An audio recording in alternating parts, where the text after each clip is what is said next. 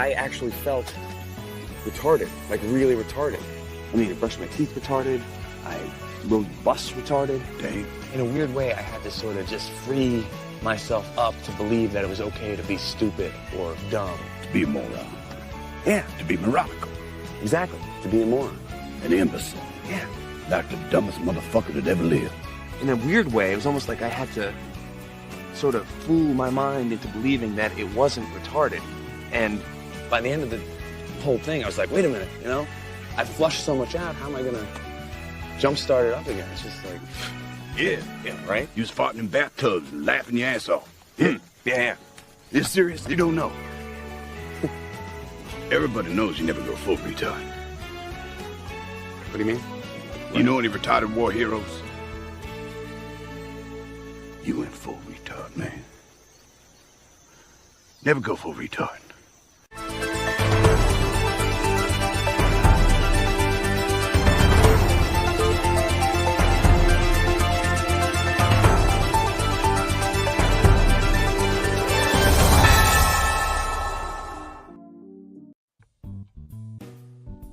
All right.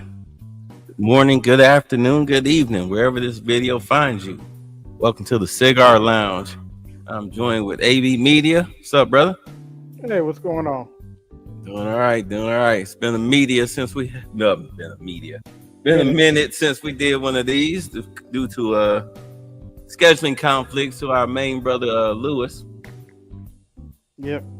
Yeah, but you know, we'll get it done. You know, leaders got to do what they got to do, right? Yep. Yeah. So what you got on the docket for today? Yeah, well, today I didn't do much. I actually didn't do anything. Oh. I didn't do anything but laundry. You know, for it to be Memorial Day. Do that tomorrow. Yeah, you know, I did laundry. Normally, like out of tradition, I'd barbecue.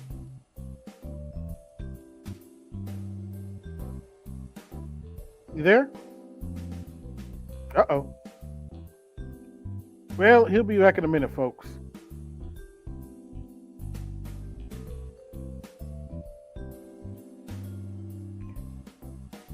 Okay. Well, I guess I can come up with something here.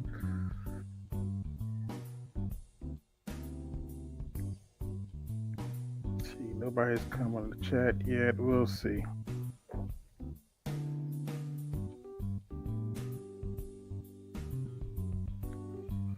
See, I got 3 watching. He'll be back in a minute, folks. We'll see. Well, that was very weird. What happened? I don't know. All of a sudden, I got kicked back to the main screen, and then you know how it is, like when your internet is down. It showed me that, but I did a network test, and it was like, what do you want us to do? You're fine. So I'm back. No, but as I was saying, normally I'd like barbecue on Memorial Day and whatnot, but I don't know. I didn't have it in me today. Yeah. Okay. Let me turn your YouTube feed off. Yeah, I mean, I guess you could say it was just a chill day. Yeah. Nothing really big happened in government. I'm hearing the echo. All right, it's probably me. Hold on, let me see. Sometimes this thing. All right, let's see here. Is that better? Let's see. Is that better? Yes, okay. All right. Yeah, me having to recalibrate this mic. I mean, you saw Macron's husband, supposed wife, slap him in the face. Did you see that? Oh, I missed that. Oh, here you go. Watch this. Well, still overseas this morning, shock video has emerged showing French President Emmanuel Macron being pushed by his wife, Brigitte. Footage shows the moment that the couple arrived in Hanoi, where Mr. Macron, on the left of the screen there, shoved in the face by his wife before composing himself and then ultimately disembarking from the plane. There it is again. And Hey, away. how y'all doing? He went back like, chick. Mm-hmm. Although, according to Candace Owens, he married a dude. He's married to a transformer. Yeah, Apparently, I've been hearing her talk about that. Yeah, somebody who, whatever family he comes from, he was raised as a male, and then suddenly the male disappeared, and out popped this supposed sister that never existed until the son disappeared, and that's what Macron married. Okay, Yeah, really too much information, but okay. yeah.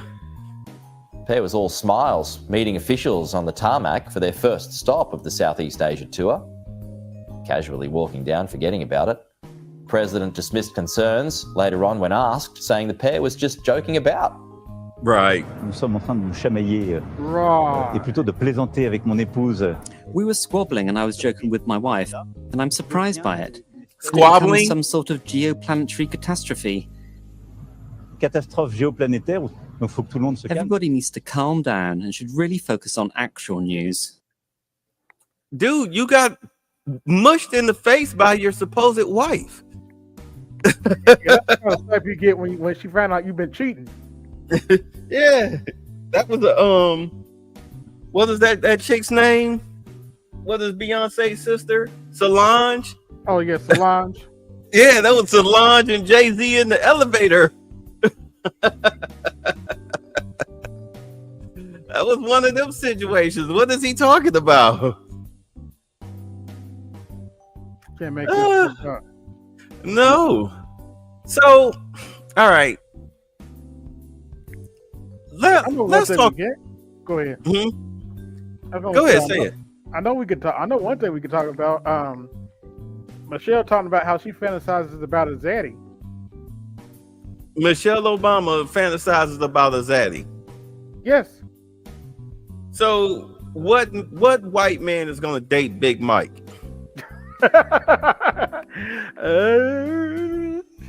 Macron is married, so who's she gonna go with?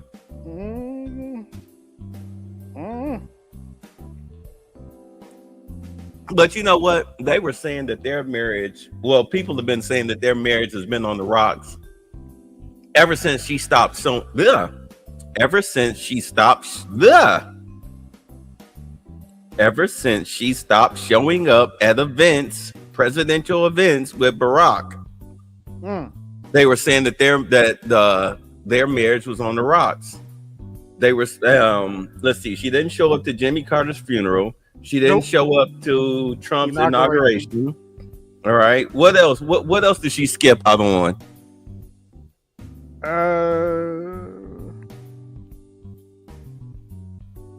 Those are the only two, really. Yeah, I remember her saying that on record at least. Yeah, I remember her saying that she knows what it's like to be a single mother. Yeah. Like, what are you talking about? Like, no, you don't know what it's like to be a single mother. Oh no, that's not even the funny part. The funny part is she knows what it's like to be a single mother, but she don't cook. Well, neither do single mothers. Yeah, well, that's true. I'll take that back. Never mind. Mm-hmm. Speaking of which, I mean, we can stay on it where she was saying for 10 years, that marriage was rough, that marriage is work. Yes, marriage is rough. We all know this. Marriage is work. Yeah, it's work. It's a job. It's a career. I think they'll probably get a divorce probably within the next couple of months. I would say probably before the year is out, or they might just do a Will and Jada and just be separated. Yeah. Or Bill and Hillary. Because you very rarely see them together unless the president is needed somewhere. Right. You're right. I know one thing. After that little stunt she pulled the other day, if I was Obama, I would make that one rumor true. Oh, that she's a dude? No. The other rumor. What other rumor? That he was sleeping with Jennifer Aniston. Well, I mean, the Diddy tapes will confirm a lot of things. Oh yeah, there's that.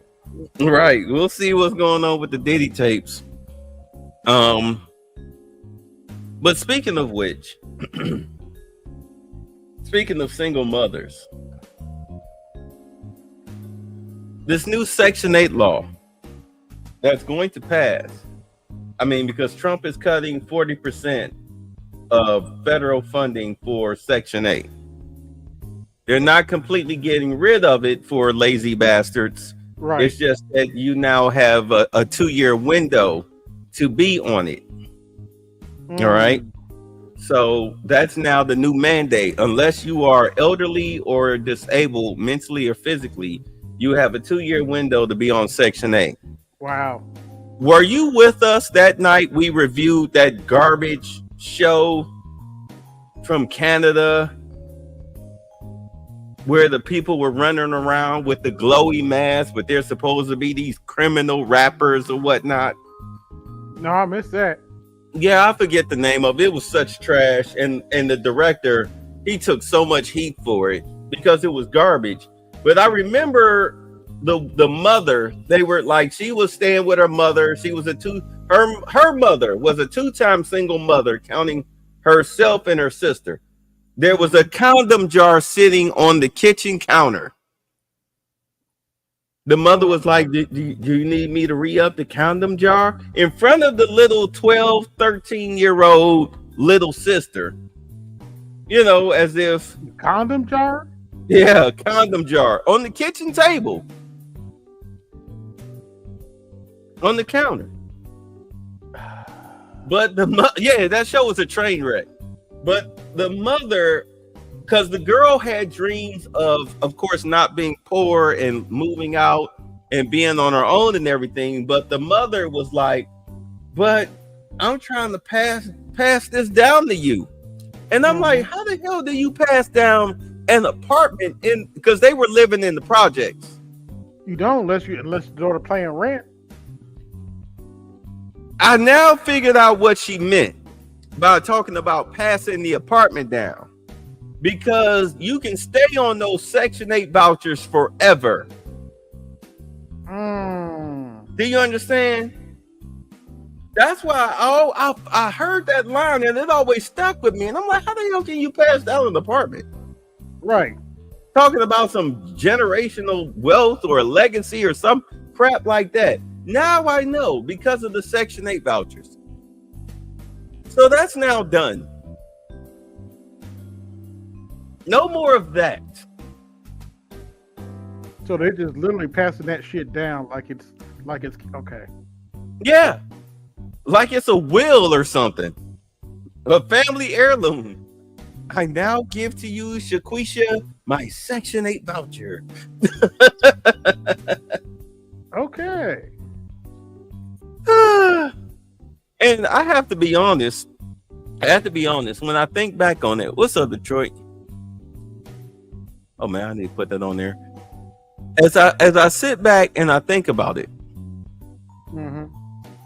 you have dudes who they tried to live off of their mother's Section 8 vouchers until they got discovered. Do you understand? Yeah. They tried to live off their mother's Section 8 vouchers or living off of the lease that was in her name, and then they got discovered and they lost their dwelling. They lost their dwelling. This is why I was saying, I said this. Yeah, you know they ain't gonna let Negro stay on Section 8 forever. You're right. Especially if you're a dude. This is why I was saying a lot of these dudes who are living off of women, be it directly or indirectly, that age of poverty pimping is over. Yeah. It's over. Now, do you understand what Trump's big picture is? Because a lot of black people don't seem to get it. Say that again. Do you understand what Trump's big picture is? Because a lot of black folks don't get it. Not saying that they're illiterate or anything, because I get it. Mhm. People have a life. They don't have time to sit there and catch up on the daily news and From find the out looks how of it, things he's are trying to going. swing the pendulum in the other way and toward the men. He's trying to eliminate poverty. Think so? Okay. Yeah, because if you look at what he's doing, all right, so let me break it down. So you have the tariffs, right? Right. People don't understand that the United States was getting ripped off on the tariff exchange. Trump came in and evened the playing field on the tariffs. If you're going to charge me X, Y, and Z, let's say you charging me 40%, I'm going to charge you 40%. Whereas Right. before I was probably charging you, well, the country was charging you 3%. That's a ripoff. Mm-hmm. That's a ripoff. So you have a lot of factories and companies that would have their businesses here in America. They went overseas Right. or out of the country, Mexico, Canada, whatever, because it was cheaper labor, same parts, cheaper labor. You sell the cars at pretty much damn near, or the products at damn near a 250% markup. Mm-hmm. All right. So that's big profits for the corporation, because the tariffs, which is a tax, an import tax, import export tax, whatever you want to call it, however you want to see it, is cheaper, Right. way cheaper. So I've got cheaper labor, same automobiles, whatnot, and cheap taxes to send it in. But what I sell it to you for more than triples what I have to pay in the tariffs. This is why we see like Mercedes, BMW, whatnot as luxury vehicles. Meanwhile, over in like in Germany and where these places are made, I mean, like a Mercedes is a taxi cab. You know what I'm saying? It's a taxi cab. It's a work car. It's like a Ford Fiesta to those people. Meanwhile, they're not taking in our goods. They're not taking in our cars and cars and our merchandise and whatnot that's made here in America. Because the tariffs are so high, nobody wants to sell them. You know, the prices are too high. So therefore, the goods and services that we produce don't get sold, don't get bought. So now that you've evened out the tariffs, okay, what happens is corporations have a choice. Either you can pay the tariff, or you can move your corporation to the United States, where you have to build your factory and your office space from scratch, which puts who to work? Americans. Right. American construction companies get contracts to build these places from scratch, state-of-the-art, brand new facilities. All right. Now, here's where the trick bag comes in. Remember the gold card, the Trump gold card? Yep. He was selling the gold card. For those that are not familiar or need a refresher, this was all happened back in January. After January, early February, after he got elected, he was selling the Trump gold card for $5 million for people who wanted expedient citizenship to the United States or to corporations. $5 million buy-in. Of course, you get vetted, but it's a $5 million buy-in. Scott Bessent, the head of the Treasury Department, said over a month ago, we sold over 1,000 of these gold cards to corporations, which is going to equal thousands of jobs in the United States. If one factory has to employ 300, let's say the factory itself employs 300 people, not counting the white collar. Let's say white collar is 50. So let's say 350 people. That's right. 350 people per business. If you sold over 1,000 of those gold cards, so let's say 1,000. What's 1,000 times 350? What's up, Snow? 350,000. Yeah, so that's 350,000 jobs. with more corporations coming in. This is why he hit them with the tariffs and then he pulled it back. Of course, people who watch CNN and MSNBC and other alphabet media, they're talking about, oh, Trump caved. He don't know what he's doing. Yes, he does. He slapped people. Let these corporations know this is what you're going to be paying.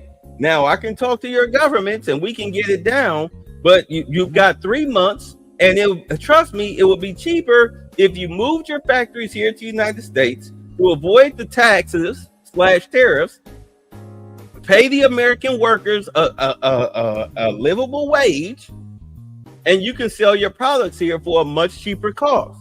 Because who spends more money on junk than any country in the world?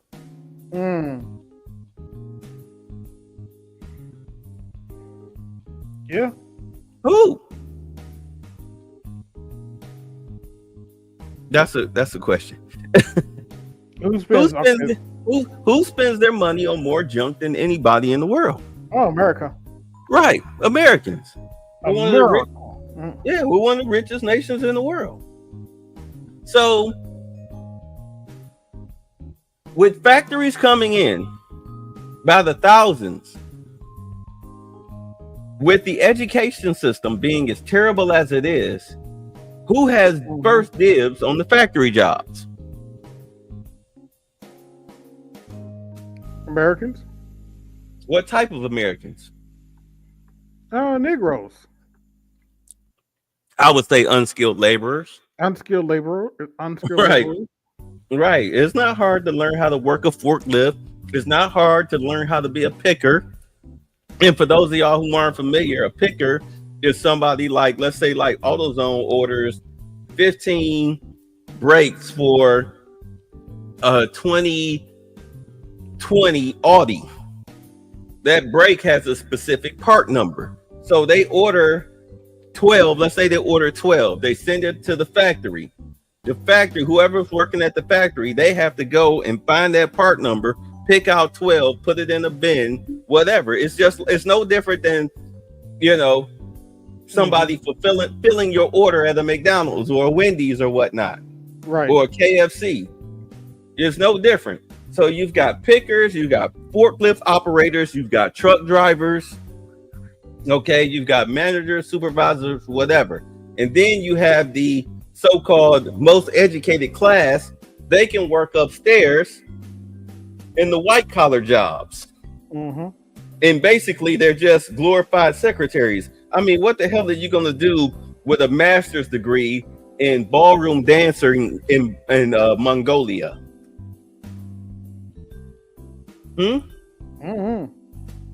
You're gonna work in somebody's secretary pool. That's what you're gonna do. That's what you're gonna do, because your degree is worthless. You're an unskilled laborer. You're a moron. You got you're $100,000 in debt and counting, not counting interest, for the most useless degree in the world. But you're the most educated. Yes, you are. Black women who get law degrees like that. No, I'm getting serious. I know chicks that got law degrees and ain't in nobody's courtroom. Of course not, because and you know what? They're the ones that like to be loud and wrong the most. Are they not? Yep. Yeah, loud and wrong the most. So, black men and black women, or people that are unskilled laborers, period. This is why Trump was talking about black jobs. Black jobs, quote unquote, are coming back to the United States.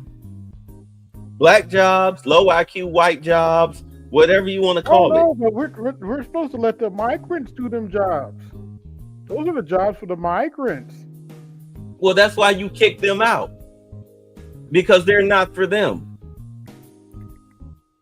They're not for them. But what are these big corporations going to do? Say what now?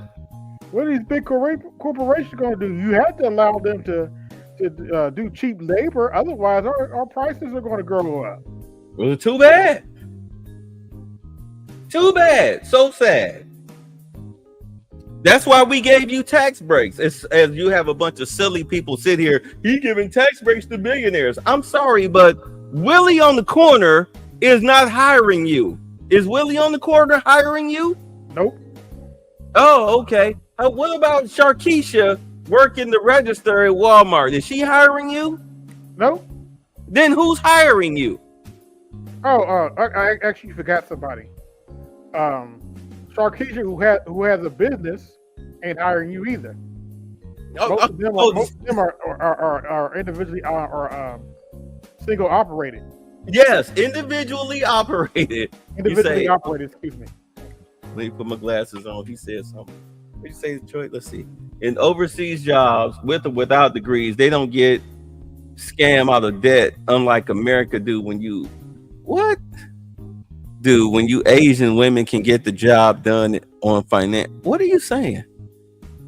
Rewrite that, please. Probably 3 sheets to the wind. They did Memorial Day. Had a couple of gin and tonics in them. They didn't get scammed out of debt, unlike Americans do. When you Asian women can get the job done on financial tax account. Oh, right. Okay. Did you? Okay. So, what sense did you make of that? I'm messing with you, Detroit. Go ahead. Yeah, I couldn't make that out.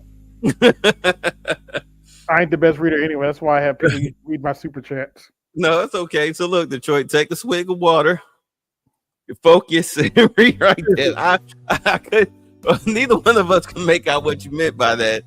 But just cool, man. You a bro. We just messing with you. It's all good.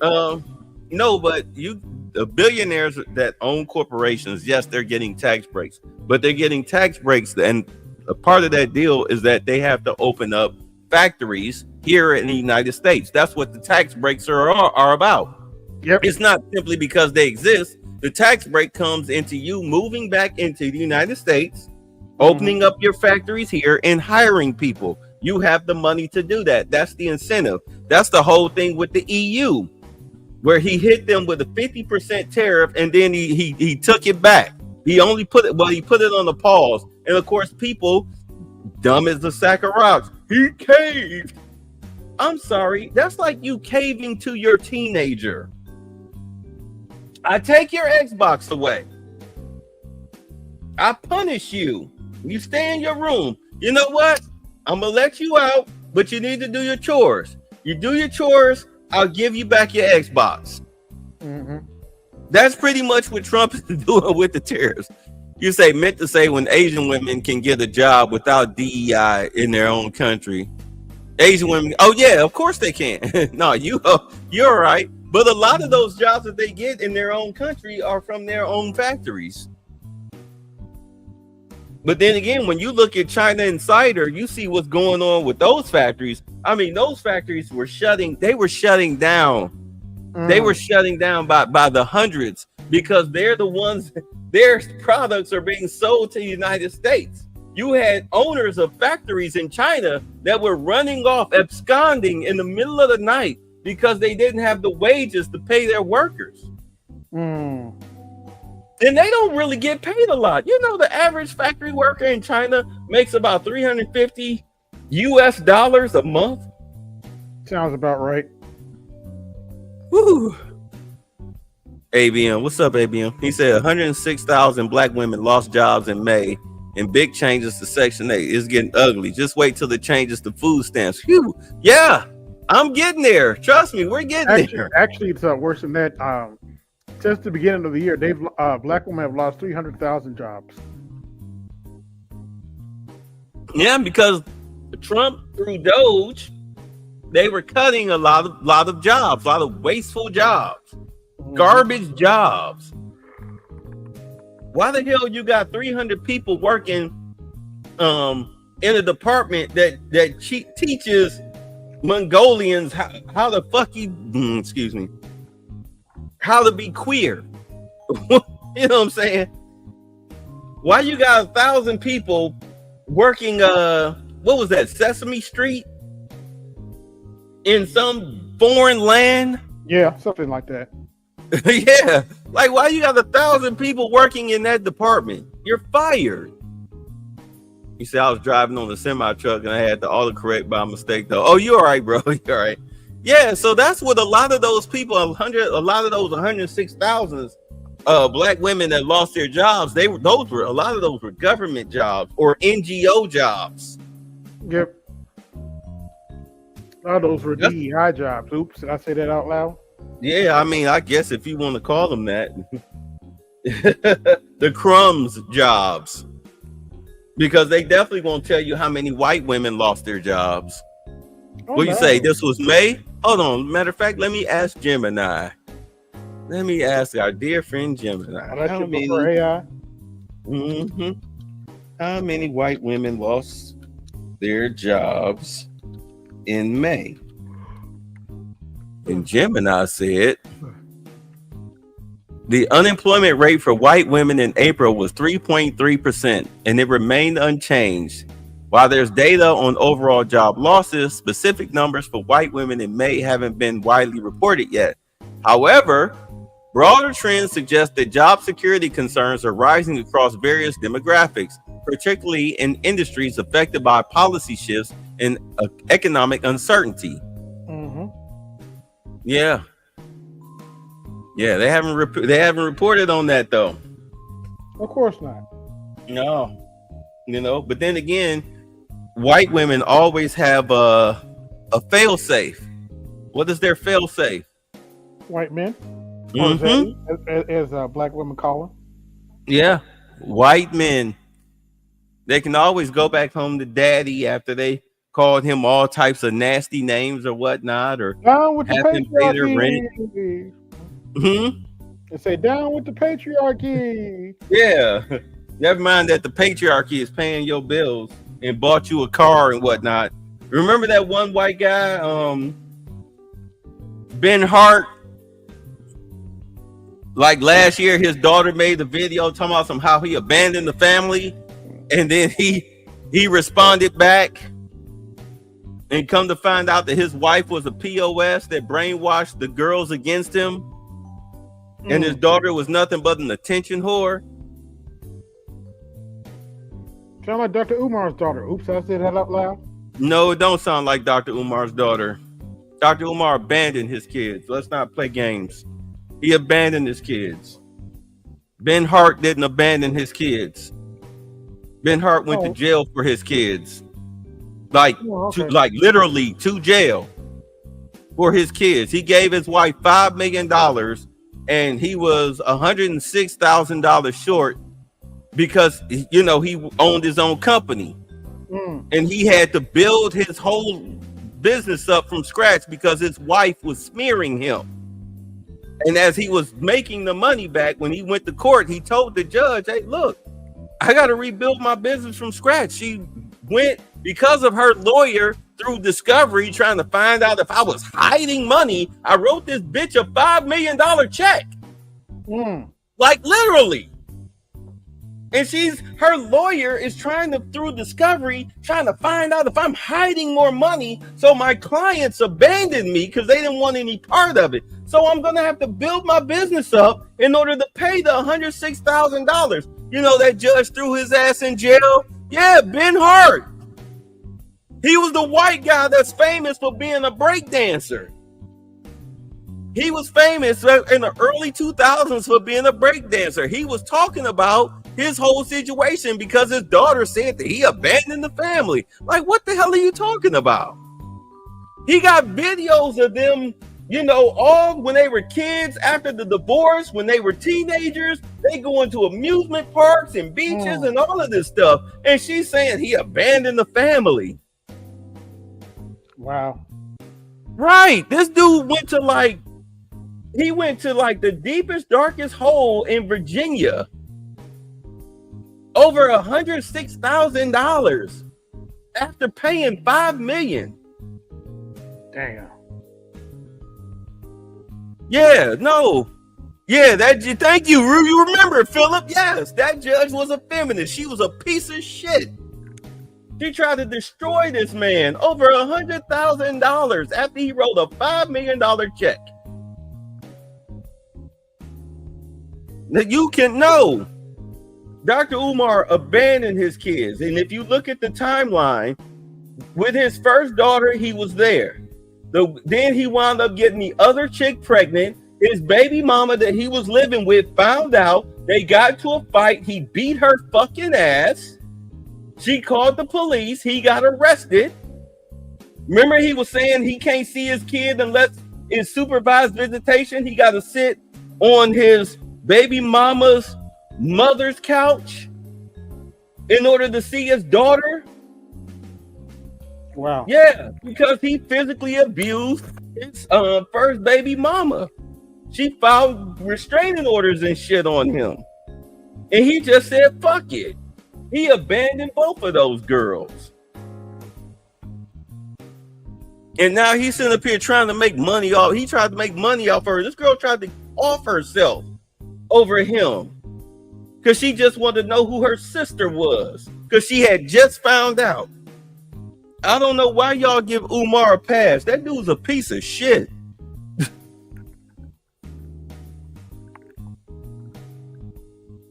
We don't necessarily give him a pass, but she was quite disrespectful to him. Because fuck him. Look at what he did. You mean to tell me if you beat your baby mama's ass to the point where I think he also actually put hands on the daughter because she was trying to break up the fight because she was like 11 when all this popped off. Get your hands off my mama. He pushed her away to the point where now you have to have supervised visitation. But instead of taking the supervised visitation and paying your child support or whatever, you just say, fuck me. What? How do you expect? I'm sorry. How would you expect your child to act if you did that? If you abandoned them at 11 years old after getting another woman pregnant?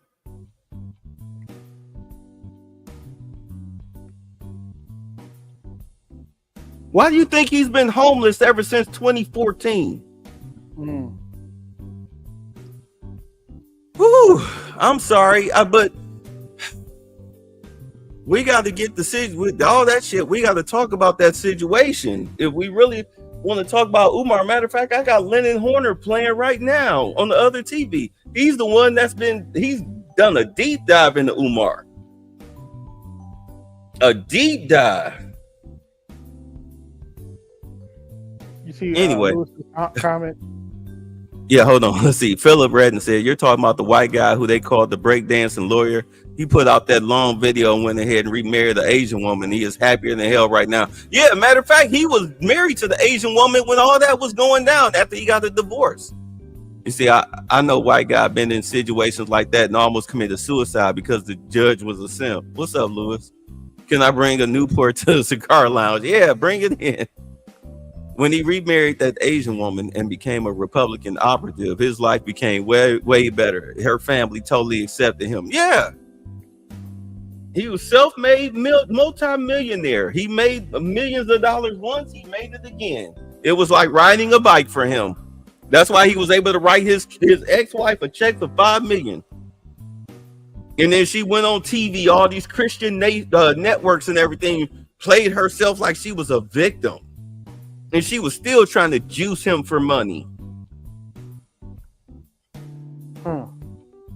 Yeah.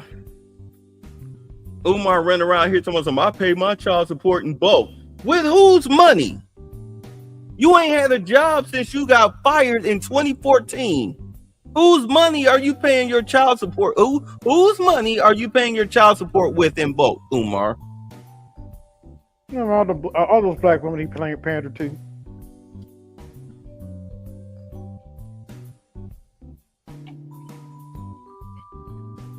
Let's set him aside. Yep. Let's get back to the subject matter. Early in February, Trump passed a law that if you are collecting child support, whoever's paying the child support can file the child on their taxes. So if you are a baby daddy paying child support, your baby mama cannot file the child on her taxes. That's considered fraud. Oh, that Cash App is gone. Cash App kicked him off for fraud. He's now on PayPal. His last dispute, in case y'all didn't know. Who? Umar. Oh. He now has to collect money on PayPal because Cash App, Venmo, they got rid of him. He can't do it on Zelle because he can't have a bank account for some reason. I guess because of fraud.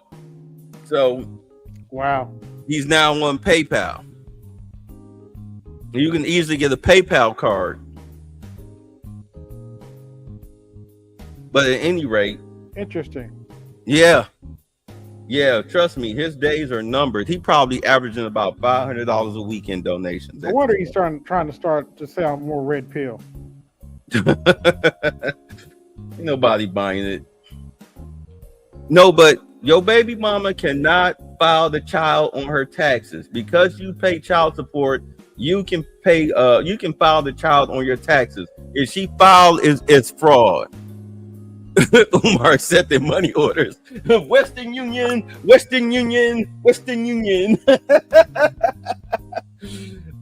No, but yeah. So if she claims the child on her taxes and she's receiving child support, that's considered fraud. They will actually throw her in jail for that.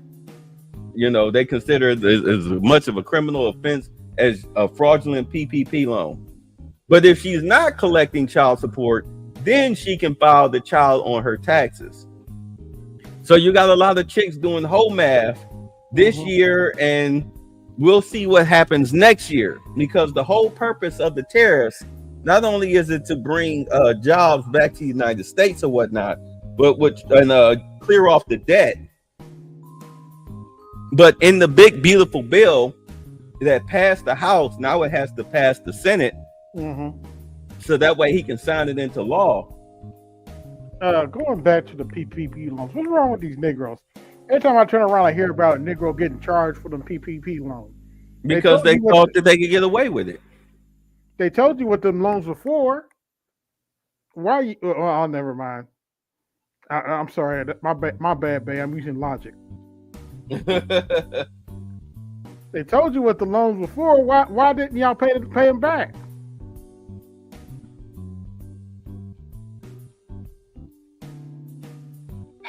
They thought they would get away with it. Let's just be honest. They thought they was gonna get away with them PPP loans. Like Chase Bank glitch. Oh, they didn't even get away with that.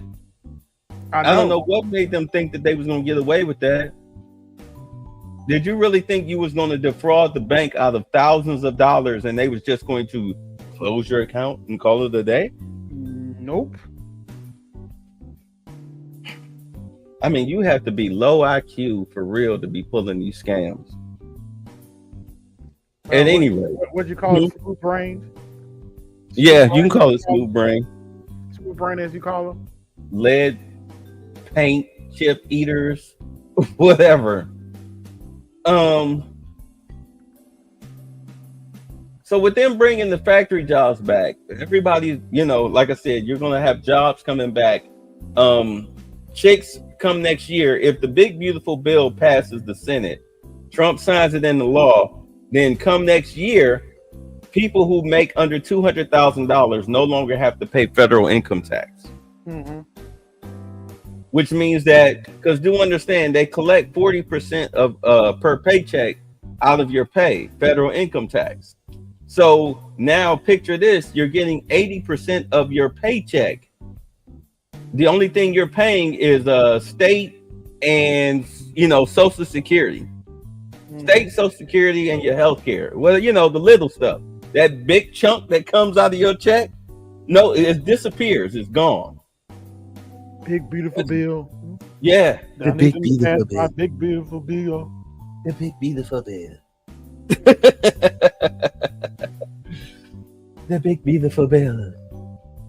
So you'll have more money, you'll have jobs, fresh jobs in the country, all right, from wherever area you're in, where they put them in. So therefore, you can finally get back to work. Now, I kind of get the feeling that they're waiting till after the primaries, after the primaries to do what they really want to do. And you already know what that is, right? Tax cut, tax cut, tax cut. Not a tax cut. A social reform. You say, hell, a Polish couple, damn, got 10 million in PPP loans and were stopped at the airport when they were trying to go back home. Yeah, you ain't going no goddamn where. Where you going? Where you going, Chekovich?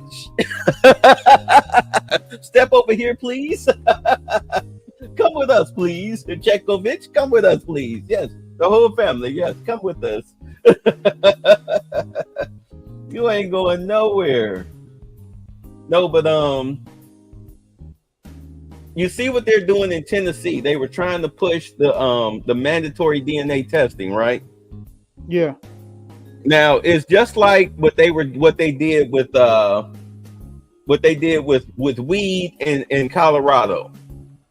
You pass it in the state, see how it works out, and if everything goes fine, then you make it nationwide. Don't we have smoke shops all over the country?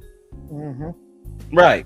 I mean, they not selling you the Snoop Dogg weed or nothing like that, but you can get the THC stuff or the CBD. Sorry, the CBD stuff.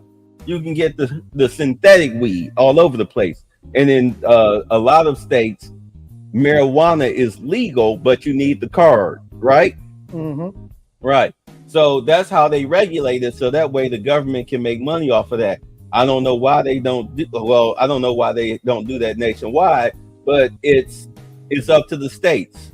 It's a states' rights issue, just like abortion. It's a states' right issue. But I think that if the Republicans see that they're going to win the House, the Senate, and Congress in the primaries, then that's when they'll go ahead and make the cuts to welfare. They'll start making these states do audits. You say this is why I don't deal with loans. Yeah, they're gonna make the states do audits. So therefore, because they already did Section 8, they're gonna make the states handle their own Section 8 out of their own financial budgets, whereas the government is gonna take care of, because they cut 40%, but that 60% will be for the elderly, the veterans, and the disabled, mentally and physically. They're going to make sure those people are taken care of. The states will have to deal with, the regular Joe Schmo that's able-bodied that might apply. So it's up to them to dish how they do the vouchers, but there's a federal mandate that 2 years is the limit. Okay. Watch they turn around and do mandatory DNA testing. Mandatory DNA testing.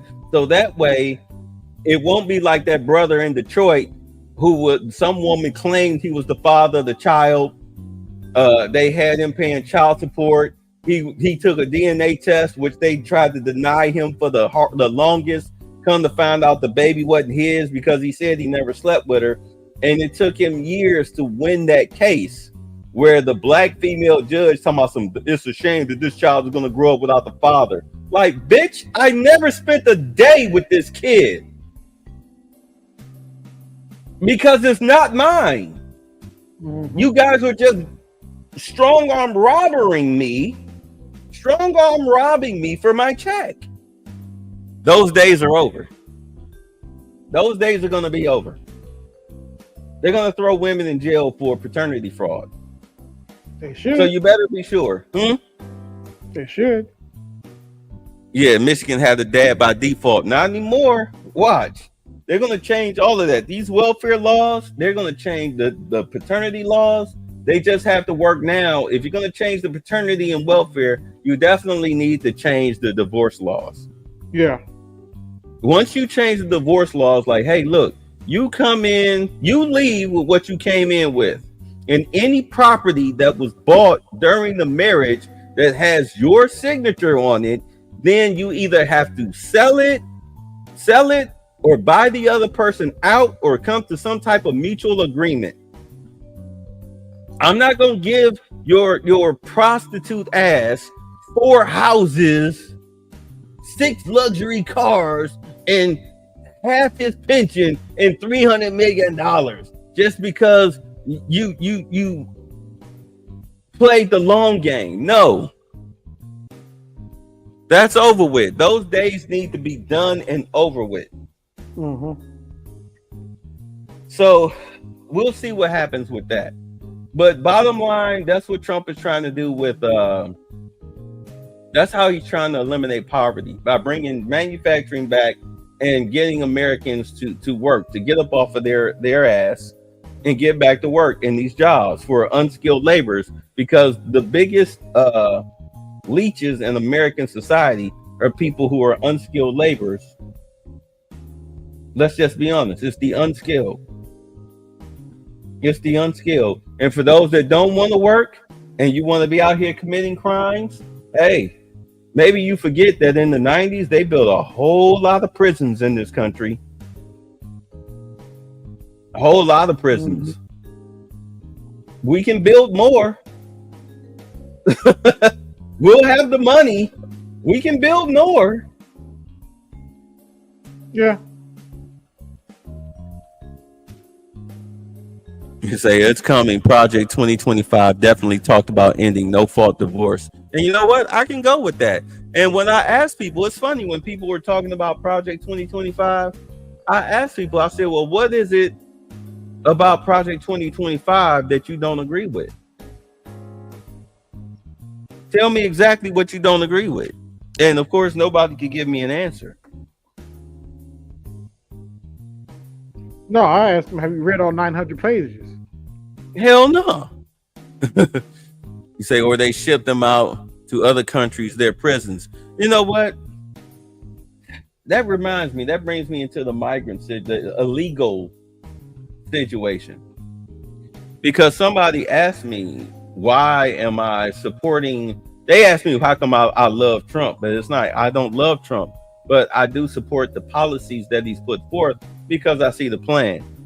But concerning the illegals, I mean, as a black person, you have to be very, very, very fucking stupid to be siding with the illegals like the Democrats are doing.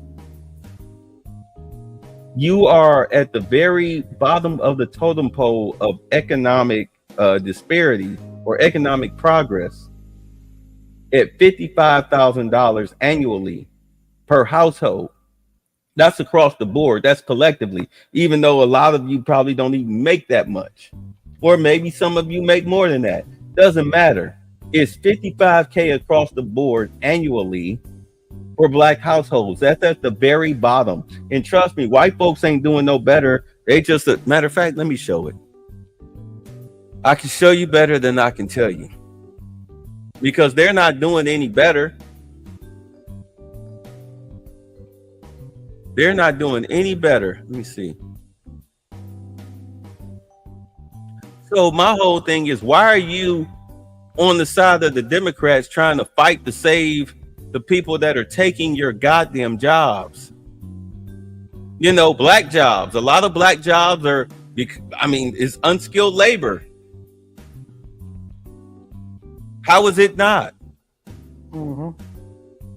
You telling me every black person running around here is a goddamn rocket scientist and a lawyer and a doctor and a CEO and they out here killing it and all this stuff? Is that what you're trying to tell me? I wish.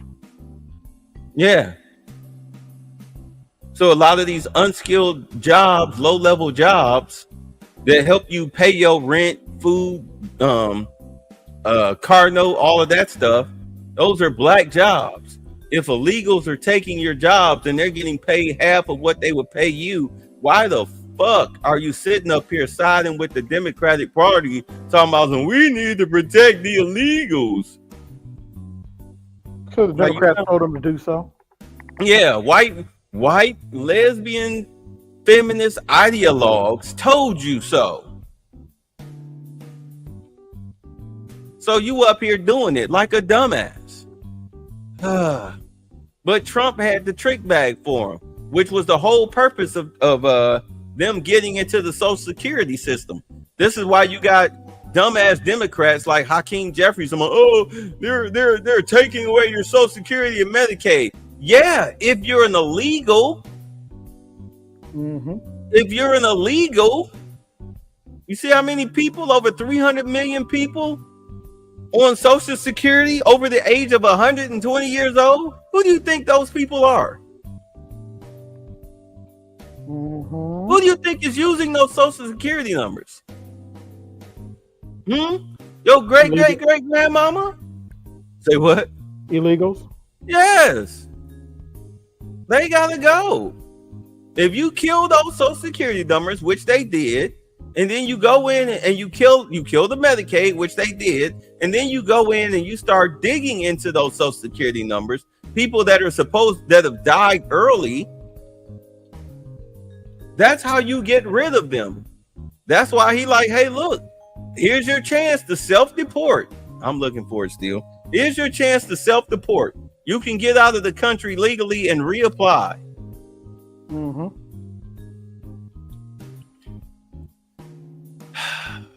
But you know, for some reason I'm supposed to be mad at that. Please tell me why I'm supposed to be mad at that.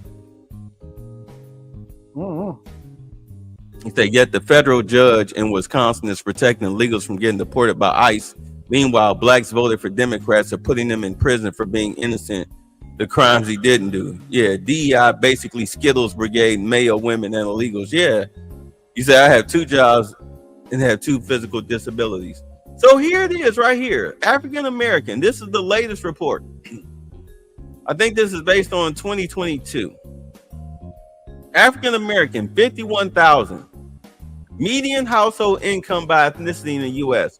And you know, as much as you talk about white folks, white Americans make on average 79,000, let's say 80,000. All right. Here they are right here. 1, 2, 3, 4, 5, 6, 7 steps above you. Meanwhile, look who makes the most money in the United States. Indian American, then Filipinos, then Asians, Chinese, Russian, European American, you know, people from the EU, Australian American, Japanese, British, Italian, German, Canadian, then white American, then Nigerians, Brazilians, Mexicans, Hispanic, Latin Americans, the average American, Native American, then there's your black ass. But for some reason you want to fight for the illegals and you want to call yourself part of the Democratic machine, and you hate Trump because white folks told you to hate Trump because of an incident in the 70s and one in the 80s. So therefore Trump is racist, even though you set up there Jim Crow Joe is the whole reason why you have a prison industrial complex.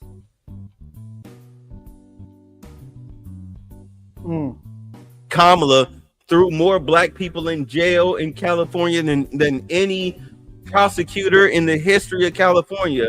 But you know, she's a black woman's. I gonna give her my votes. Those people deserve to be in jail. They're criminals. Use the coons because you don't want to vote for Kamala. You know what I voted for? Who'd you vote for? Jill Stein. Ask me why. Oh. Well, if I'm not mistaken, she wanted to do reparations or a version of it. Yep. Only candidate that had reparations on the docket. And I knew she wasn't going to win. I knew Trump was going to win the election. But the whole point of an election is to vote for your interest, right?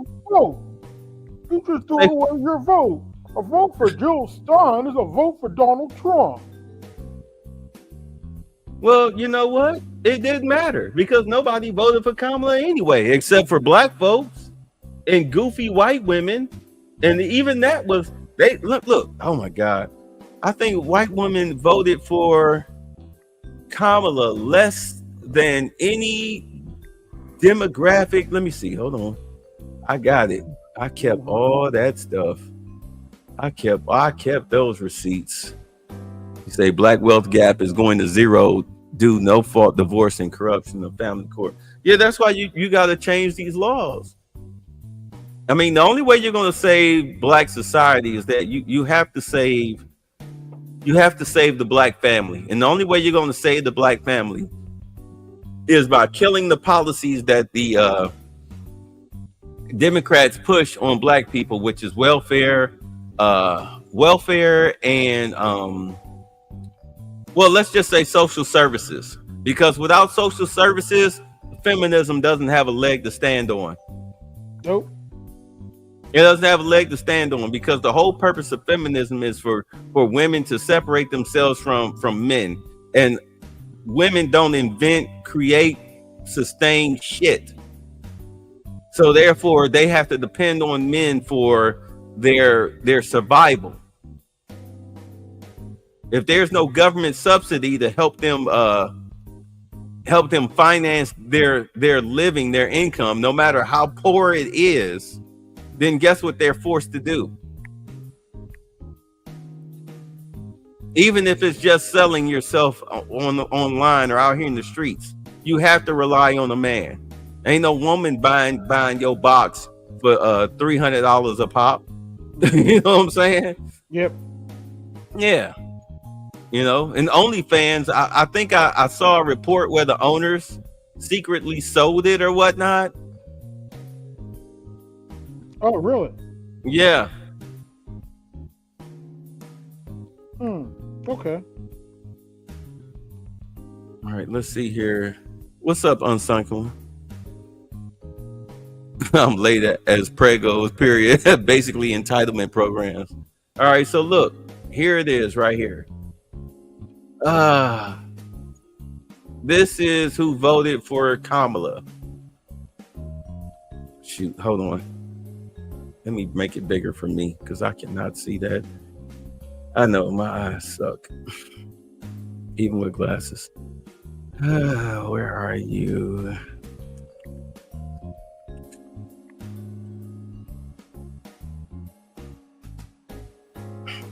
Because see, when Kevin Samuel said winter is coming, and a lot of you guys were echoing the sentiments, well, here it is. Winter is here. It's snowing. It started snowing January 20th. And it hasn't stopped. It hasn't stopped. What I like is that all of this is destroying the Democratic Party. Pretty much. Right. It's destroying their support base. Trump already handled their financial base with the Doge cuts. And now getting rid of the illegals, because they need them. They need the illegals to gain more seats in Congress. That's why they're killing off the Social Security numbers and the Medicaid and giving them giving them a one-way ticket out of here. They're paying them to leave, because if you can't, how are you going to survive in America without a Social Security number? You can't do anything financially in this country without a Social Security number. I'm pretty sure y'all know that, right? I'm not just spitting in the wind with that, am I?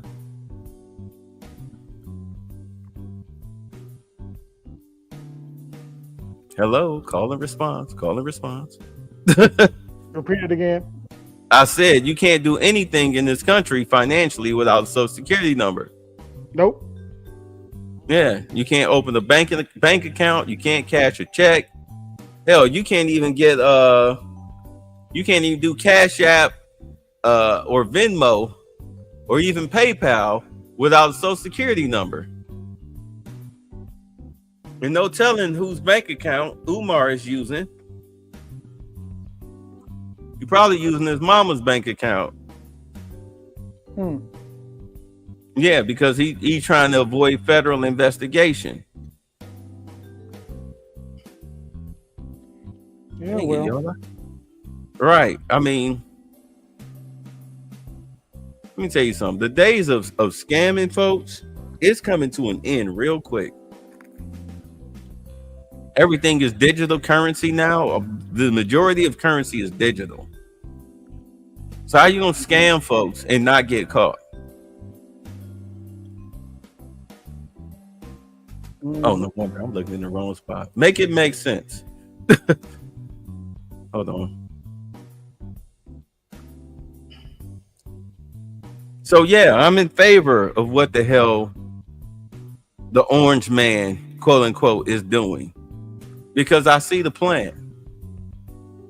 What was the Democrats' plan? To continue to rip off taxpayer funds and tell you everything was all right while they continue to yeah, let pedophiles in the school system and males in women's spaces and sports and whatnot, and continue to let crime get out of control, and let illegals who like to rape and murder little girls for sport continue to run roughshod and free through the country because they were supposed to be the new voter? Is that what I'm supposed to do?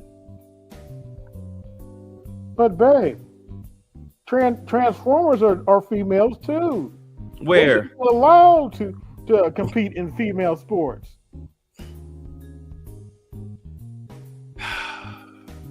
I know. No, you could.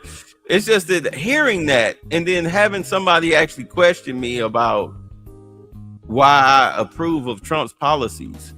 I mean, it's like, well, what policies do you approve of that the Democrats are doing?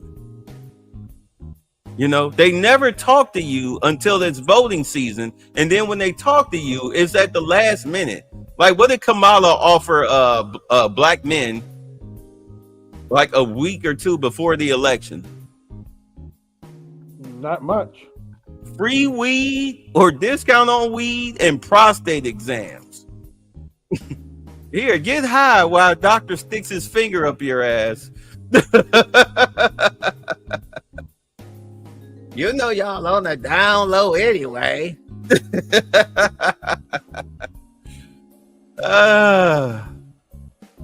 Damn it. This is weird. Why can't I find? Hold on. I know I got that chart around here somewhere. I mean, damn, I just posted it.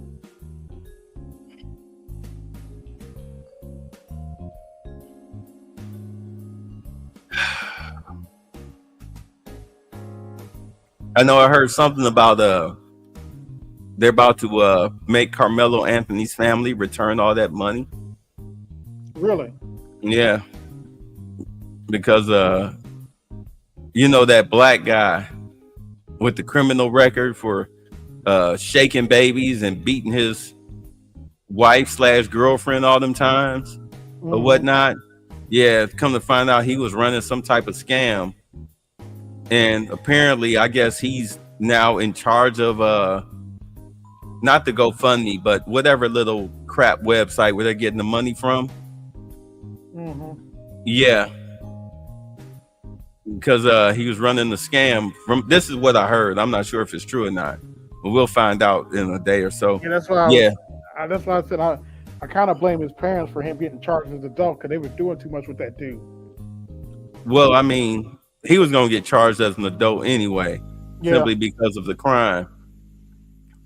But the thing about it was, instead of sitting up here trying to play it as a whole self-defense thing, you know, and I mean, I put it like this: if you want to claim self-defense, fine. But you know what you need to do? You need to sit down, shut up, don't do any interviews or anything like that.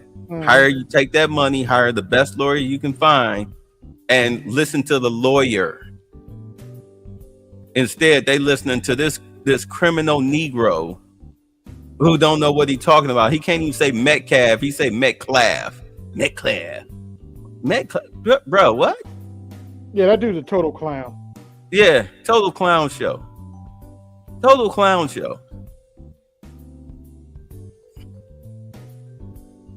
Yeah, they're listening to him and they're just making the case out to be just not a good terrible. Yeah. And you're probably right. They would have charged him as an adult anyway, but in my opinion, his parents are just not helping them at all with this foolishness. If anything, I probably would have hired a great lawyer and found a way to try to do some type of plea deal with the charges, because understand, you're in Texas. You're not in New York. You're not in Atlanta or California or anything like that. You're in Texas. I think they still have old Sparky working. Okay, I found it. All right, so here we go. All right, so Hold on. Here we go. All right. So I got the wrong chart up. Oh, his father is a goofball. No, he said no. It's over. As soon as they about 6-figure black wealth gap, they already last of generational wealth. They have cut the dead weight. No, they have to cut the dead weight. Yeah, soon they hit of 6 figures. It's already wrapped for black wealth gap. Yeah, America want the illegals here. They should have a nomad pass where they can't any type of assistance and find a way to make it on their own. Well, see, that was the thing. Biden gave these when they came in, the Biden administration. I'm not gonna blame Biden. I'm gonna blame his administration. It's like, because I mean, Biden and my father have the same type of cancer, stage 4 prostate cancer that's spread to its bones. They both have the same thing. And my father's mental acuity. Are you kidding me? I don't even let him open his sodas by himself. I pop them for him. I pop them for him, and he's at least able to take them and put his straw in them and sip them. Mm-hmm. All right. There's been one time I was woke up 2:45 in the morning. This dude is outside in the driveway at my car with a death grip on the back door handle, talking about he's going to Jefferson Street.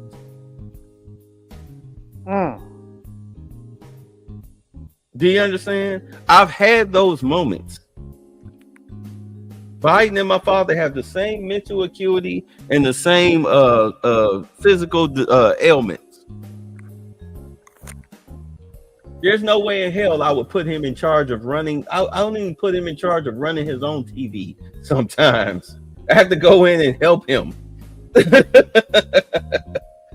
So there was no way in hell that I'm blaming him for what happened to the country the past 4 years, especially the last two, ever since 2022. Do you understand? So his administration were giving these people social security numbers, so therefore they had the right to vote, even though they didn't have voter ID, which is basically ID, state ID. This is why Trump, one of the first things he did was change the law so states would have to require voter ID. Mm-hmm. Right. So therefore, you may get the seats, but you won't get the votes. But if you kill the social security numbers that those people were given, and you offer them a ticket home, you no longer get the seats in Congress because those people left. So therefore, let's say like one seat in Congress is worth 150,000 people. So now if you got 300,000 people, you get an extra seat in Congress as a Democrat. If I get rid of that 150, you lose that seat. Am I making sense? Mm-hmm. Right. You say then after 5 years, they can be eligible to become a citizen, and they have to pay taxes also. They're watching bank transactions actively. You say the father? Yeah, flu they be. There's your boy Royston. Like, that's why Joe Biden be moving funny. Yeah, I wouldn't be surprised if Joe Biden has a because my father has he has a catheter. I wouldn't be surprised if Joe Biden had a catheter, because what happens with stage 4 prostate cancer that spread to your bones, it cuts off your urethra. Your prostate becomes swollen and becomes a brick. Do you understand? So you need a catheter to be able to, just to pee. I wouldn't be surprised if he had one. I wouldn't be the least bit surprised.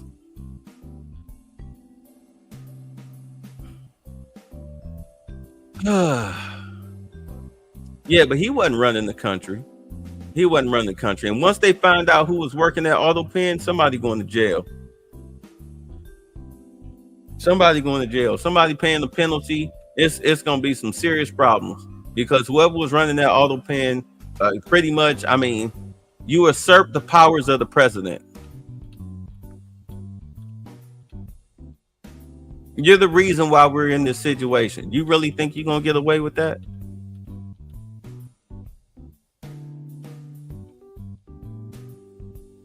Mm-hmm. And I know people are used to the government not doing anything, but this is a whole different. This is Trump's government. Trump ain't playing with these people. They tried to kill him. So here it is. Look at this. White people.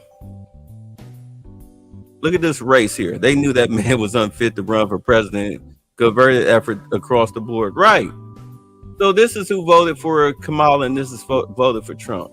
42% male, 50% for Kamala, 53% female. But if you look here, look at the race. White. This is mostly female. You see any other demographic? Hold on. Any other demographic that voted less for Kamala? Look at this. Black, 85%. Hispanic Latino, 52%. Asian, 54%. Other, 42%. But white, mainly female, 41%. Mm-hmm.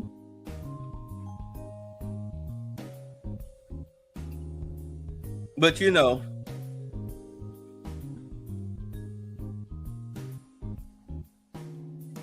black folks call you an Uncle Tom for not voting for the Democratic Party, especially for Kamala in this election. You know, Kick TikTok. rocks. Kick rocks. Yeah. You know, TikTok put me on a 5-day live ban because I called Kamala Harris an idiot. Oh, don't get me started. I had a knucklehead try to call me out on TikTok. He challenged me to a debate. And I refuse to do it on TikTok because I know how Butthurt Blue operates on there. As soon as you start roasting them, they're gonna report your live. And if you go on their live, they're gonna kick you off when it gets hot.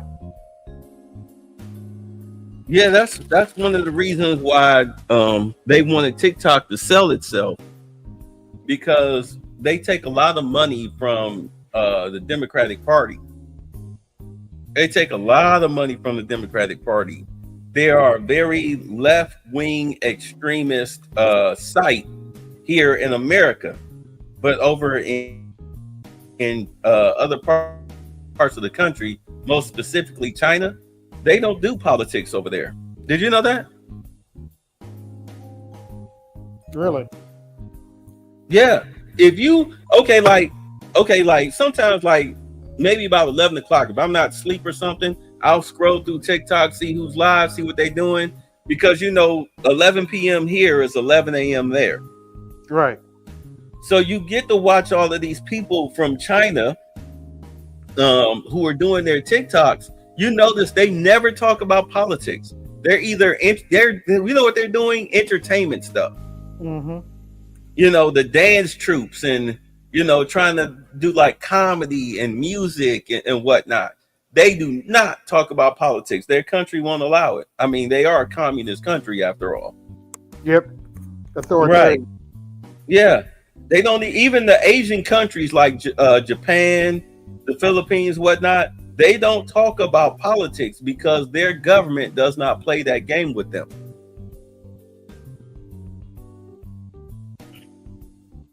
But here in the United States, you get to do that. And they like to push that. They like to push the dissent because, I mean, it's China. It's the Chinese app. Of course, they're going to push dissent. Mm-hmm.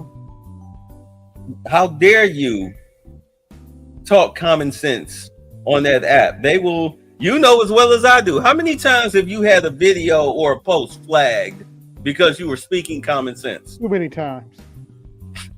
I mean, during the election season, I'm surprised I still have a channel. It was that bad. I mean, they was flagging posts, trying to call themselves. I mean, me and the appeals button were best friends through the month of October up until November 6th. That's when they left me alone. Because they, what happened was Kamala's team, the Democratic Party, they stopped paying whatever bot service that they were running to say like articles that were coming from ground news. They were trying, this is misinformation. trying to flag it. And I'm like, hello, this is ground news. Like, do you even know how ground news works? They have a channel on here. For those of y'all that don't know how ground news works, ground news will take articles. Like if there's a story that everybody is reporting on, they'll post a story and then they'll show you who's talking about it the most. The white bar is neutral, the blue bar is Democrat, the red bar is Republican. So they have that bar graphic there attached to the bottom of the story. They were trying to say I was posting misinformation, and I'm like, motherfucker, how? You say Chinese people can't even say about their own government in China. No, they cannot. You get to try to talk to a Chinese person about politics and watch they immediately dismiss you because they know the CCP is watching. See, I visited my mother today and she was watching this goofy libtard YouTube broad who was regurgitating dem vomit, totally emotional BS. My mom got big mad with me. Who was she watching? Who was she watching, Unsunken One? Because I tell you, people, I'm at a point now where people who they automatically disagree with something that I say or whatnot on social media. You know what I say to them, maybe? What you say to them? I ask them, I say, well, explain it. How am I wrong? Where did you get your information from? Who told you that? That's my favorite one. Who told you that? Yeah, try that. Who told you that? Who told you that? Watch they not be able to answer. Watch they talk around it. Yep. If they respond at all.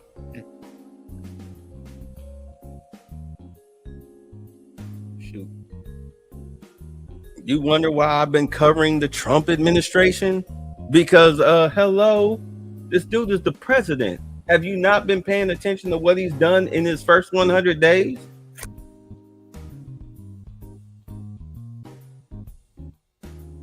What is she? Because I remember I used to watch CNN. I used to watch Rachel Maddow and all of them. I thought they knew what they were talking about. But now that I have time to actually look up the information for myself, to watch this is why I cover the press conferences where they sit there and they ask questions. Well, what's this? What's that? As they explain. It's because this is a very transparent presidency, is it not? It is. At least 3 times a day, something big goes down where he's got cameras and microphones in his face, and he sits there and answers questions. I cover the press conferences. I want to hear what he has to say. I want to hear what other people have to say. I want to hear the questions that are being asked. I want to hear from myself and use my big, beautiful brain to gauge and discuss it on my own to figure out where I sit with it. And as somebody that grew up in the conscious community that's conscious, here's the thing. I need for people to understand what the hell consciousness means, because I don't think a lot of black people understand what consciousness means. I think they think consciousness is just black power all the fucking time, no matter what. No, that's being pro-black. You say, wow, Trump was working at McDonald's, Kamala was doing Five Guys. Funny. Some chick with white and black glasses. I don't know who the hell that could be. Oh, I think I know who he's talking about. Who are you talking about? Oh, wait a minute, let me see the comment again. Some chick with white and black glasses. I think her name is Tabitha Speaks. Tabitha Speaks? I've heard of her. Yeah, she's a delusional nut. Right. I think that's her name. I set her aside. The whole point of consciousness is where your mind grows. You grow. You grow. You don't have the same mindset you had at 10, do you? Nope. What about at 20? Nope. What about at 30? Nope. How old are you? 42. 42. The closest mentality you might have right now is when you was 40. But as you age, your mentality changes. Mm-hmm. You grow. It's called being a human being. You grow. You don't sit stagnant. Mm-hmm. You got, and this is, understand why I grew away from the pro-black circles as of what, 2022, 23, actually 23. Because I was starting to notice Yes, all that's of the her. Tabitha politics. Yeah, that's All her. right. That's her. All right. Yeah, she's a nut. She's a nut. Yeah. I don't take her seriously. She's a total nut. There's no even going back and forth with her. I've heard. I've heard. But setting her aside, I started noticing all of the things that was going on with us as black people because of the George Floyd laws and defunding the police and, decriminalizing theft under $1,000. And we were destroying whole cities, Chicago, New York, LA, Atlanta, down here. All right. Florida didn't play that. Philadelphia. Mm-hmm. Okay. Washington. We were destroying these cities. Nobody was forcing us. It was so bad that getting arrested was considered racist. Getting arrested was considered racist. That's how bad it was. Tiffany Henyard was just the poster child of what was going on in government. This chick stealing left and right with no accountability for the money. Matter of fact, I don't even think she has all the money that she stole. I believe she was kicking it upstairs to Pritzker. Because when Thornton Township put her name on the credit card and limited to like a $3,000 limit or $1,000 a month limit, she said, she turned and she looked at the trustees and said, y'all playing with my life right now. Like y'all about to get me killed. Because where's the money? You couldn't pay. The chick raised the mortgage from $2,000 to $2,400 because Tiffany did the tax increase. Okay. And her boyfriend, Kamal, who supposedly was making $100,000 a year, told her, I can't afford that. What you mean you can't afford it? You paying rent at her house? What are you saying to me? Where's the money going? According to the reports, they went to Las Vegas and other places. Right, on taxpayers' dime. Come on, she bought you a used BMW. Where is your money? Where is her money? She literally has nothing to show for her money that she was stealing from the taxpayers outside of that ice rink and a bunch of clothes and stuff. So where'd the millions of dollars go?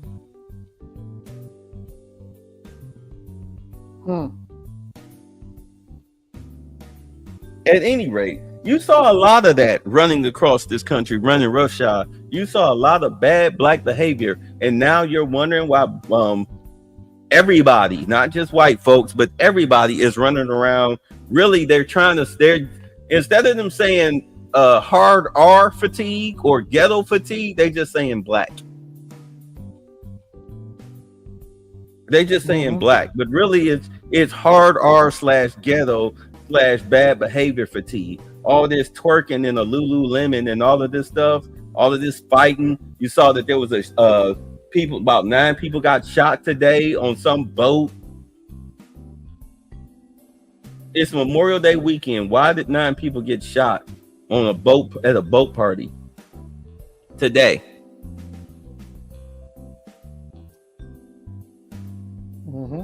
And then you wonder why everybody, not just white, everybody has fatigue.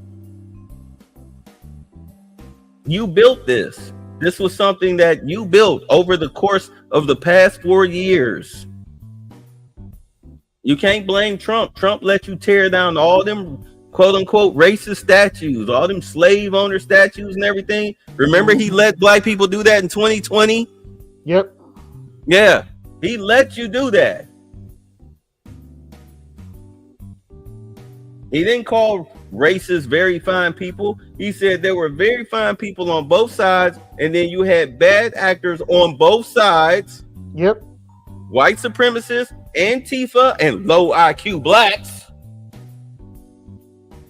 and their white counterparts. They all clashed. And then all of a sudden, here comes dude with the car. That's what happened. He literally said that. But you let CNN tell it, he called white supremacists very fine people. No, the fuck he didn't.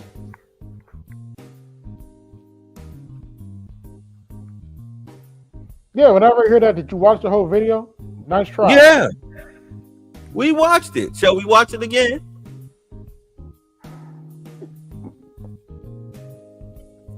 It's up to you. I'm looking for it now.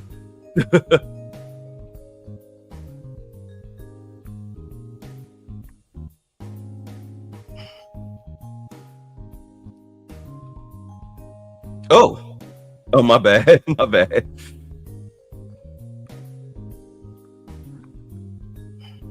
You're putting what you're calling the alt-left and white supremacists on the same moral plane.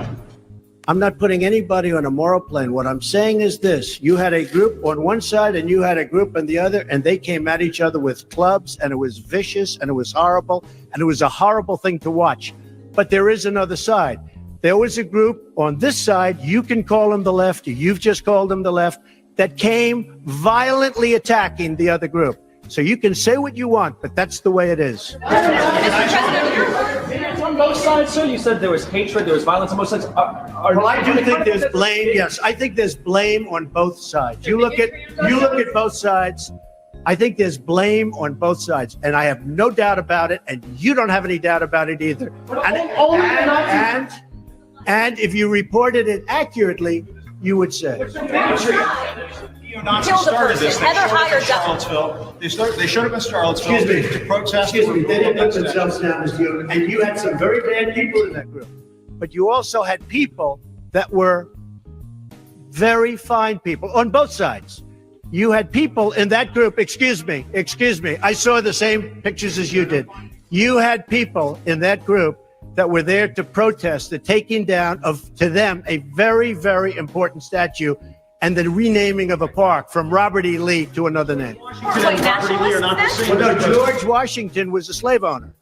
Was George Washington a slave owner? So will George Washington now lose his status? Are we going to take down, are we going to take down statues to George Washington? How about Thomas Jefferson? What do you think of Thomas Jefferson? You like him? Okay, good. Are we going to take down the statue? Because he was a major slave owner. Now we're going to take down his statue. So you know what? It's fine. You're changing history. You're changing culture. And you had people, and I'm not talking about the neo-Nazis and the white nationalists, because they should be condemned totally. But you had many people in that group other than neo-Nazis and white nationalists, okay? And the press has treated them absolutely unfairly. Now, in the other group also, you had some fine people, but you also had troublemakers, and you see them come with the black outfits and with the helmets and with the baseball bats. You had a lot of bad people in the other group too. Unfairly, sir. I'm sorry. I just didn't understand what you were saying. You were saying the press has treated white nationalists unfairly? No, I just didn't understand what you were saying. No. There were people in that rally, and I looked the night before. If you look, there were people protesting very quietly the taking down of the statue of Robert E. Lee. I'm sure in that group there were some bad ones. The following day, it looked like they had some rough, bad people. Neo-Nazis, white nationalists, whatever you want to call them. But you had a lot of people in that group that were there to innocently protest and very legally protest because, you know, I don't know if you know, they had a permit. The other group didn't have a permit. So I only tell you this. There are two sides to a story. I thought what took place was a horrible moment for our country, a horrible moment. But there are two sides to the country. Does anybody have a final? Does anybody have? You have an infrastructure. What makes you think you can get an infrastructure bill? You didn't get health care. Well, you know. Did it sound like he was saying that white supremacists were very fine people? Nope. Sound like they said they should be condemned. Oops. You say, I thought a white man shot up that boat. Like people have been brainwashed by the MSN. See, your boy wrote, he said, everyone talks about his stance on the Central Park 5, but the Manhattan's DA officer prosecutors that led the charge were Democrats. Oops. Yeah, and he was a Democrat at the time. Yep. We don't mind cha-ching, cha-ching, cha-ching, cha-ching. You better thank your donors. I would have a graphic for that if I was, it was my stream, but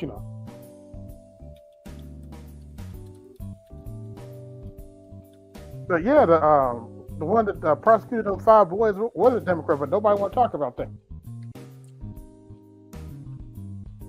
And she's still a Democrat.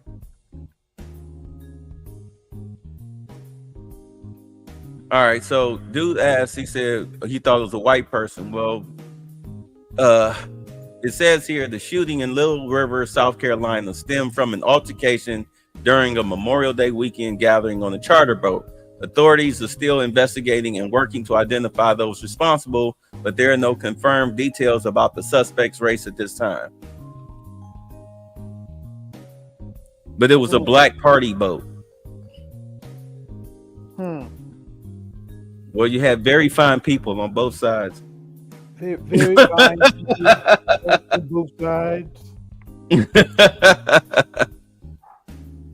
Yeah, people were trying to, because I fell for that. I fell for that, thinking that, watching CNN and Rachel Maddow, he called white supremacists very fine people. I was like, oh shit, Trump a racist. Because at the time I was working 2.5 jobs, leaving the house at 3:45 in the morning, not getting home till like 10:30, 11 o'clock at night, watching the news before I go to bed, CNN, MSNBC, and this is the lies that they fed me.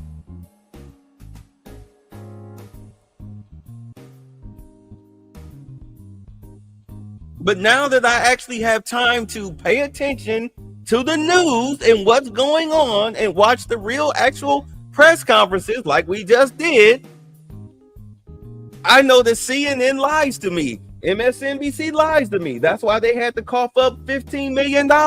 That's why the network is for sale. The CBS situation, Trump suing them for $20 billion for lying to the American public with the Kamala Harris interview, doctoring the footage. You get government money. You're supposed to be impartial.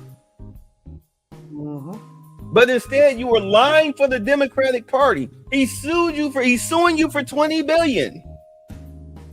If he wins the case, they're trying to call the money a bribe. Excuse me, that's not a bribe.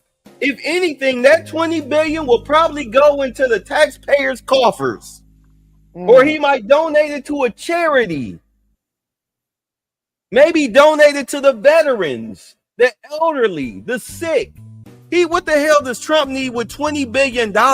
He's not even taking the salary as president.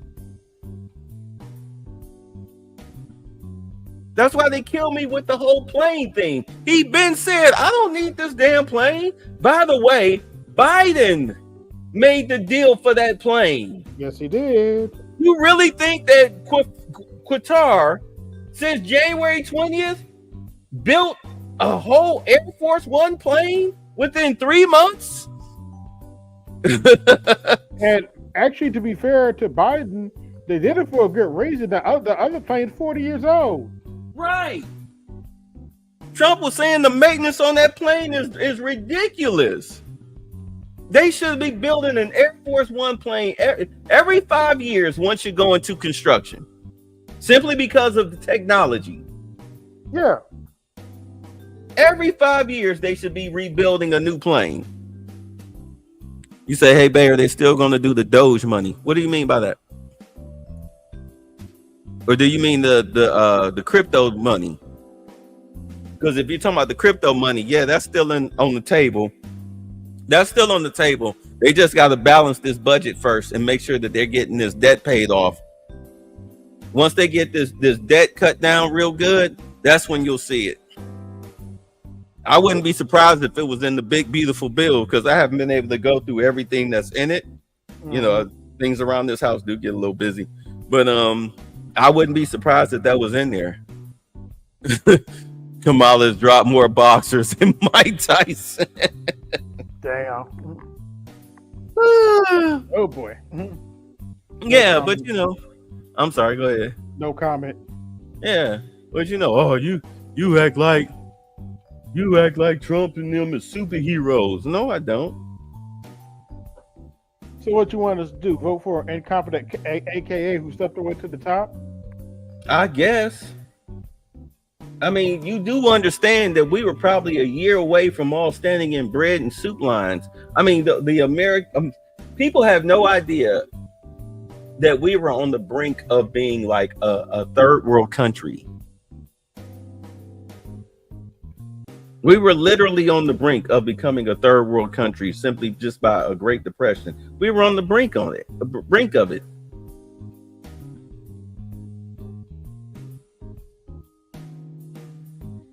But because people were fed so many lies about the current administration, they think that if you agree with the policies, then somehow you selling out and, you know, and you a coon or whatnot. And I'm like, excuse me, I am not for pedophiles in public schools.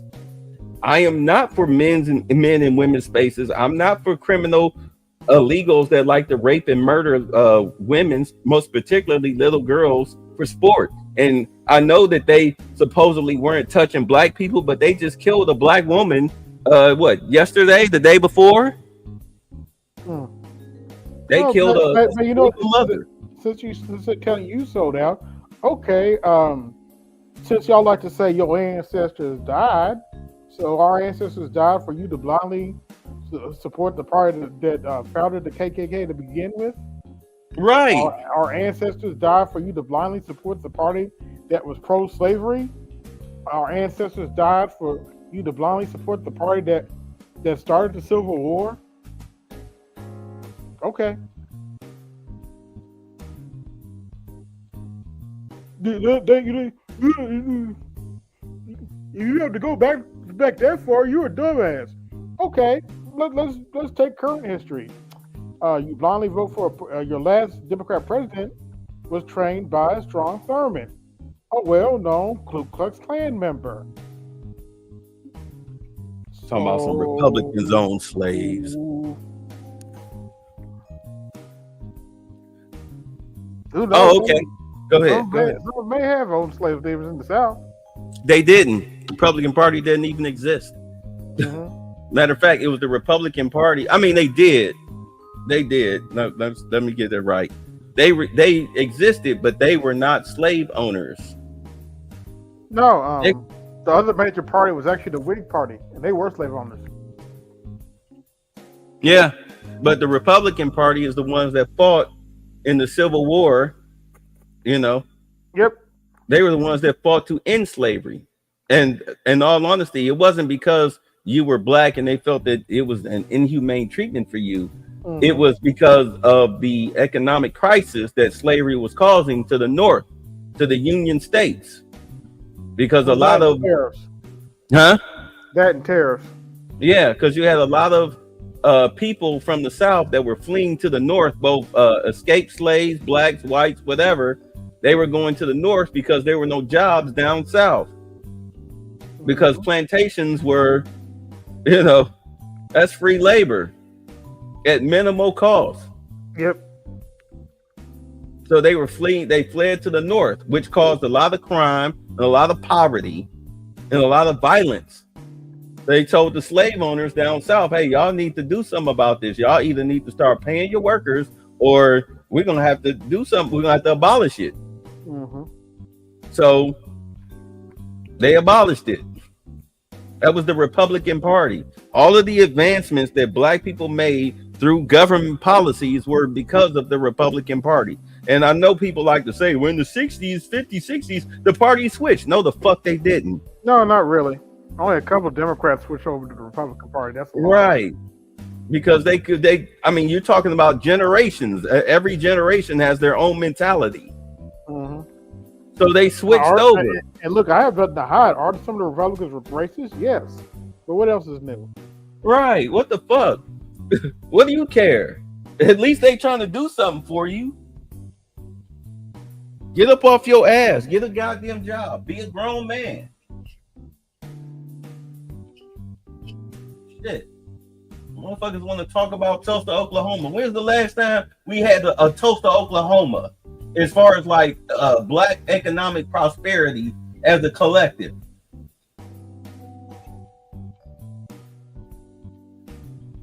Where's our Tulsa now?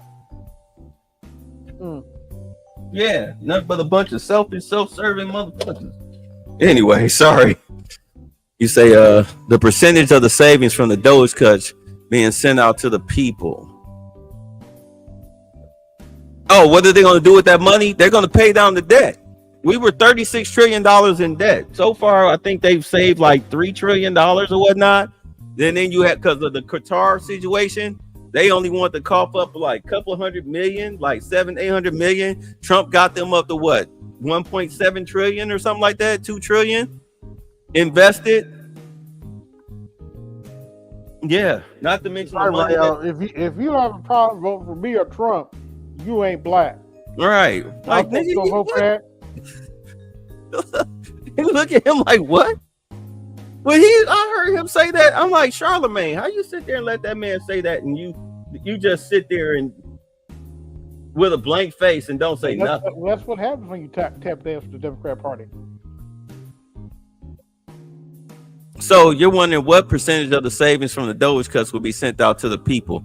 Yeah, because Trump was saying they're going to give us our money back, a rebate of $5,000. And they probably might do that come next tax season, if not around Christmas. It depends on how much money they can generate before the end. I would say around October. Mm-hmm. I would say around October. If they look like that they're ahead of schedule with saving money, then more than likely you might get that rebate check probably before Thanksgiving, if not around Christmas. Yep. And if they do that, when it comes to the primaries, the Democrats can forget it. You can forget it. You can call it buying votes. Doesn't matter. Hey, Jasmine Crockett, you silly ghetto bitch. A lot of Americans right now, even people that have $400 million, will gladly take a $5,000 check, okay? She's not ghetto. She's a minstrel show. Yeah. You know what? I really think that's her true self. I really think that's her true self. In that little interview she did, that was her code switching. But I really do think that's her true self. I mean, she's hamming it up, of course, but I really do think that she's talking with her true mouth. It's just that she's taking the filters off. Okay. Yeah. People don't know how to act. Show, but okay. Yeah, she is a minstrel show. But so was Tiffany Hinyard. So is Brandon Johnson. So is Brandon Scott. You know? They're Gavin Newsom. You know, you got a lot of minstrel shows out here. Say people don't know how to act, having a president telling them what he's going to do and following through. No. Yeah, people don't like hearing the truth. Manhood has returned to the Capitol and people can't deal with it. Mm-hmm. Joe Biden said you ain't black, you don't vote for him. I mean, how more racist can you be? And Negroes defended these clowns. Right. I mean, the dude instituted the prison industrial complex. They call him Jim Crow Joe for a reason, but somehow Trump is racist. Yeah, in the beginning they were talking about sending the people $5,000. Yeah, I think they still gonna do that. It's just a matter of when.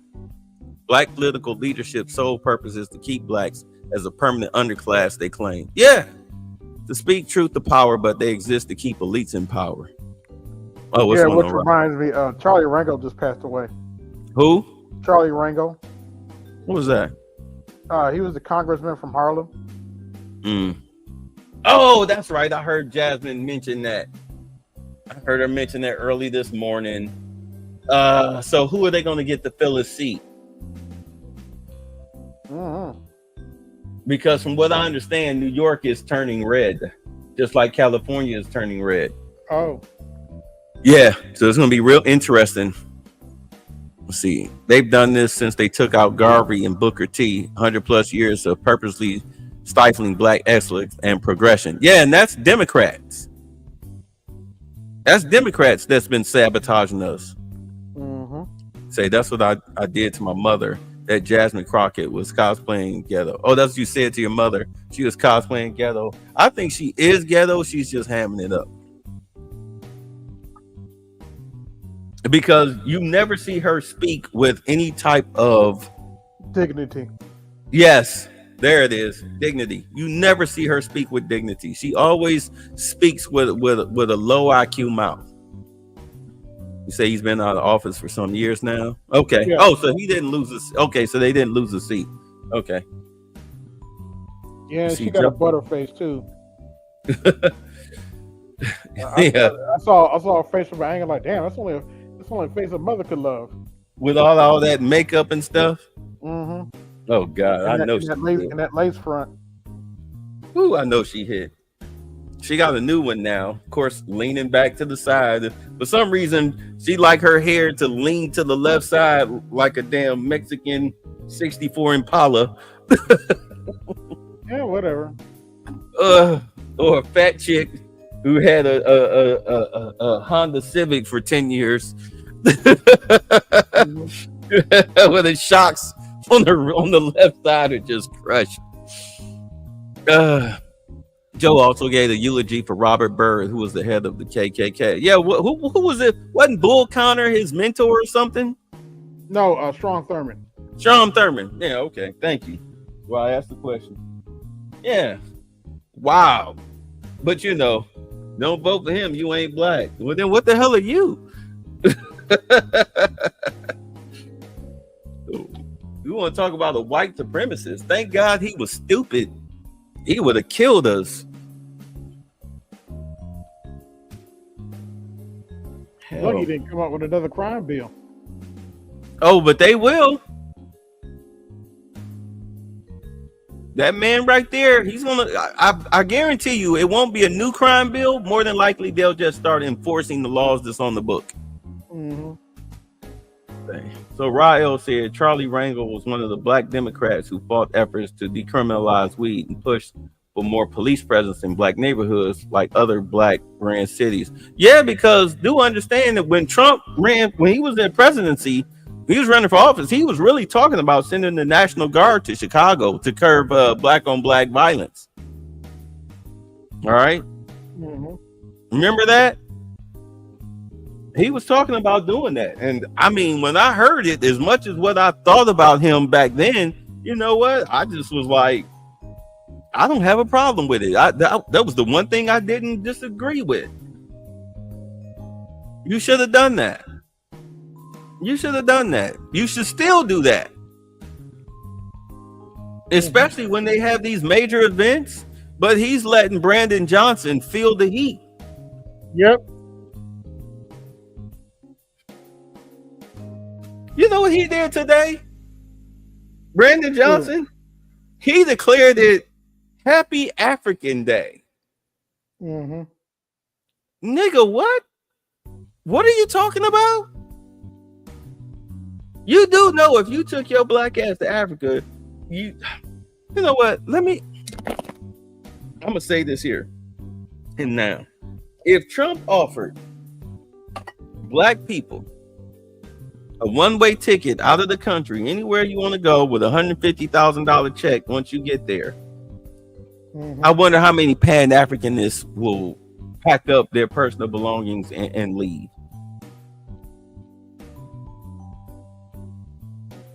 What do you think the percentage would be?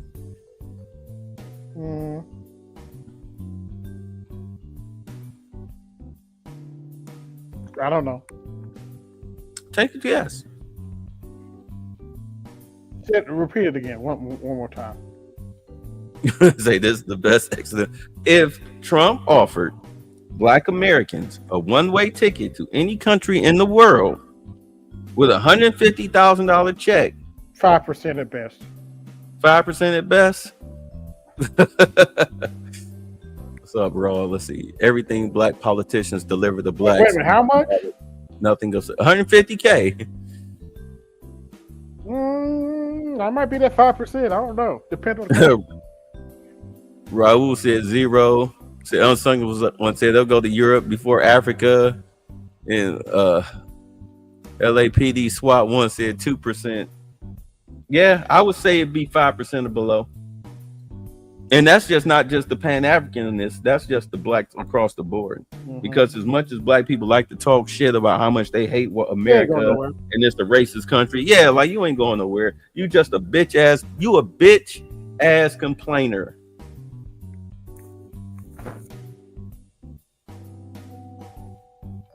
But 150K, I might have to take that offer.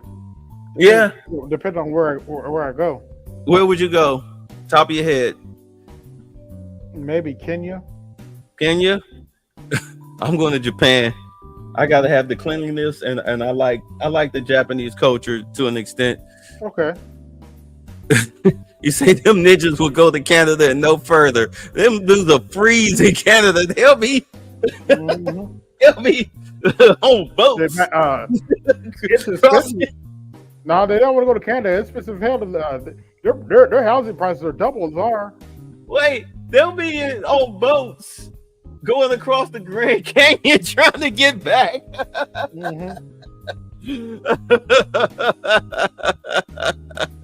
They'll be smuggling themselves back to America. Your passport and ID and social security number is invalid here. Get the hell up out of here. I would give you less than 6 months. You say Brazil? Maybe Brazil. Yeah. Unsung one said Tahiti. Yeah, I would go to Japan. If I ever talk with Art and Install behind the scenes, but yeah, maybe Brazil. Yeah, I would go to Japan because it's clean. The crime rate is extremely low. And of course, you know, the financial exchange, you know, you'll be sitting pretty over there. You'll be sitting real pretty over there. Yeah, we get the chance. You might want to talk to Passport OG. I think he's over to Japan. I think, yeah, he is, isn't he? Yeah, I know. I haven't watched Travel Time with Paul in a while because at the time I was trying to juggle between the Philippines and Thailand, but the Philippines, it wound up turning me off. Like once you actually live, because I mean we're not there, but you know this is the internet. The world is open to us. You have a lot of people who have these channels overseas where, you know, this is how, you know, a lot of people that are expats and this is how they make their money. But once you start listening to people that's giving you the truth about what's going on over there, and then you get to a rabbit hole of other content creators or whatnot that are on the same level, and then they have video proof. They showing you these toilets that are all nasty and disgusting. They showing you people pissing in the street, the poop on the streets. I mean, we're talking about the major cities like Manila and whatnot. I mean, and then you see what they call residential areas. Okay. Hell no. Hell no. Especially with the water. I would say Germany or Japan is the best choice. You don't want to go to Germany. They're just as bad as the UK right now with their censorship laws and migrants. I mean, they let criminal migrants like in gangs. They form like great gangs and attack women. And if you call yourself as a woman pressing charges or whatnot, they lock you up because they say that, you know, oh, you're just being racist against their culture. That's why J.D. Vance went to go speak at Munich when he spoke to the EU. He was like, hey, look, if y'all don't change our ways, don't ask us for help. Why do you think why Trump, you know, what he did with NATO, he cut the funding for NATO. All right. He cut the funding for South Africa. Oh, and by the way, just to get it out there, the reason why those South African farmers came to the United States, because Trump, when he cut the funding 3 months ago to South Africa, he told them then, hey, if you need amnesty, come to America. We got you. Because these people are like 6, 7, 8, 9, 10, 12 generations, you know, of whatever home country they came from. They're not even part of their home country anymore. That may be their ancestral claim, but that's not their homeland anymore. Just like Africa, we claim Africa as our homeland, but them motherfuckers ain't gonna welcome us. You a check to them. Yeah, you're a check to them. With that U.S. passport, you're a check. You are this Nigerian prince, okay? Dude. Yeah, so he offered them amnesty 3 months ago. But now they're just now, some of those families are starting to take him up on their offer. That's all. But in all honesty, what South Africa need to do, like, hey, look, we'll offer you, we'll pay you to work the land, or we'll buy your farm from you, instead of letting this black supremacist psychopath in government preach killing the farmer or whatnot.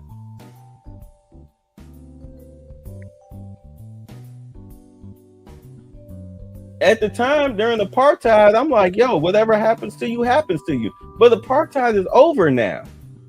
You've changed the laws. Black people are now in charge of South Africa.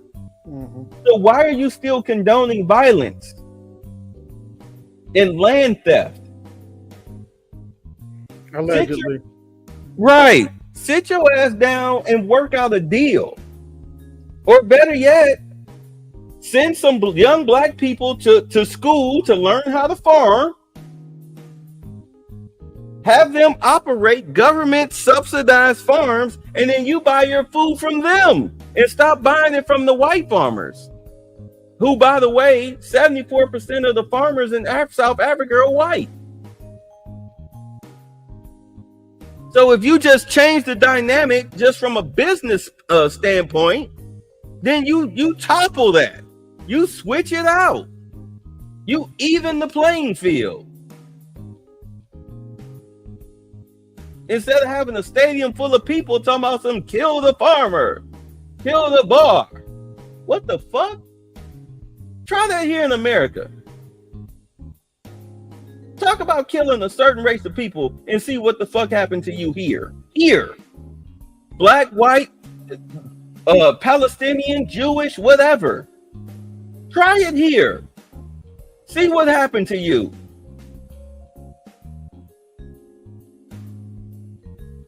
Trust me, the racial dynamic of this country has flipped. It ain't 2010 no more. I know as much as a lot of pro-black YouTube all-stars who've been going at it ever since what? 2005 or whatever? 2000, what? 6, 7, 8?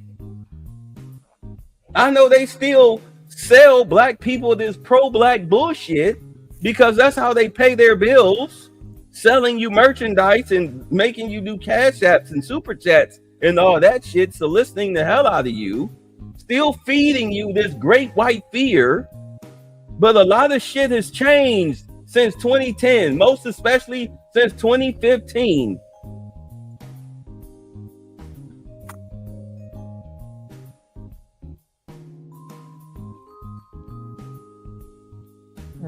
Black cops ain't killing us for breakfast, lunch, and dinner and in between meal snacks every other fucking day like they did when Obama was in office. You know how many black people have died on average at the hands of a white cop? Or a cop, period? Over the past couple of years? You know how many at the most? Go ahead, guess. I don't know, 10 or so. I don't know. 10! You said it, 10. Why you think nobody ever fucked what Daniel Penny did? We've all been on the train and been or somewhere and got accosted by a bum acting all crazy or whatnot. This dude was acting like he was getting ready, acting like he was going to physically assault a woman with a child in a stroller. She had to stick the stroller up with the child in arms to keep him away from her.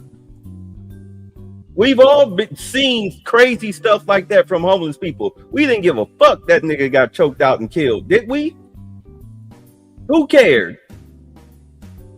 Who cared outside of a race hustler? Who cared? You hear about these three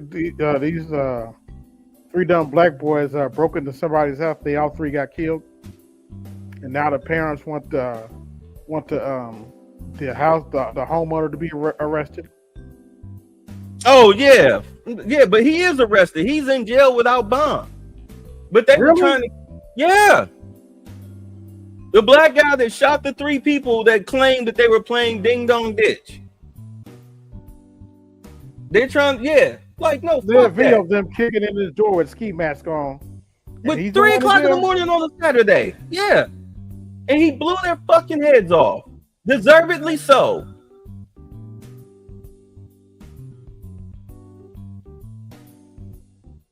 If anybody should be getting money for their $500,000 in a GoFundMe for their defense, it should be him.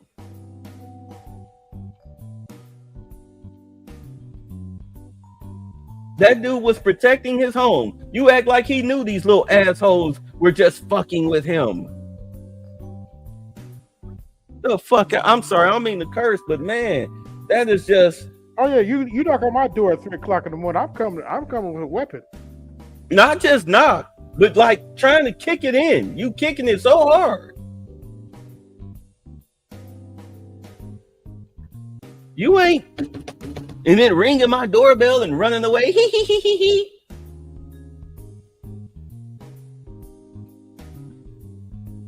You banging on it so hard with your feet, with your back turned to it like you were gonna kick it in. You goddamn right. I'm glad grabbing the woo. Anyway, you say we have Nelson Mandela allowed to support Black Americans. He never did shit for us. And Jacob Zuma, with his control over the ANC, has been worse. Mandela forgave whites with that reconciliation BS because you can't win the war. You were going to lose. Like you say, Sunken say, I disagree respectfully. Those Afrikaners are living off ill-gotten means passed down for generations. Yeah, well, it's just like with Israel in Palestine. The Israelis are saying that, well, that was our original homeland. They're like, well, you gave it, you're not here. So now it's gotten to the point where you got 2 Jewish people were gunned down in the streets here on American soil by a Hispanic dude screaming free Palestine. Hispanic, which means he was radicalized.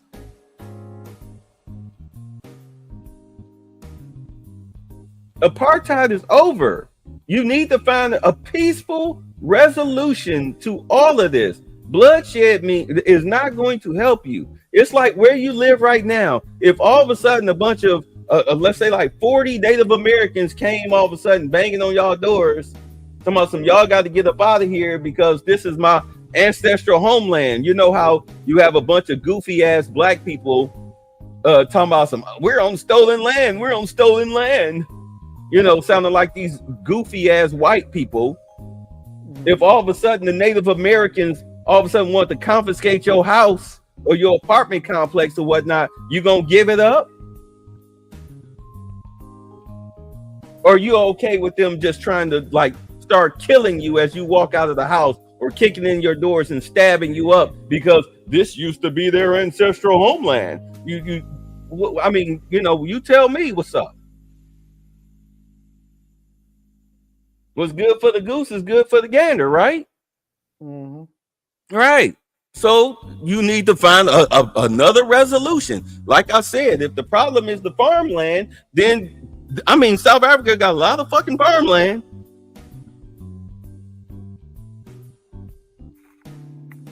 Train black farmers, have them pay them, to work on government farms. And then you buy your fruits and vegetables and meats and dairies and shit from them. You don't have to buy it from the white farmers.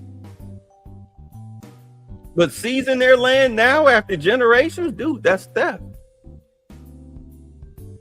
You own your home, you pay it off. Some Indian person come up, this is my ancestral homeland. You need to get off or I'm gonna kill you. You okay with that? Your great-grandfather's house? You okay with that? Matter of fact, that's the scam over in Africa. Your black ass go over there, get up with some Afrikaner, because in Africa you cannot, in a lot of those countries, you as a non-native cannot own any land unless you split it with a native. So it's a 50-50 thing, and they ain't got to put shit into it. But their name got to be on the deed. And by the way, here's the thing. Their name is on the deed, right? You buy the land from some chieftain or somebody or whatever. You done built the land up, cultivated it, built you a house. All of a sudden, here comes some other motherfucker and say, that's my land. You built your house on my land. I'm claiming my land. And then he called the police and the police arrest you. And then before you go see the judge, or even if you do see the judge, they hit you with, you going to jail for theft, or you can pay this bribe of all these thousands of dollars just to get out of jail, or settle the land dispute. The guy is willing to sell you the land at double what you originally paid for it. Yeah, babe, I got to call it tonight. Go ahead. Yeah, it's been 2 hours. But I'll catch you later. Have a good one. Get some sleep. That's the scam that they run on you over in Africa. How would you like if they ran that scam here? You got to come to a peaceful resolution. Say Negroes love to defend losers, especially among their own. They fucked around and found out. I think it was excessive. 3 a.m. in the morning, that's self-defense. Yeah. The phaser is not set for stuff. Mandela could have expelled them. Why didn't he? Jacob Zuma could have done so. He didn't, because it would have kicked off a war and Africans would have been slaughtered. When Mandela came in, he dismantled the nuclear program in South Africa. He wasn't for the people of South Africa, which is why Khalid Muhammad said, fuck Nelson Mandela. He did, didn't he?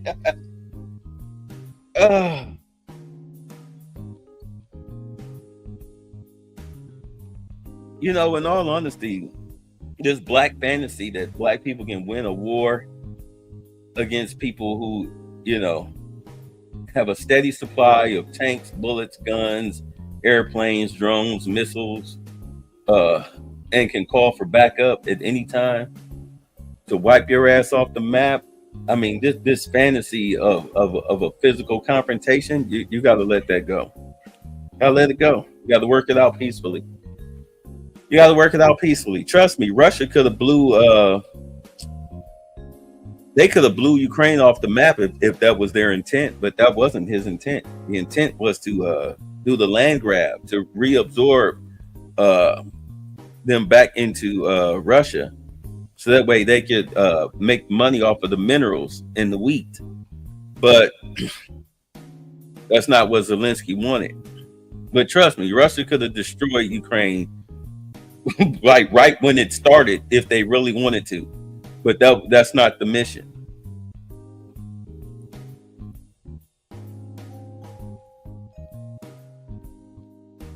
Now, if I was in my 20s, 30s, even early 40s, I'd have been like, oh yeah,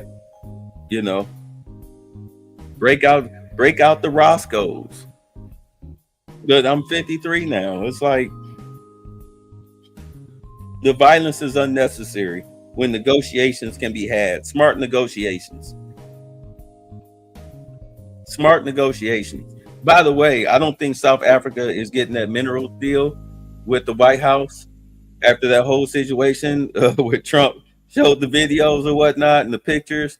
I understand one of those pictures may not have been true and people are blaming Trump for that. Like, no, you have to blame the staffer that put that whole presentation together if you're worried about that one goddamn picture. And anybody with any common sense knows those white crosses are not headstones. They're memorial symbols. Everybody knows that. When that stupid black chick asked that question, like, girl, nobody fucking said those are grave sites. Everybody knows those are memorial signs, especially when they're lined up like that.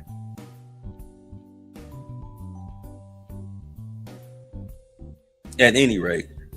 No, but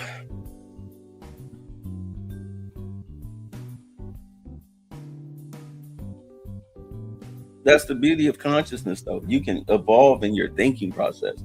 And I know a lot of people don't. Y'all may not like it, but trust me, when you put the shoe on the other foot, when you're in the situation where you're being assailed, you don't want that to happen to you. You ain't ready for that, especially the fallout. I mean, let's say you pop a few, you get one in the leg, but you take 3 down. You're gonna wind up just like this dude who shot those 3 little stupid bastards that tried to kick in his door at 3 o'clock in the morning.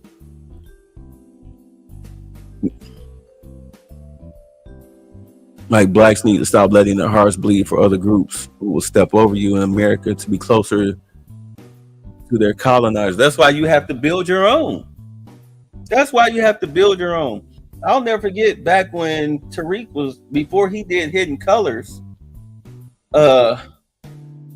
when black people were getting shot and beaten and brutalized at least 3 times a week, you know, I came up with the idea of buying a ghost town. I had the idea of buying a ghost town. Those of you who've been with me for a long time, y'all might remember that. Like, it was one for sale for $1.8 million. $25 million would have had us on top. We'd be on top right now had everything went through, because you buy the town for 1.8, you probably refurbish it for another like 1.5, and then the rest of the money that you spend will be spent on reinstituting a grocery store, farmland, and then you would definitely need a factory. You would need a manufacturing plant right there at the edge of town where everybody worked. And you would produce the 5 things that black people spend their money on the most. Hats, shoes, makeup, entertainment, and alcohol. Those 5 things, you would have produced them yourselves. Puffy, you got an alcohol? I know, but Puffy, you got an alcohol deal? Come on, we'll make your alcohol. You go to these college players with these NILs or whatnot, you go to them and be like, hey, look, you know, we can do your shoe deal. We can do your merchandise deal, a gear deal with your shoes and wristbands or whatever, joggers, whatever. But we can do your shoe thing. Like, just put up the money to pay. Like, look, this is what it's going to cost. Put up the money to pay for the 5 best sneakerheads in New York. You get the 5 best sneakerheads to design you a shoe. 4 out of 5 votes, the shoe passes. They design 4 shoes. One for your, especially as basketball players. One for your, your rookie debut. One for Christmas, one for the All-Star game, and one for the playoffs. That is, if you're that good. But we'll have the shoes already designed, and then we'll mass produce them. People can order them right here off the website. They ship direct from the factory. No middleman. We're not selling them in stores. They have to go to the website and buy them, and we'll run and maintain your personal website, which will link back to our stores. All you got to do is go out there and ball. Shedeur Sanders. What's the other guy? Travis Hunter, Cam Ward, Abdul Carter. We got all of y'all signed. All y'all got to do is go out there and ball. You make your own money. You don't be like LeBron and take a $90 million check and then they make $900 million off of you before your rookie year is up. But you sitting there with $90 million, probably what, 70 after taxes? Not to mention who else you got to pay out. Racist. Okay, let's see. Which is why when blacks say Trump's a racist, don't work with him. I look at them stupefied like LBJ was too. Does that mean you don't do business? Too much emotionalism amongst blacks. Yeah, at least Trump's about making a deal. This is the time for black political leadership to get things done. A white Democrat will switch parties if it's advantageous for him. So I have advocated that in this space, but niggas kick me off panels talking about building towns. There are government grants you can get to do it. Right. I saw this one. It was a beautiful ghost town. But my whole thing was I wanted black folks to get out. If we was going to have a ghost town, we was going to get out of the cold. Let me see. Hold on.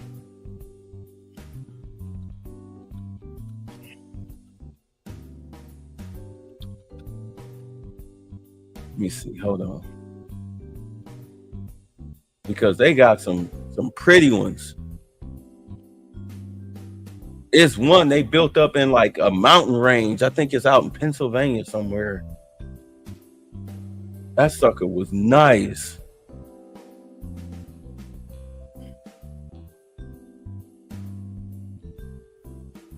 It was like supposed to be like a mining town.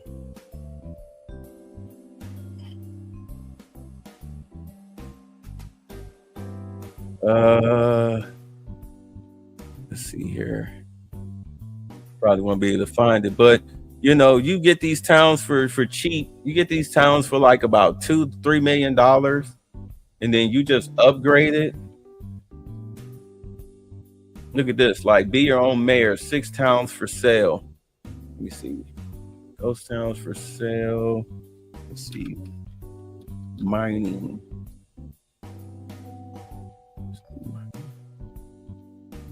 Here.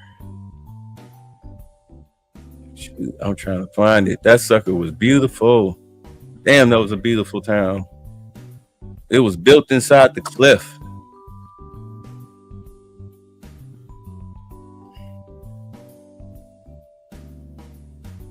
They built it like a corporation built it, and then they abandoned it. They wound up never using it.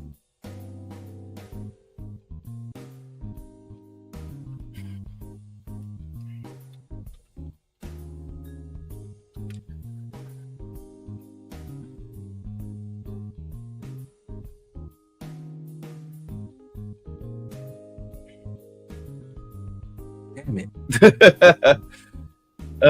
At any rate, yeah, so you know that was the plan. You get one of these ghost towns, you refurbish them, refurbish the houses, the infrastructure, and everything. Oh, that's China. You know what I'm saying? This is China. They got these ghost towns for sale. I mean, if you really want to call yourself being all black power and whatnot, I mean,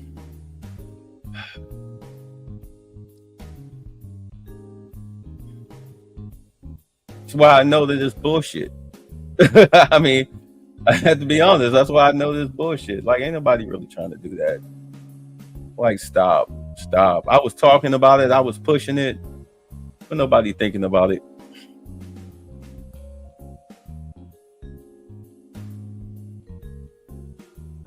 Oh, these are okay. These are in different countries, but still, you know, they exist. So yeah, I've looked up some towns that have gone bankrupt, but the infrastructure is there.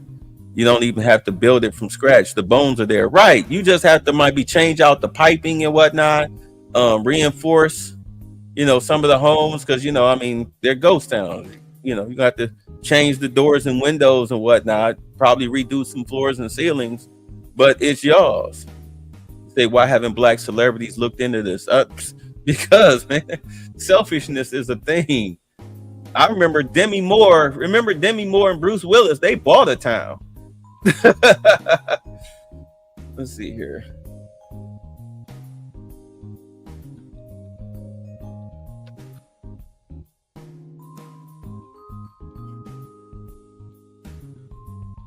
Damn it. Oh my God.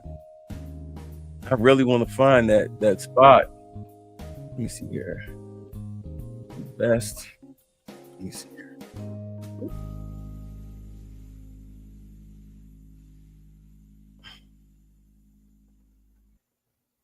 America. Hold on.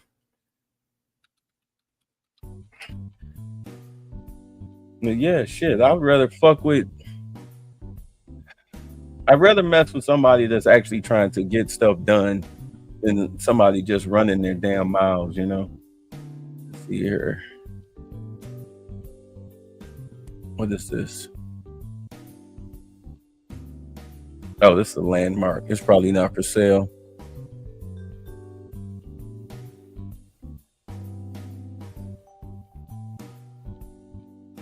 Would you take over like an old ghost town like this? Or whatever? You build a refurbish the factory. You make your own goddamn money. You be self-sufficient. You can have your own Tulsa again. But you know, it's just a pipe dream. Let's just be honest. See, this is in Alaska, but you don't want to be messing around in Alaska. It's cold in Alaska. Hell no. Look at that. Hell no. I was looking for someplace warm. Let's see. I was pushing it to Negroes scared to be their own government because all the responsibility is on them as men, and they scared as fuck of that power. We built so many towns post-slavery. Yeah, they're gone. Yeah, but you know, the thing is that, you know what? I'll give you a prime idea, a prime example to let you know that it'll never come to fruition. At least probably not while we're alive. Well, who knows? You know, now that they're making poor people get out here and work, no telling. But because you know, necessity is the mother of invention. At any rate, down there in Louisiana, I think in Shreveport or whatever, the school district was terrible. So a lot of the white parents there, because you know, it was a lot of violence and whatnot and craziness going on in those schools, they wanted to form their own school district or whatnot. And the black mayor said no. So what they did was they sued to succeed their tax base and create their own little township down there inside the city or the parish, whatever. Thus, their tax dollars went straight into their town's coffers, and therefore they got the school district that they wanted. The black folks down there in government was mad, you know, saying that the white folks was racist. I was like, no, they just took their money because they wanted better schools. They wanted a better schools district. You refused to give them one, so they took their money and they went home.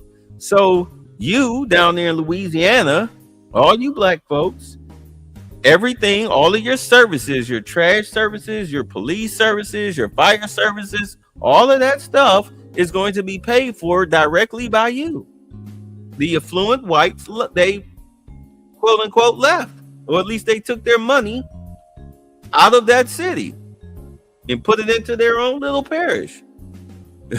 Exactly what Buckhead did to the city of Atlanta a few years back. Yeah, they said, screw you. We'll take our ball and go home. You can have it.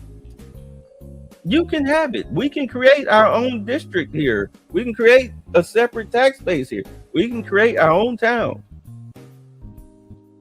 That's why what happens here in DeKalb has nothing to do with what goes on in Fulton and vice versa. Atlanta's a shit show. DeKalb used to be worse, but now, because of time in memoriam, where all of the knuckleheads either aged out, let's just say that. They either aged out or they jailed out, but either way, they're no longer in this area anymore like that. You know, now DeKalb is better than Atlanta. Think it's a step behind Stone Mountain.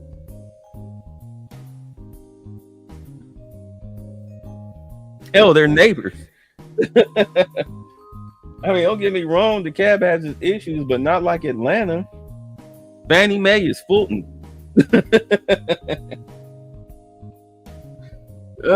She is Fulton. She is not DeKalb. Trust me, her name was not on the ballot.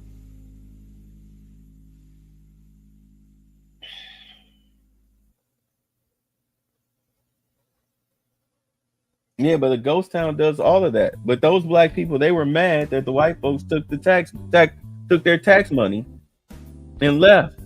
Like, but I thought white people were racist. I thought they were racist. Shouldn't you be glad to, be fully in charge of this whole black town? What's the problem? What's the problem? Unless you were just siphoning off their resources and not doing shit with them that they wanted you to do. Is that the problem? They took their money. Well, ain't that a Democrat? They poured out. Thank you. What's up, F. Holiday? Those white taxpayers said, you're not going to call me a racist, burn down businesses, and let these people rob our stores, but want me to fund your salary. Exactly. They got the hell up out of there. I think that's why Keisha, what? Keisha OMC Bottoms didn't run for re-election. Those white folks was going to get her up out of there. Yeah, I mean, you saw what happened with Tiffany Henyard. That chick only secured 522 votes. And her opponent, Jason House, he got like over 1,800. What's up, Detro? Like, he blew her the hell out. And it was just she did write in for Thornton Township. And it was like, I'm sorry, you didn't even give enough votes for us to even bother to count. Shoot, we count your votes on one hand and not reach our thumb.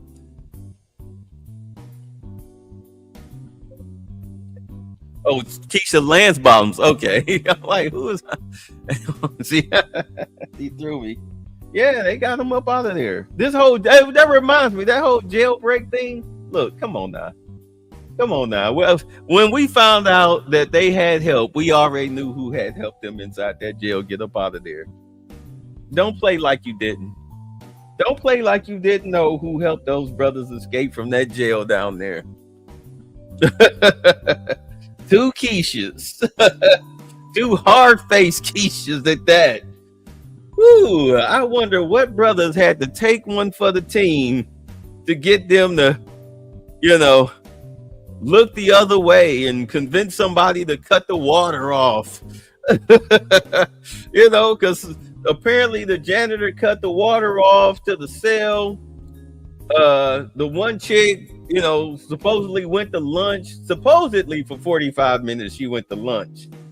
Meanwhile, because it took these guys about 45 minutes just to get through the damn door. To break the door off the hinges. They jerking it back and forth. They showing them on cam jerking this big metal door back and forth to destroy it. And nobody heard nothing. And then, of course, they had to unscrew and tear the toilet away from the wall and then kick in the bars and then get out. And, of course, they left a message talking about some too easy. And the whole thing about it is, as I was saying on Charles's panel, is that, when you found out that nobody knew until the morning shift arrived and then started doing rounds that those guys escaped, that's how you definitely knew it was planned. Because you had people not doing your job. You're supposed to do your rounds at night. Even security guards do their rounds at night. When you see them walking around, y'all ever seen a security guard in the store after, whenever you see them walk around, they carry this metal bar in their hand. Yeah, they have to go around and tap that metal bar onto a metal plates that are stationed all around the store because it tracks where they are to show that they're doing their rounds. They're not just sitting on their ass all day or all night, especially on third shift. You got to do your rounds. The machine will register you doing your rounds when you tap the metal bars, the bar to the plate. So nobody was doing their rounds all night. And then the sheriff of the jail, because sheriffs are over the jail. That sheriff is over that jail, just like here in Fulton, I guess everywhere else. He had the nerve to try to blame it on budget cuts and the mayor and whatnot. It was like, chick, no. Whether the jail needed repairs or not was not the question. The question was that, your 2 employees, possibly 3 with the janitor, set all of this up with the inmates. You don't just get out of jail. Somebody has to unlock a door somewhere for you to be able to roam the hallways and be able to finally destroy a door after a good 45 minutes, and then unscrew and rip a toilet off a wall, and then run across the yard and hop a fence and not be discovered. None of this discovered till 8:30 in the morning. That has nothing to do with the budget.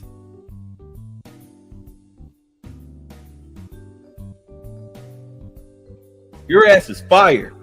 You know what I'm saying? You're fired. You're fired. Take the hit. Shit. Probably get fired by the Black Green Lantern with them damn glasses on. The DEI Green Lantern.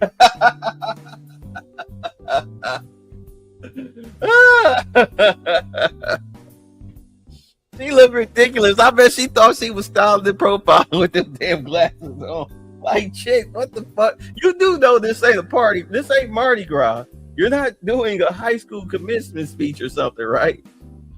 You're not chaperoning your daughter's, junior high school prom. Girl, put on some goddamn professional glasses and stop looking like a damn sideshow. I mean, damn, you really...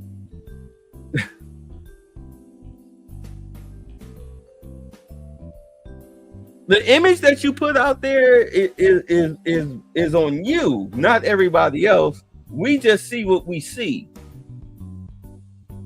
And the image that you put out there was pure unprofessional clown show. And then everything that was coming out of y'all mouths was pure unprofessional clown show work.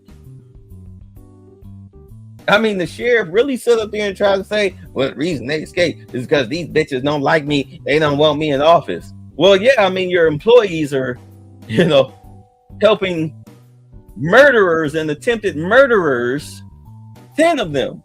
They helped them escape. You goddamn right we don't like you. You're a fuck up.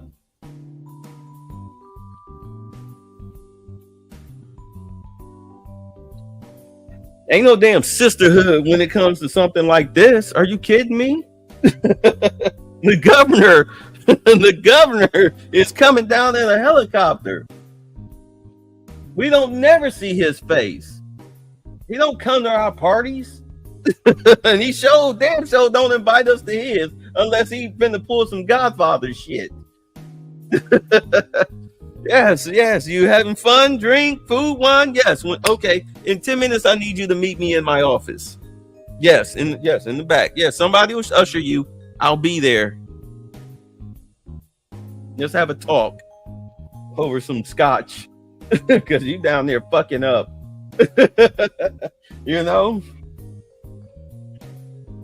Man.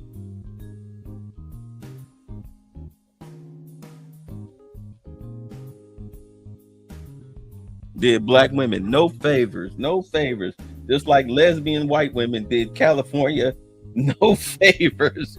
Them firefighters did California no favors. Man, ooh. All right, but no, basically what I'm seeing from this presidency, I'm seeing him trying to bring economic prosperity back to the country, manly jobs back to the country, because of warehouses and construction plant, not construction, but construction plants, assembling dowels or whatever. You see the car manufacturing plants, they're coming back big time. This whole thing with the tariffs with the EU, where he hit them with 50%, then dropped it for I think a couple of months. Like, yeah, that was the warning shot over the bow, was that this is what your tariffs are going to be, because fuck you, pay me. We're not beholden to Europe. This isn't shortly after the Emancipation, I mean, not the Emancipation Proclamation, but damn it, the war that freed us from Europe. Anyway, this isn't shortly after that. Like, this is 2025, and you've been siphoning off our tax dollars for long enough. If you want to sell your expensive goods, because the EU, they sell luxury items, you know. If you want to sell them here, then your manufacturing plants need to be in the United States, or else it's going to be 50% tariffs. So what you want to do? I gave you a couple of months for you guys to, you know, at least talk it out, and then move all of your stuff here, whatever you got to move. Get your constructions going, move your inventory here, just like the car manufacturers did in Mexico and Canada. I gave them 30 days, and I mean, you saw trucks moving cars on the highway that didn't even have tops on them. They looked halfway constructed because they moved their asses across the border before those tariffs set in. So I'm giving the EU the same opportunity. And after that, is unless you can make a negotiation, it's going to be 50% across the board.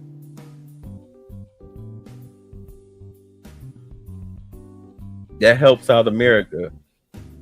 Not just billionaires, but, you know, hundredaires too. Because it brings it brings jobs into the country. You don't get a tax break just because you're a billionaire. You get a tax break because you move your manufacturing plants here. That's what I meant to say. I said construction, but manufacturing. That's what I'm for.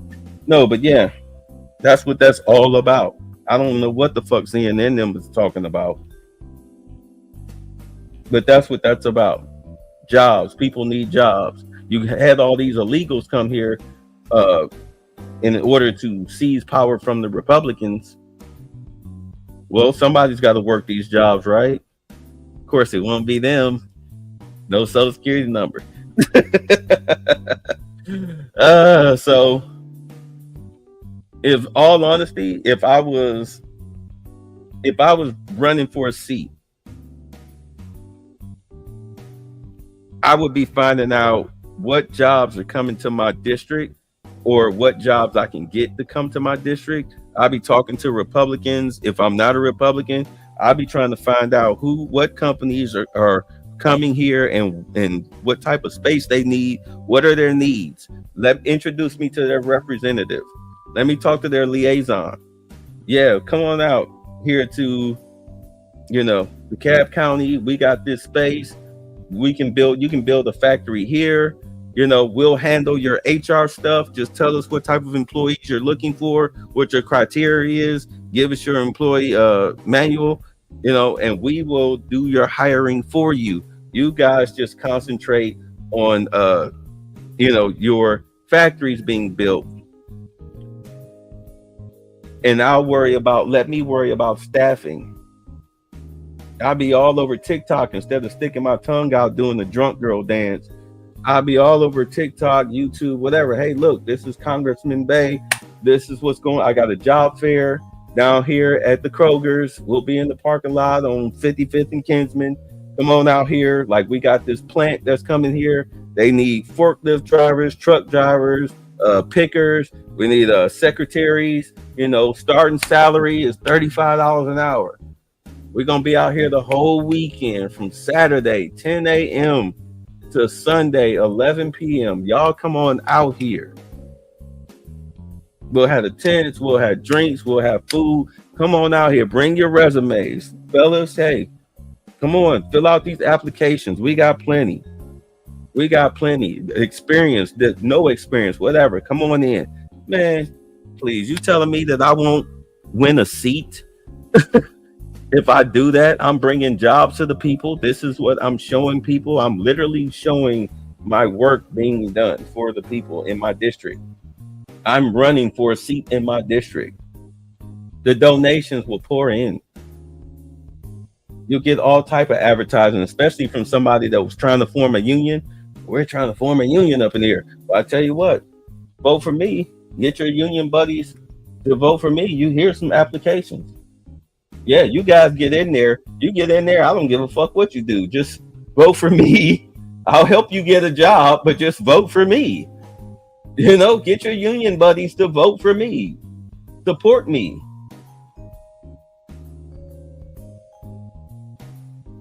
Be talking to the police unions.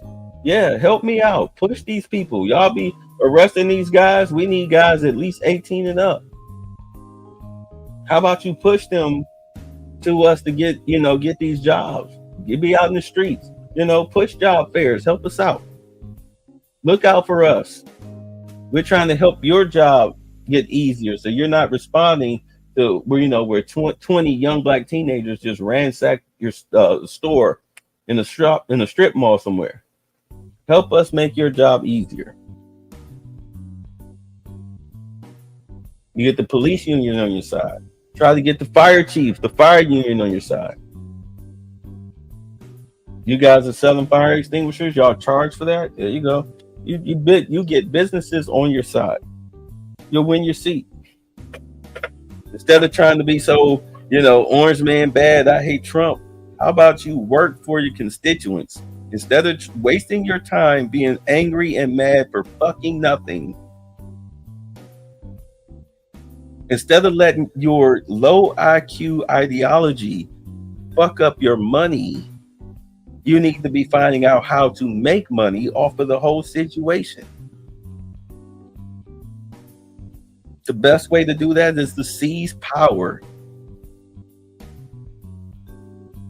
If you're a king and you give everybody some bread and a slice of meat, especially the most downtrodden, they'll support you. Every Sunday, y'all come get y'all a slab of meat and bread and soup. Come on, line up, it's Sunday. We got plenty for everybody.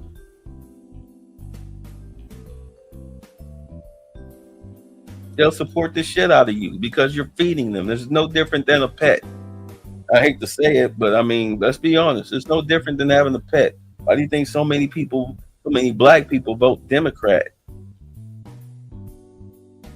They gave black people welfare. Well, they gave your mama or your grandmama, you know what I mean, gave her welfare and feminism as a tool to help her be rid of you, to be her own boss and all of that shit and woman power. And of course, 106,000 jobs lost later. But that's why black people mainly vote Democrat. I had these niggas voting Democrat 200 years. Well, what did we get to, like 70? We was getting there. We'll see what happens in 4 years. But I see a lot of black people turning away from the Democratic Party. Tell me I'm lying. I see a lot of black people turning away from the Democratic Party. And it's usually, a lot of the people I see turning away are usually the Keishas, the Ray Rays, and the Pookie. The Keishas, Sharkeishas, Marlishas. People that normally you see them, you like, oh yeah, they vote Democrat. Like, no, like shit, I'm Republican. They whip out that fucking Trump hat in a second. But I'm independent. Like I said, I voted for Jill Stein. I knew he was gonna win, but damn, I had no idea that he was gonna be coming in here kicking ass like this.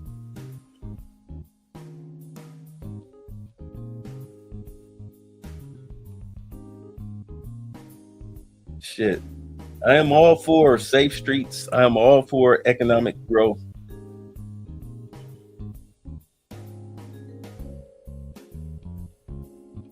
Shit. I'm all for taxing other countries their fair share. Like, niggas, stop living off of us. I am all for deportation. I know some illegals, but bruh, I just work here. But a lot of y'all gotta go. Y'all fucking up the money. You know what I'm saying? Y'all fucking up the money because you work at half the pay. You work at half the pay. You fuck it up for everybody because Americans don't work for that cheap ass shit.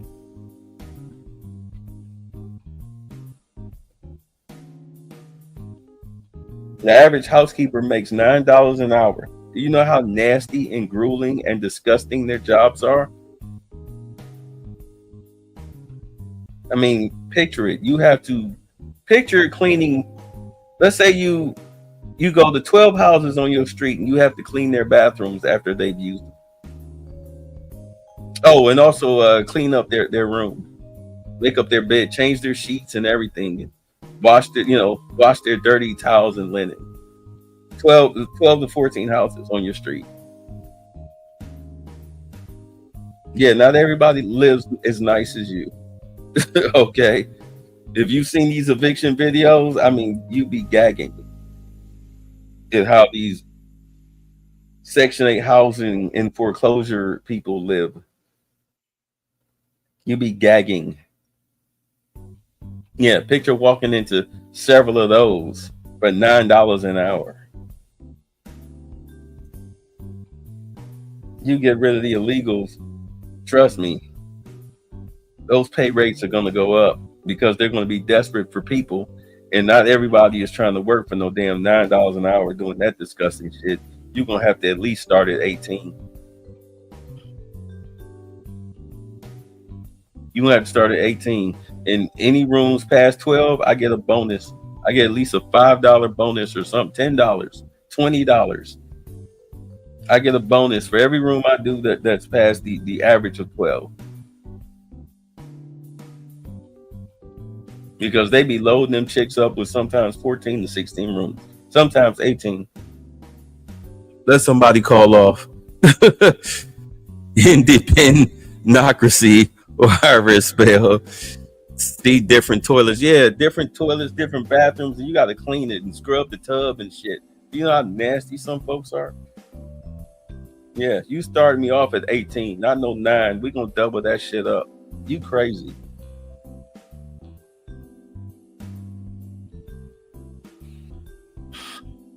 Plus, there are other jobs out here. Like, I know how to type, bitch. I know how to use the computer. I can go down to that new Japanese factory and get me a job as a clerk. I ain't got to clean these goddamn rooms. Are you kidding me? I may be dumb, but I'm not that dumb. I know how to at least work spread Excel. Shit.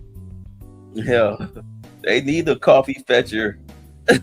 I'll apply. I'll take that job. I'll gladly get paid $22 an hour to fetch some Japanese businessmen some coffee with cream and sugar and shit. Well, no, they drink tea. I forgot. Yeah, I'll gladly serve the tea and the sake and go back to my desk and do a bunch of busy work for $22 goddamn an hour with benefits and overtime pay and all of that shit. It's gonna get real competitive around this motherfucker. Watch. It's gonna get real competitive in America financially. There's gonna be jobs aplenty. You're gonna think Clinton was back in office. Some of y'all probably don't remember that, but when Clinton was in office, he, exchanged the debt for the secrets with China. Oh, it was money everywhere. Oh, trims that bonsai tree. Yeah, I pause. I get you. Yeah, Andre. Be trimming that bonsai tree, that little tree that they be having. Snip.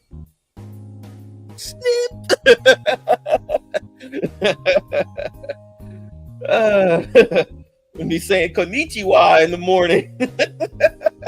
Bowing your head and shit in the hands of the prayer position. Shit, I don't have to work on weekends either. Woo. Full dental.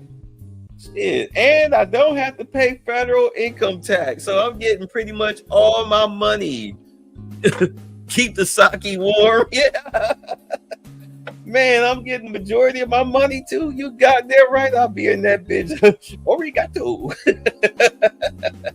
Shit, it ain't called selling out. It's called paying your fucking bills. Dude, I'm not degrading myself for working with a Japanese company and knowing their lingo. They're paying my bills. Shit, you wear a uniform, don't you? Yeah, because they're paying your goddamn bills. If you want to check, put on the goddamn uniform. Shit. Put on this back brace, use these squirt gloves, drive this truck. You know what I'm saying? Tote that bale, lift that hay. Shit. You want to check? This is what's required. Shit. As long as I don't have to pull a Joy Taylor or a Kamala, I'm good. Woo. Anyway.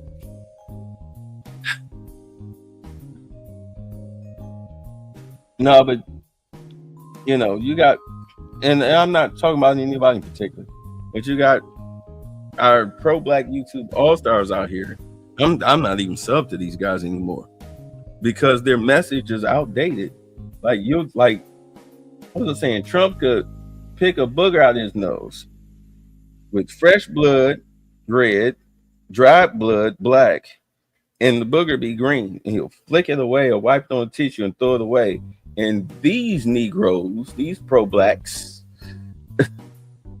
will say, well, that was a symbol of Trump throwing away the black man because, look, you see the color of the booger, it was red, black, and green. So that he looked at it and said, oh, these is niggas, let me get them out of here, and threw them in trash. They'll do something stupid like that. That'll be like their topic of conversation.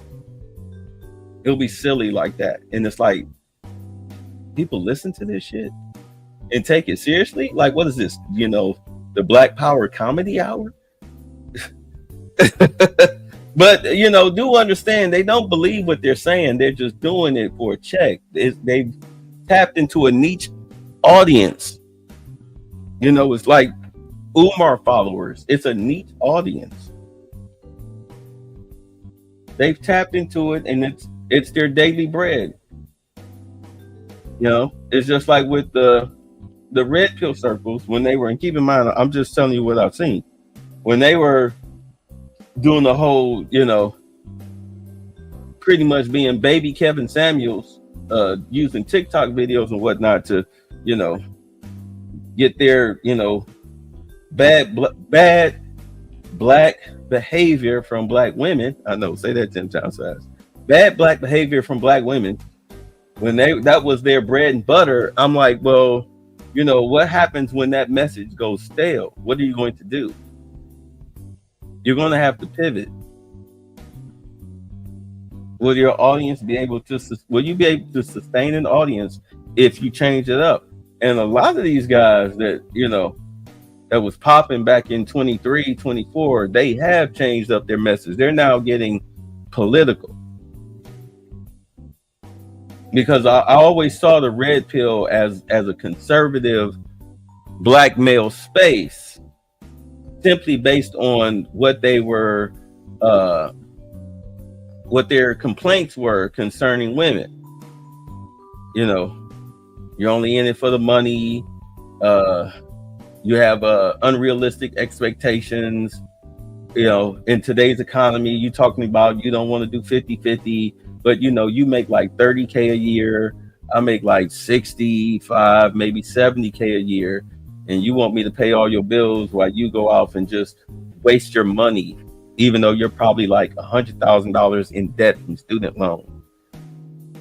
And no telling, especially when you're talking about, the type of black women that these guys are usually complaining about, which is, the ones that look like they get their beauty tips from Transformers.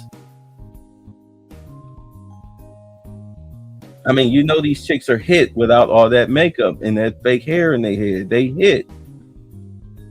But this is the quality of woman that you're complaining about. Like, why are you complaining about these prostitutes and these women who are ashamed of their natural beauty?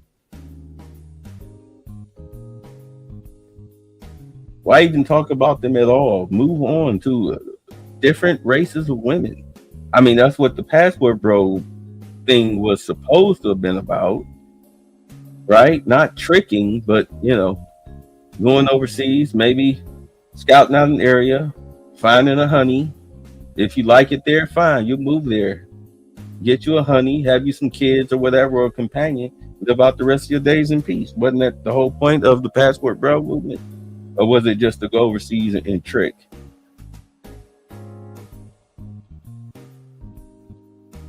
I'm kind of lost on the message here.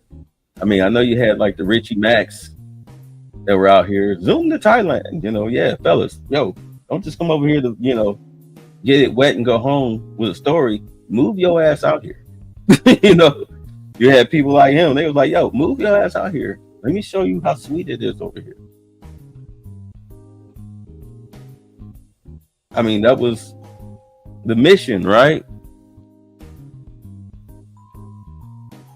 I shouldn't be seeing videos where dudes done tricked off the $700 spending money they got shooting corn. And then because he was so caught up in trying to hurry up and spend his last little money to shoot a corn scene, because I guess she must have been bad. He missed his flight. Now he ain't got no money for no ticket home. So here he is crying at the airport. He ain't got no money for a hotel or nothing. And then come to find out one of the discs are corrupt. So you wasted your time and your money.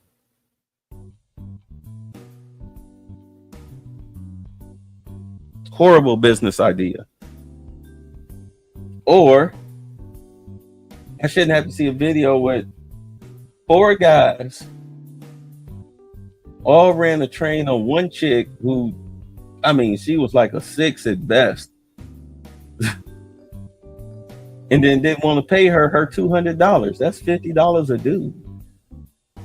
It was 4 of you. That's $50 a dude. Pay that. You pay. Look, you pay them to go away. Do you not understand? You pay them to go away with no drama. That's the whole point. I'll give you what you want. Give me what I need or what I want. Okay, services rendered. Pay me. Thank you. Have a nice day. You have my number. Call me if you need me again. That's the whole exchange. What the fuck are you doing down there? The 4 of you on one chick that looked like she was like 36 years old with 2 kids and cellulite everywhere. This is the best y'all could do, and then you didn't want to pay her on top of it? I shouldn't see videos like that coming out of South America.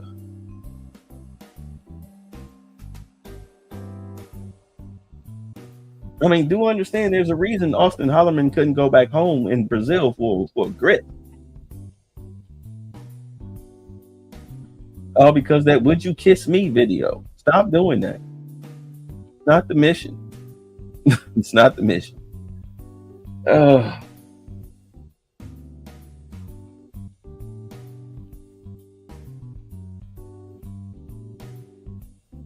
Yeah, I saw a lot of the red pill guys as conservatives simply based on their talking point. That's why, in all honesty, I'm really not surprised that. I mean, I'm like on my 3rd profile now because YouTube, they killed one, which took out all the others. So this is my very first original channel.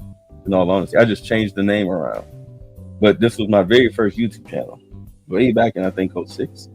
Anyway, 07, whatever. No,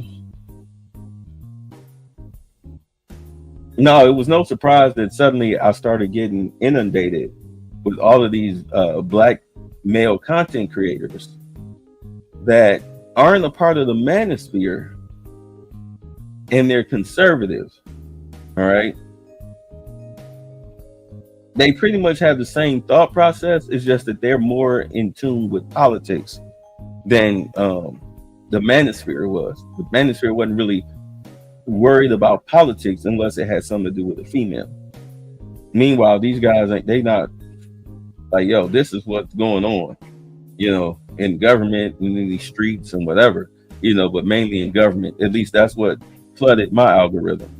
And I was surprised. I didn't know there was that many conservative black men out there, and black women too, but they still have their feminine touch on things. So it's like, okay, what I'm saying? They still got that democratic switch in there that they'll turn on, so you have to be careful with that. No,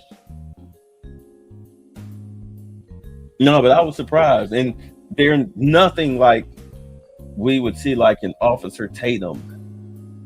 They're nothing like that at all.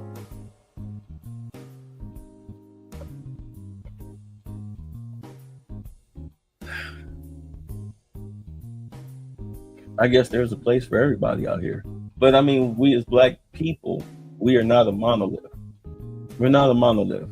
We got them all, from nerds and geeks, you know, to hardcore brothers and hard leg sisters, you know, various shades of gray in every set, in every race, various shades of gray.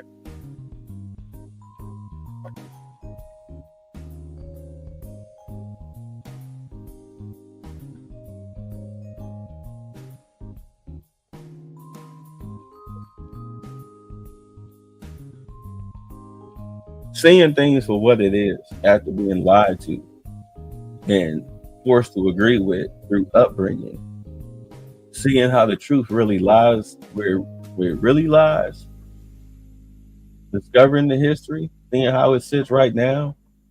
I mean, it's like, how do you still believe in this? Or how do you still believe in that party? Look at what they're doing. Just look at what they're doing. Look, you got these stupid ass niggas, because white people are niggas too. I call them niggas too. They the original. You got these niggas flying down to, you know, South America,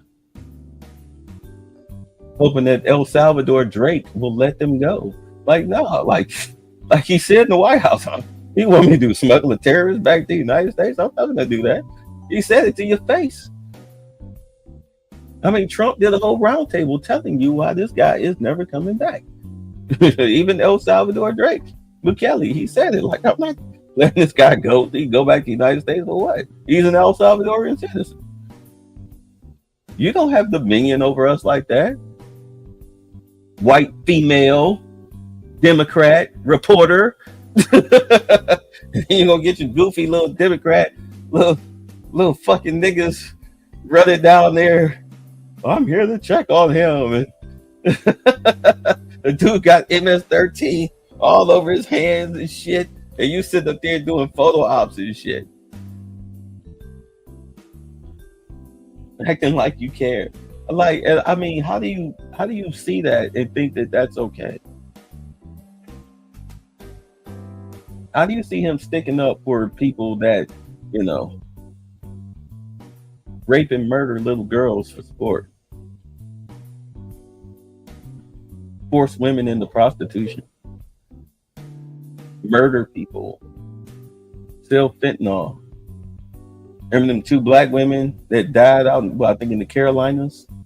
One girl, they were out on a date with white men. It was the pretty black girl that they paid the most attention to the story of because she was pretty. You know, I guess whatever passes with beauty now, with that curly shit on their foreheads. She had died. They didn't understand the cause of death, but the cause of death was fentanyl.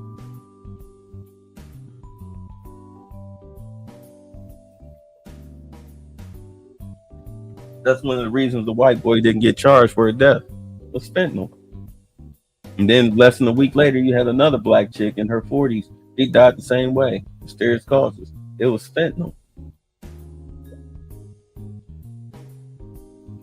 That shit ain't just a white drug. I know more whites use it than most, but they be flipping that shit in weed. All it takes is a drop. A drop can kill you. They be lacing people's weed and shit and everything. You got a kid in college. I mean, come on, think about it. A kid in college. And you think, no, not my kid. Yes, your kid, most especially. Fuck around there, come on there on a Saturday night. You'll see him running around with panties on his head. Woo!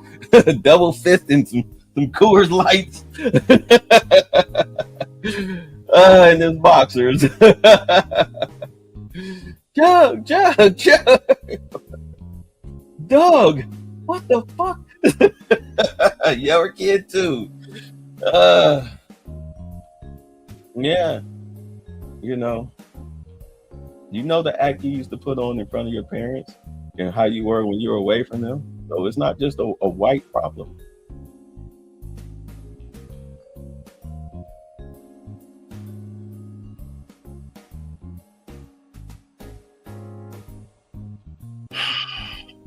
Yeah, those people have to go. They have to go. But to sit there and watch Democrats defend people like that, get the fuck out of here. To sit there and watch them defend these fucking freaks in the elementary schools, reading books to them on how they can, to boys, or how they can receive anal sex, most especially from an older person, how to give blowjobs.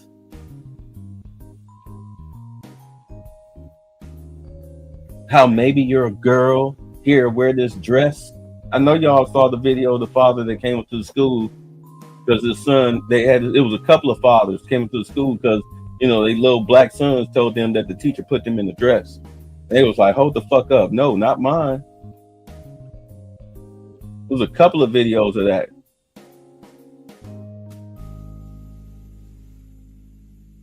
It ain't just a white problem. That shit had to stop. That shit had to stop. Then come to find out, doing keg stands, right? Chug. Yeah, but come to find out, you know, those of us who opposed it or didn't want to get the shot, spoke against the shot. Under the Biden administration, they had us under the terrorist watch list. Ain't that a bitch? Ain't that a bitch? That came out this weekend. These motherfuckers had us on the terrorist watch list because we opposed that type of shit in our school system and we didn't want to get the shot, which is coming out that, you know, all these people, the more hammering around the world is because of those COVID shots. It's the same heart condition. It's all linked to that COVID vaccine. Allegedly.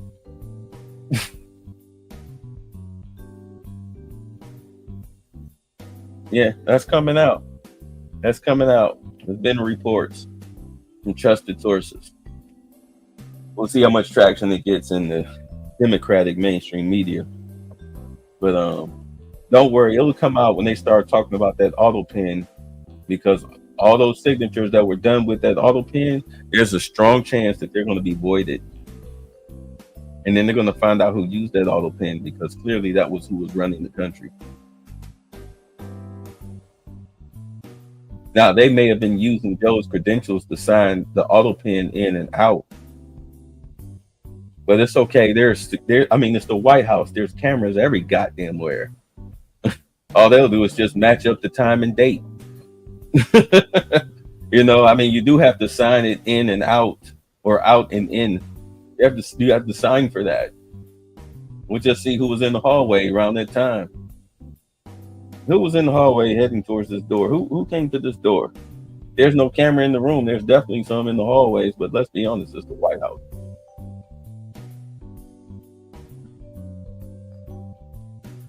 I bet you security used to sit back and watch Lewinsky. Watch Lewinsky's like, damn, like that fat girl. Woo, wait, you tell she was popular in college. I mean, she kind of cute. Somebody, you know, like Chef Grady said, you drink them pretty. Like shit, she made sure that you remembered her. You know they sat back watching that stuff. Like, goddamn, like this motherfucker.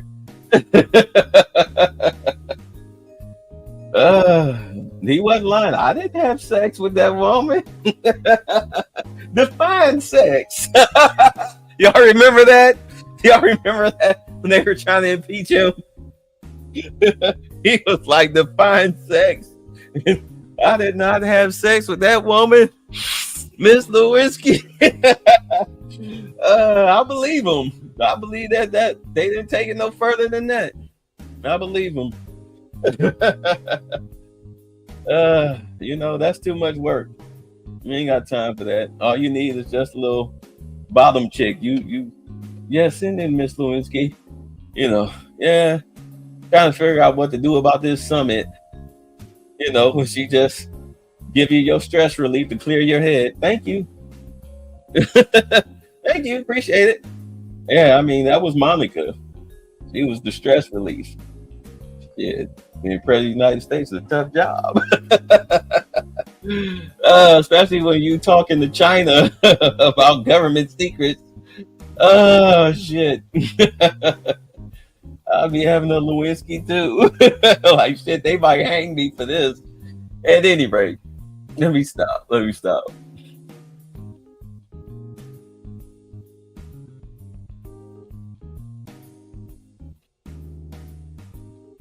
Yeah, they're gonna find out who used the auto pen. When they do that, you're gonna see a lot of those pardons that clearly was told. Reports are that the pardons were for sale, and I think they did like 60,000 pardons, something like that. I mean, they was making money. They was just making money hand over fist before January 20th at 12 noon. I mean, they was cleaning up. Like the guy said, it was like we were like literally throwing gold bars off the Titanic. Like that's how much wealth we were stealing from the U.S. government. Like especially now that Kamala lost the election. Doge was needed. Do you understand? It was needed. You don't get $36 trillion in debt from borrowing. You get a lot of it from stealing. I think Musk reported that trillions of dollars just walked out of the Treasury Department without a signature. Trillions of dollars walked out of the Treasury Department with no signature. Like, get the fuck out of here. Like, how do you hear shit like that and still want to call yourself a Democrat? Knowing good goddamn well who stole that fucking money.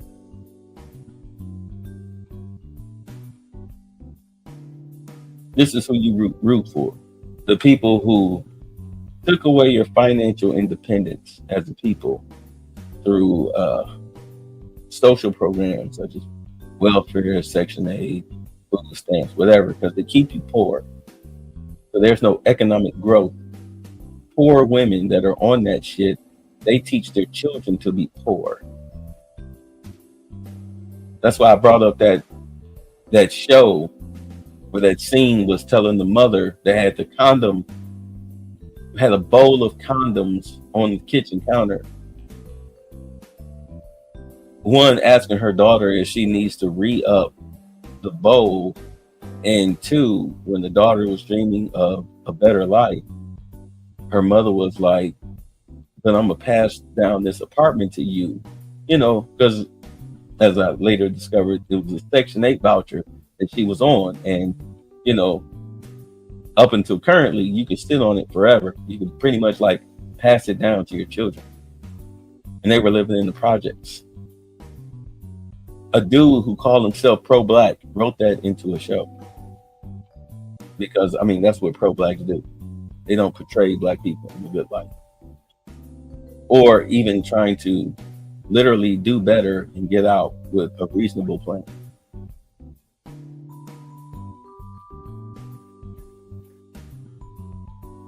The whole plot of the show was that a land developer was finally able to get his hands on the property after being caught up in red tape and ordinances for years. It was like the projects, these two towers that were the projects. But the guy wanted to redevelop the land, so the people would have to go. So I guess the girl's whole plan was to steal some type of documents or whatnot, so the guy couldn't buy the property and redevelop it. And it's like, that's not how this works, bro.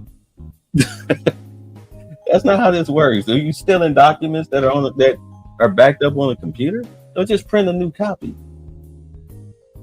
Like what? Who wrote this? You wrote this. Oh my God. And he was defending it when people called it garbage. He was trying to say that people were racist for shitting on his show. But it's like, no, man, your show is trash. It makes no sense. These motherfuckers are supposed to be super suave thieves, but they're running around with these glow masks on their face. Like, the purpose of a thief is to be stealth, not attract attention to yourself. Especially in hallways that have cameras. What are you doing? At any rate, yeah, I mean, they almost had us all in bread and soup lines, especially with all these illegals running around, criminal illegals running around, and no telling whoever else, because I do have a video of a group of white people with a black guy holding the camera, sneaking people across the border in Texas or whatnot, and one of the guys was a known terrorist. Wait a minute.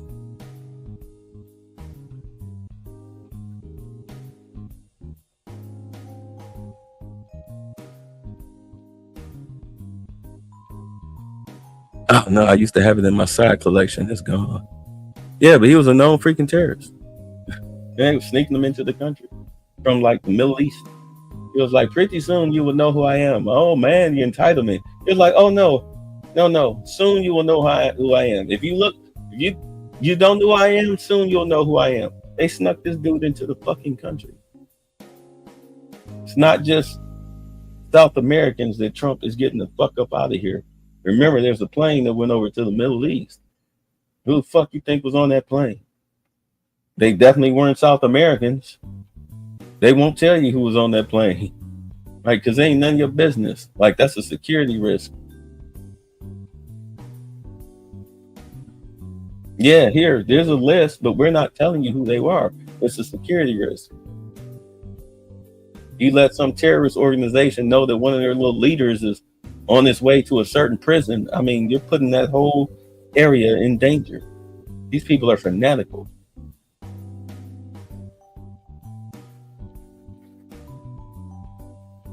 Why do they wear masks over their face? Because do you not know who the fuck they're dealing with? These people will hunt them down and kill their families.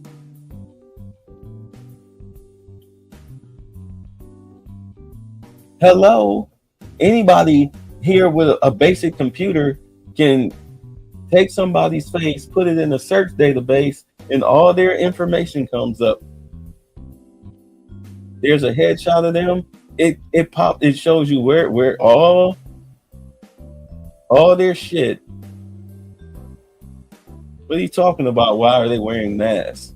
Why are ICE agents who are catching criminal illegals that are being deemed terrorists? Why are they wearing masks when they arrest them? Like, these are Democrats that ask these stupid ass questions. Jasmine Crockett's an embarrassment. AOC is a moron. You know, I mean, if I was Hispanic, I would, oh my God, I'd be denouncing the hell out of that idiot. RICO is not a crime. Are you serious? Wait, that I do have, I think. Let me see. Yeah, here we go. RICO is not a crime. It is a category. What is the it's a category of crime?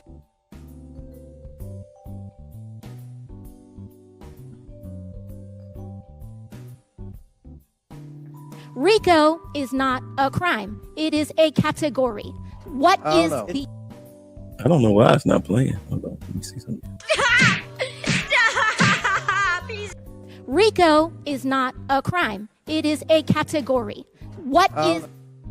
Yeah, I don't know why it's not playing. It says my browser failed. But anyway. RICO is not a crime.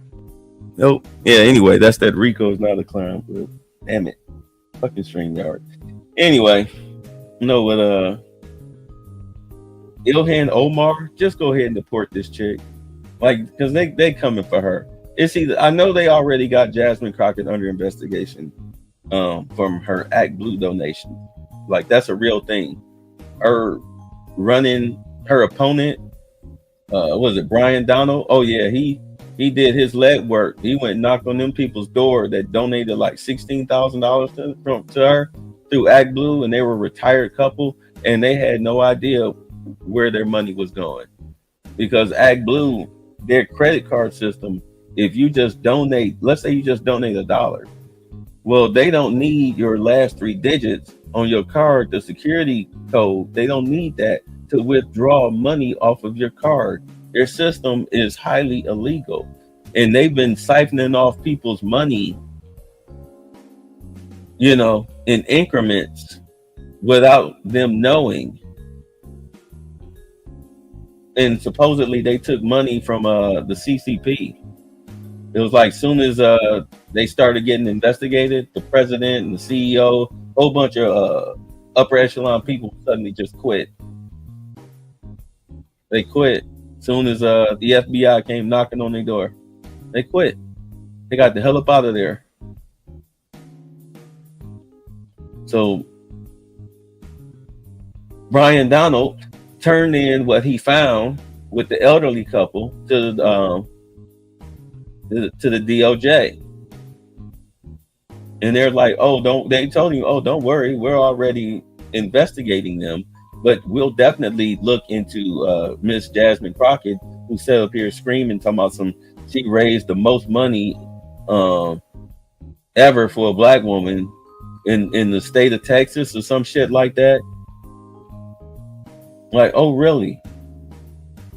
Because remember, we were asking, where did she get the money to buy those 2 houses worth over $1 million and have over $9 million in assets? And she says some half-ass bullshit answer on the Breakfast Club about some real estate deal or some shit or a case. I'm like, what case?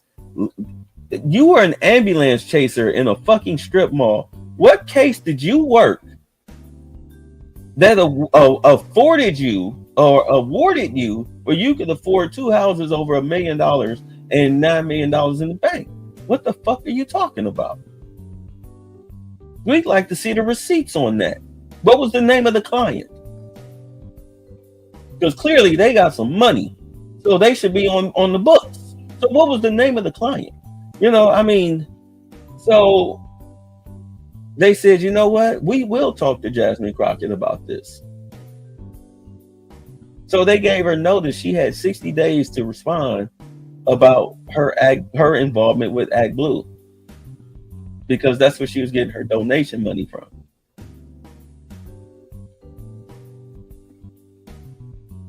Yeah, y'all didn't know that, did y'all? That's why I stay on top of this shit. Yeah. So she's got like another 30 days to go, if not a week and some change, in order to respond to Pam Bondi in the DOJ about Act Blue. Yeah, she in some shit. That's why she called herself wanting to be the head of the Democratic Party so she can launch an investigation on Trump. She trying to use the whataboutisms, in government. That's the same shit. What's the old girl, the one in New York, the big linebacker cockeyed bitch, Letitia James? That's what she trying to do, trying to get all those attorneys generals to file a lawsuit against Trump or whatnot. She trying to get backup, and that failed. They was like, nope, we don't want no part of that. We don't want to be on that man's radar. He coming for you. Like, he got you dead to rights. You can't lie your way out of this one. You can't scream racism on this one. Is this or is that not your signature? You know what I'm saying? What the fuck? These are legal documents. Really? You say that the house that you live in right now is a 4-bedroom home? Okay, well, here we have a warrant to search the place, to inspect the place. Here's our warrant to inspect the place. Boom. Also, it's just a search warrant. How about that? Because we're going to start looking into other records of you. So just, here you go. You've been served. Get out the way. Thank you. And start snatching up computers and fucking files and shit. And then, oh, look at this. This is 5 bedrooms. Hey, Mark, does this look like 5 bedrooms? Yeah. Hey, Gary, is this 5 bedrooms? Is this the 5th one? Yeah. Well, looky here. Baseless allegations. Oh my God. Shit. Got Bonnie down here running scared. Her heels all toe up down here, boy. Got her walking them hallways fast and hard. Ooh, she got to go before the Georgia Supreme Court about that damn money. that she was paying was not her boyfriend. You know, even though we got you guys on body cam months after the trial, after y'all said y'all wasn't messing with each other. Then there's, you know, videos of y'all, you know, Atlanta International coming back from a trip. I mean, it's like, you know, you just pretty much like, fuck it, huh? Yeah, that's why they want your ass to come in here and talk about that money. Because the number one thing that takes down gangsters, not the crime, it's the money. It's the money. They always get you on the money. Usually tax evasion, but you know, for you, this, you know, this is you stealing taxpayer dollars. What conspiracy were you a part of where you got this type of access to taxpayer dollars? Where did this come from?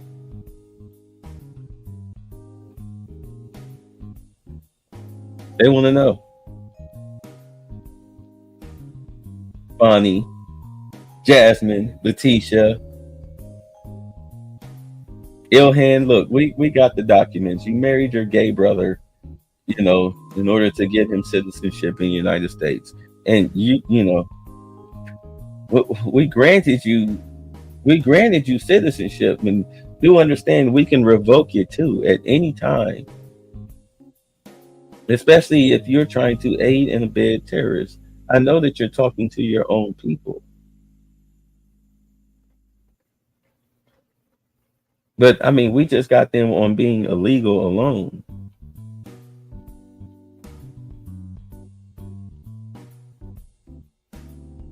Please don't make us revoke your citizenship.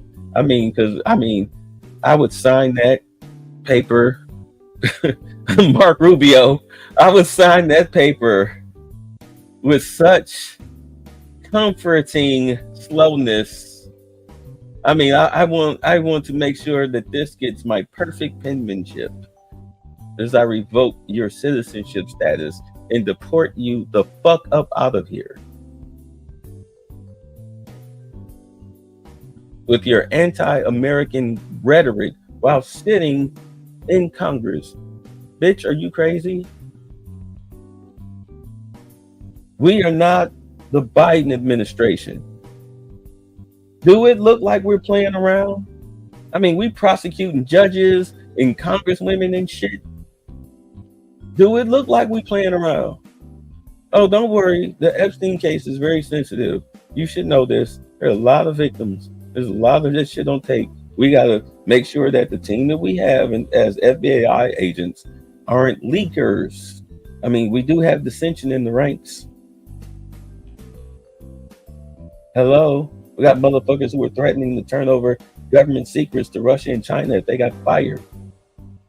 You got an FBI agent that they apprehended at the airport with government secrets, bragging to his coworkers that, you know, when he retired, he was going to go write a book. They called his ass right before he, as soon as the flight, you know, how they check your ticket before you get on the catwalk. Yeah. As soon as he checked his ticket right into two federal agents' hands. Let's go. Let's go. You know, we got you trying to flee the country. He was trying to flee the country so he could go and write a tell-all book on the FBI. Snatched his ass up at the airport. Y'all didn't know that, did y'all? I mean, Cash Patel he's on his second wave of doing lie detector tests. All right. So, you know, it's going to take a minute. It's going to take a minute for him to build a team that he can trust. But he does have some agents that he can trust. That's why you've been seeing a lot of FBI arrests or whatnot. You know, I mean, you got Alina Habba showing up, the court cases and shit, you know, showing that, hey, we serious. You don't show up for nothing like that unless you're taking it serious. Yeah, you can call the photo out, but, you know, I'm letting you know this is serious. That black chick that was throwing bows on those federal agents, pushed one in the back and everything, like chick. I mean, I know it's some petty bullshit, but even we know, don't you dare put your hands on no cop. That's a felony. That's a felony. Shit, that story that guy told in American History X, the black guy? Remember the white supremacist, Ed Norton? He was asking him, why are you in here? He was like, and he told him, you know, like, like I said that I, physically assaulted an officer. Like, get the hell out of here. That ain't why you in here. Like, yeah, yes it is. It was like, well, what happened? He was like, well, I was stealing the TV, out of the store or whatnot. I come outside, the cop, he grabbed me. He caught me by the arm. He yanked my arm. I dropped the TV, and the TV fell on his foot, broke his foot. I'm in here for assault, an officer, deadly assault on an officer. Y'all remember that scene? Ed Norton Jr. was sitting there like, are you fucking kidding me? Like, I think he was doing like 18 years or some shit like that. Like, yeah. Like, you don't put your hands on an officer. I mean, sure, a lot of cops, from what I see with the body cam videos, they wound up dropping the charges. But, we still a little bit under Biden's authority, where they would just drop these assault on a cop charges. I mean, the girls can be like kicking and screaming, spitting in his face, kicking them all in the face and stuff. And not just white cops, but black cops too. I mean, just having full on meltdowns, just violently resisting arrest, calling the cop. If it was a white cop, they was calling them racist. Like, what the fuck? Like, bitch, you tried to walk out of the store with a cart full of groceries and you only scanned a Diet Pepsi.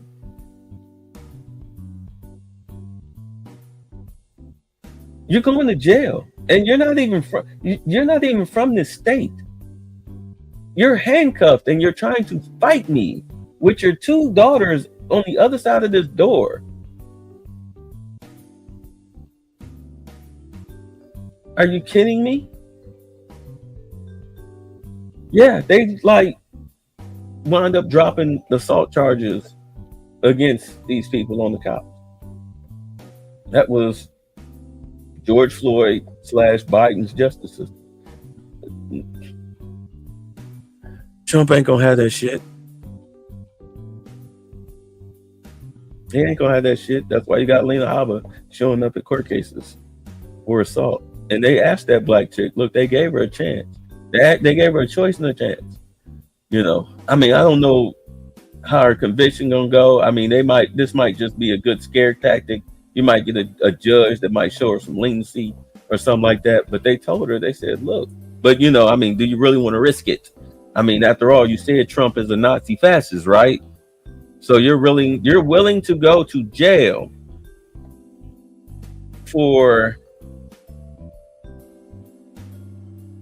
I mean, for her, it wasn't about trying to do a photo op to protect illegals that like to rape and murder little girls for sport. No, that wasn't for her. That wasn't that photo op, that dumbass Democratic photo op.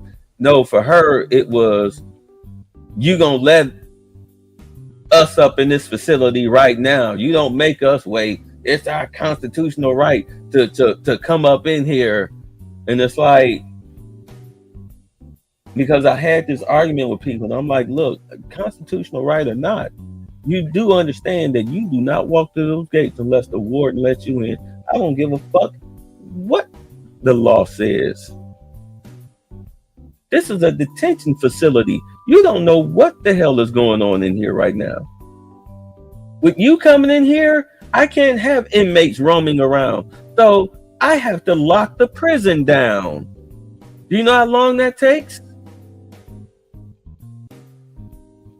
I might be getting ready to have a shift change. This is a bad time. We have to run on a rigid schedule. So you sit there and you fucking wait until everybody gets their shit together and I'm able to get a lockdown. Then I'll bring you into the facility. You don't just walk up in here with prisoners roaming around because you fucking feel like it. I'm the warden. What's up, No News? You wait until I get this shit together. And if it takes all day, then it takes all goddamn day. Because even Brian Donald said he went to go visit a facility and they had him waiting for 6 hours. He said he went. I showed my, congressional badge and everything. Hey, yeah, I'd like to tour the facility. And they said, hold on. Made a phone call. Yeah, they said, just sit tight. They'll be right with you. 6 hours later, okay, the warden will see you now. The warden will see you now. He'll probably even be nice enough to come outside and meet you at the gate. Hey, how you doing? Actually be glad that you're showing up. Get these guys to clean up around here a little bit. I mean, it is an inspection after all. Just no different than when the health department shows up in a restaurant. Everybody in the fucking kitchen panics. Well, at least everybody that care. They want to keep their job, Used to see that shit a lot. Working at the hotels, the health inspector would roll up in there occasionally, and he would have to wait until the GM came to get him, because you don't just walk in the place unannounced and unattended. It's dangerous. You need an escort. You don't just walk up in there. So for her, that's what it was. You're going to let me in here right now. My constitutional right. You're trying to force your way into a maximum security detention facility, housing the worst of the worst that don't even speak English.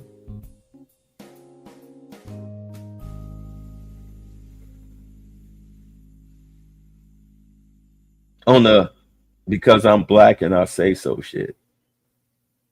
You know what that was.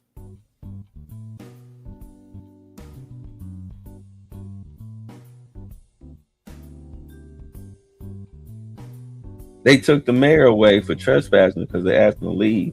In other words, hey, when you go, these people go too. So please leave the property. You got your tour. Did you see everything you want to see? Yes. Okay. Now get the fuck out of here. We're trying to work. Take this circus with you. He didn't want to leave. So then suddenly the black chick, MacGyver or whatever, want to turn it into no, you're gonna let all of something. We all need to see. No, you don't. The mayor has seen it. Leave. That's why they dropped the charges on him. Because he didn't leave fast enough. Okay, we're gonna drop the charges on you, but MacGyver, I mean, you was throwing bows and shit. That's why when that chick was body slam, I'm wait, what if she ain't body slam? I kept watching the tape. I'm is there a video missing that we haven't seen? And that's why I see why now the Democrats were if they put out any video like that, it's doctored. Yeah, because I'm I didn't see no body slam. And then finally, I was you mean her slamming her body up against them? You call that a body slam? Man, get that girl get her out of here. She gonna talk like that. She need to know the lingo. That's not a body slam. Say she slammed. You trying to sensationalize it. Don't do that. We don't need that over here. We need to stick with the facts. Don't sensationalize it. The fuck? Let them do all of that crazy shit. You stick to the facts. It wasn't a body slam. She slammed her body and was throwing bows. Shit. So they got her on that. They even got her on video pushing a DEI agent or whatever because he had the jacket on. Got her pushing him in the back. I mean, you go out there and do that to a cop and, go ahead and say this is nothing more than a political arrest. See how well that works when you see the judge in the morning. It's the same shit. It's the same shit. And I'm surprised with everything that's popping because I saw one today where they arrested this illegal Hispanic. They arrested him outside the courtroom. And it was a bunch of DEI agents. They was marching him out in his suit and tie. He even had on dress shoes. Looked like he, worked upstairs in somebody's office. But yeah, they was dragging him out. And the people was oh, y'all You're not allowed to do this. The judge is printing a document that's showing that you can't do this. But the document says that, yeah, you can't arrest them in the courthouse. And then like 2 lines later, it says something about being out in a public government space, such as a hallway, is okay. So in other words, they don't want you going into the courtrooms or in the business offices to arrest the people because you're disrupting service. Instead, just wait for them to come out in the hallway and you're allowed to arrest them. And then they was trying to trip about the warrant, but it's like ICE operates under a different type of warrant. It's not an American warrant, that a warrant that they would need for us. It's not that type of warrant. This is a warrant specifically for illegals, no matter who they are or where the fuck they are at any time. But we'll respect, that's why y'all got the hallway law. So that way we're not disrupting your courtrooms. Because, I'm in a government building. You would think that people that work in a government building would be about upholding the law, right? What in the fuck about us arresting an illegal is against the law? This is our job. Motherfucker, you ain't got no feelings for this dude who beat the shit out of his roommate with a baseball bat. You trying to fuck him? Then stop playing like you care. You're a moron. Get him the fuck out of here. Playing this dumbass Democrat game. Like, man, I'm surprised one of these ICE agents ain't maced somebody yet. I'm waiting on it. They got that the Hispanic chick in Upper New York or whatever, that Upper Eastern area. They arrested some woman, illegal, who was wanted for battery. Like, she attacked a pregnant woman and like her sister or something. I think the pregnant woman was her daughter. Family domestic. And she was illegal. So she had a deportation order. So they were just executing the warrant. And this chick she trying to block ICE from taking her and whatnot. They done called ICE. Well, the people saw ICE and they called her.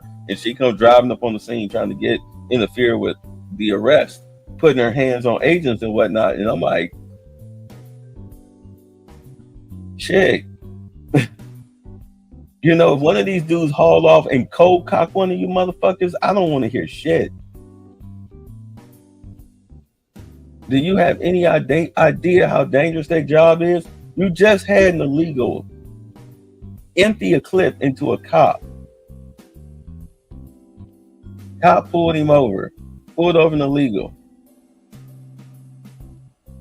Of course, he getting all squirrely.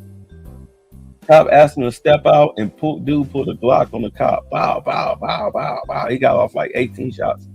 But the cop, he shot the cop a couple of times, but the cop killed him. Cop blew his fucking head off.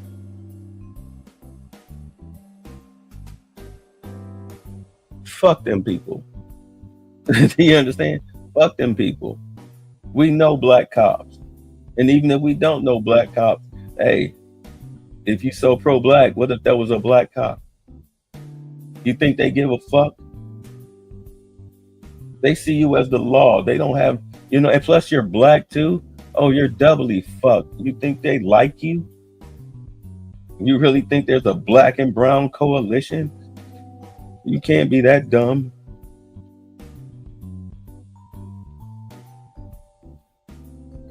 They just killed a black woman the other day. A mother of 2, 6 of them in a car, shot her up. I guess that was his initiation ritual. Illegals.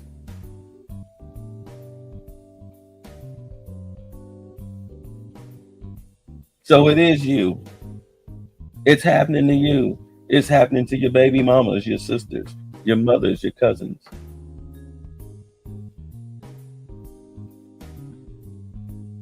You think the people that lived in that piss poor apartment complex in Aurora, Colorado was all white?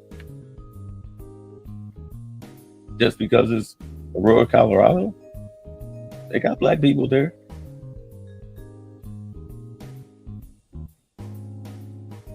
If they got illegals, they got black people, because that's exactly where they stuck them, right in your fucking neighborhoods.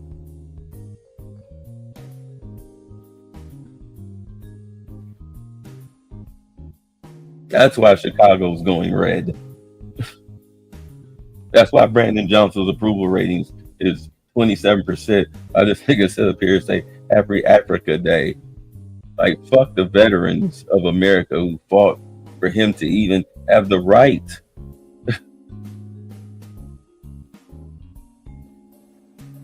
To be mayor of Chicago. Like, nigga, you know, if we lost that war, you wouldn't exist. Good thing we got the nukes first. Like, you know what I'm saying? Like, what the fuck? How dare you?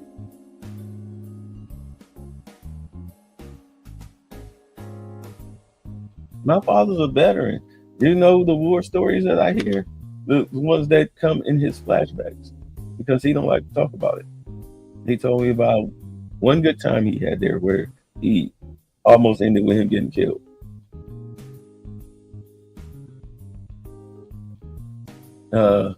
Okay, I'll share it. Because he was a Vietnam vet. He said they were over there, you know, and it was the middle of one of their rainstorms. And like, it was late, and they wound up coming across what turned out to be a brothel. You know, so they like, cool, all right. So, you know, I guess they did what they did or whatever. I don't know, but they were definitely spending the night. So they got all their gear off, piled up in a corner and everything, you know, and they out like in like this little dining room area playing cards. And they hear the front door open. They hear a lot of footsteps, you know, hear the shaking off the rain. Like, this is what he said. And he was like, oh, this might be, you know, more of our company, you know, Americans. Like, oh, okay, it sounds like they coming in to stay. They must have been trailing behind us, and, you know, they done caught up with us. Like, all right, cool, let's see who it is. And lo and behold, they were standing in the face of a bunch of Vietnamese soldiers, fully armed. He said they looked at each other for a hot minute, gave a head nod. The brothers gave a head nod. They gave a head nod. And then they went upstairs with the girls. He said as soon as they heard all them doors slam, they got their shit and got the fuck up out of there.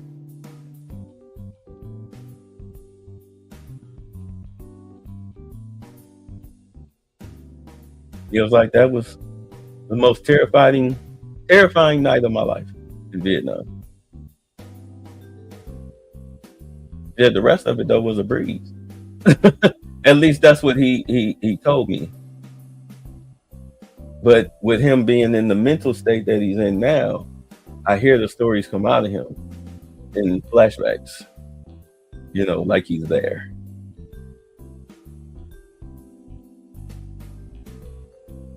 Yeah, like Brandon Johnson, how fucking dare you, man? You piece of shit. You want to talk about a coon? That's a coon right there. You put them motherfuckers in your community and then put them over you. And the city is bankrupt because of him putting these people over you. They even shut down one of your schools to house them. Brandon Johnson did that. You want to talk about a coon? That's a coon right there. But he's so pro-black.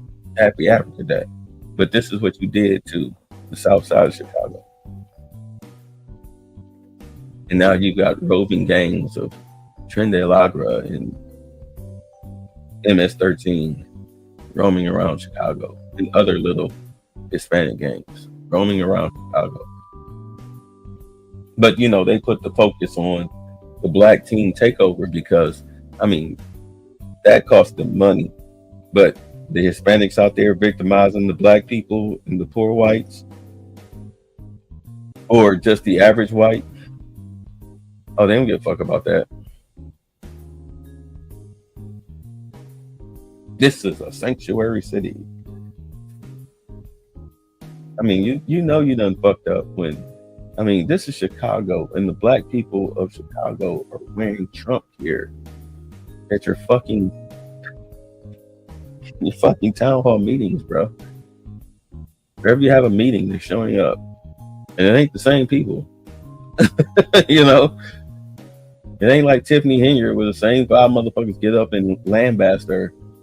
You know, like, no, these are like different people. I'm sorry, I don't mean to be so vulgar, but this is just, I mean, I'm just being real with y'all at 12:58 in the morning.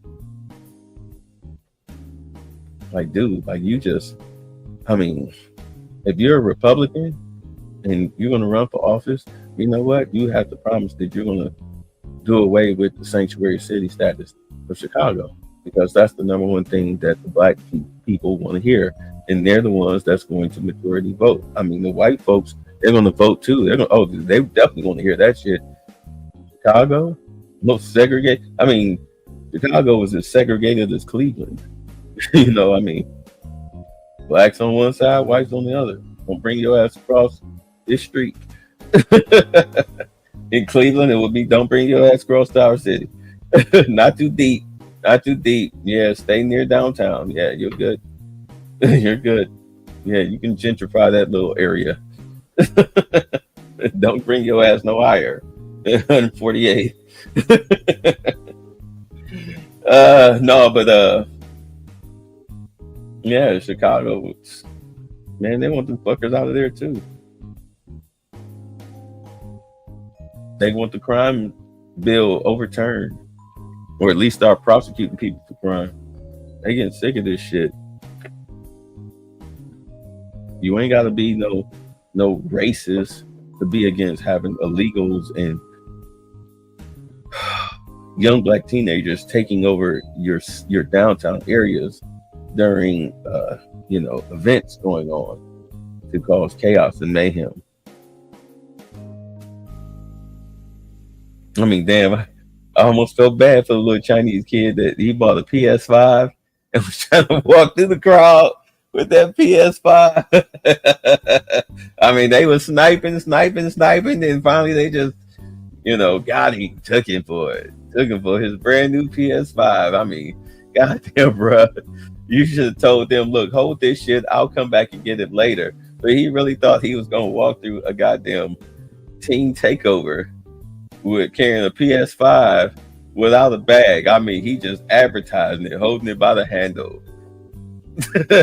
I mean, he was walking fast, trying to keep his head down. They got you, bro. They got you. Damn, like you ain't even get to the bus stop. That Uber was like, nah, I ain't going in there. I'm 2 blocks away. Yeah, come meet me there. He didn't make it. He didn't make it. I almost felt bad for him. Now I want to cry. Found out my son has a Colombian girlfriend. I'm so proud of him. I mean, you up there in that melting pot area, the New Jersey.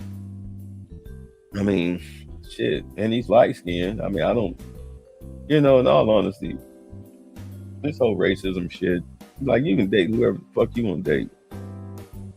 You know what I'm saying? Like you tired of people judging you by your color, so why are you judging others by their color? That somebody you don't even know or would fuck with. Why are you worried about who they date? Why you sit up here with a white baby mama? You got a white baby mama, but you trying to police another black man's dick. Like, get the fuck out of here. on race relations. Like, shut the fuck up.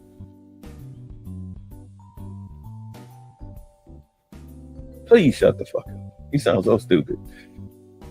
I guarantee you're not talking to your baby mom, your white baby mom, about the plight of black women in America and sports every time you do a damn drop off. I just know that conversation not going on. And I swear, I bet you every time you all of a sudden start in on her with this whole racial identity shit, I bet she just roll her eyes and be like, oh God, please shut the fuck up.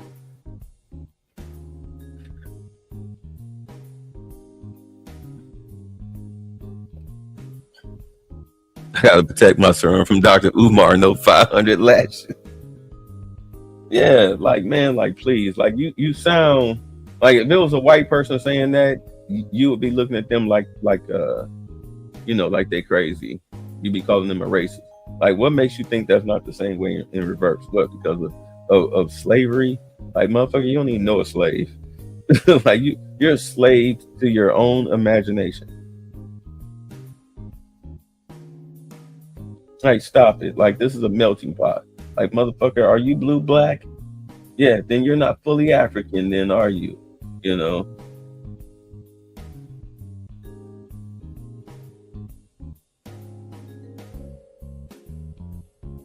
I know his ass will probably take one of them $150,000 one-way tickets to Africa. All the money he done stole, and his donations look like they're down to like $500 a week. You know, if that, because, you know, now he's forced to use PayPal. PayPal is a bother. Ain't nobody trying to be doing all that. So yeah, that brother's starving. He would definitely take one of them flights in $50K and try to have himself a fresh new start somewhere in Ghana or whatnot. But he got called out there. And now with these YouTube videos out where he was, you know, going at it with his daughter and shit, instead of just, you know, answering her call or responding to her text. I mean, she did say she was calling you. I'm pretty sure she texted you too. All you gotta do is just respond, be a goddamn grown ass man, and respond to your fucking daughter, bro. She finally reaching out. What's up? Hey, what's up? This daddy, what's up? You all right? You good? You need anything? You straight? Yeah. And then, you know, you found out what she wanted. All she wanted from you was her sister's number. You know, the one she just found out that she had. Piece of shit. You know what I'm saying? That's all she wanted was her sister's number. She just found out she had a sister and get in contact with her. And of course, you know, granddaddy said, hey, I don't know, but you have to ask your father. So then she texts her father, and it got to this. He made a whole he made a video series on that. That's not a father. Like, trust me, he did that little real favor by not being around. I mean, look at what he did. No fucking way I would air out my kids' dirty laundry. What happened between me, her, and her mama is not for the internet. That's a family thing. Like, whether her and I are together or not, we still a family. We made this beautiful little girl. So what's up? What's going on? Your mama give me problems? What? I just need my sister's number. I heard I had a sister. Why don't you tell me I had a sister? Shit. Yeah, why didn't you tell her? You know what I'm saying? Why didn't you tell her? Why are you not talking to your kid, man? What the fuck? Do y'all not understand the story now? When you really look at it?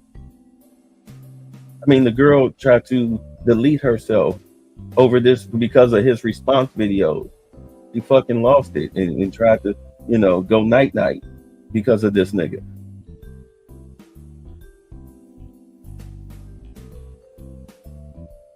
Please do not be defending that type of dude. Get the fuck out of here. No. Don't matter what the mother did. What did he do? Look at what he did. All over a fucking phone number. That should have been handled behind closed doors, and we should have never knew anything about it. She don't talk about you. You don't talk about her. Leave it at that. Keep that shit behind closed doors. All you gotta do is text the girl back. That's what the fuck you had to do. Find out what she wanted. All of this shit could have been avoided. It looks so bad. It looks so bad. It looks so bad. It looks so bad.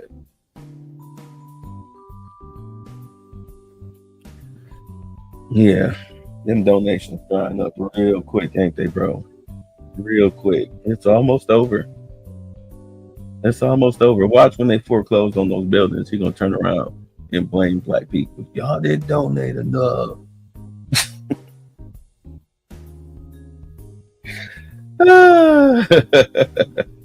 We watched this dude fly all over the world, fucking off the money, running back and forth to Africa with kids and shit. What is this shit? Like, you supposed to be building a school. Why are you globetrotting? Where's the money for all this globetrotting coming? There's no videos of you speaking in all of these different countries, except maybe Ghana. You know, where it looks like you're having a good time. Got your shirt off, talking about washing yonis in the ocean, and you should know what a yoni is. Some women need to wash their yonis in the ocean or something first. Like, yeah, well, why are you saying that while you're sitting there live on cam with your shirt off? Why are you saying that? While in the Bahamas or whatever, wherever he was. I know he's in South America. Like, why are you saying this?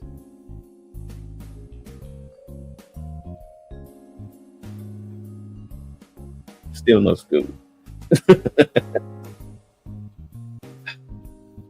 And money drying up fast as fuck. I'll never forget.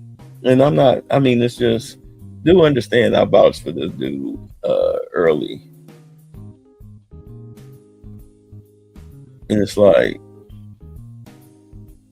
I hear what you're saying. I believe in your cause. And I'm going to donate, because I donated $100. Like, at the early going, like when he was on his lecture tours. I even went to Cleveland to go see him speak.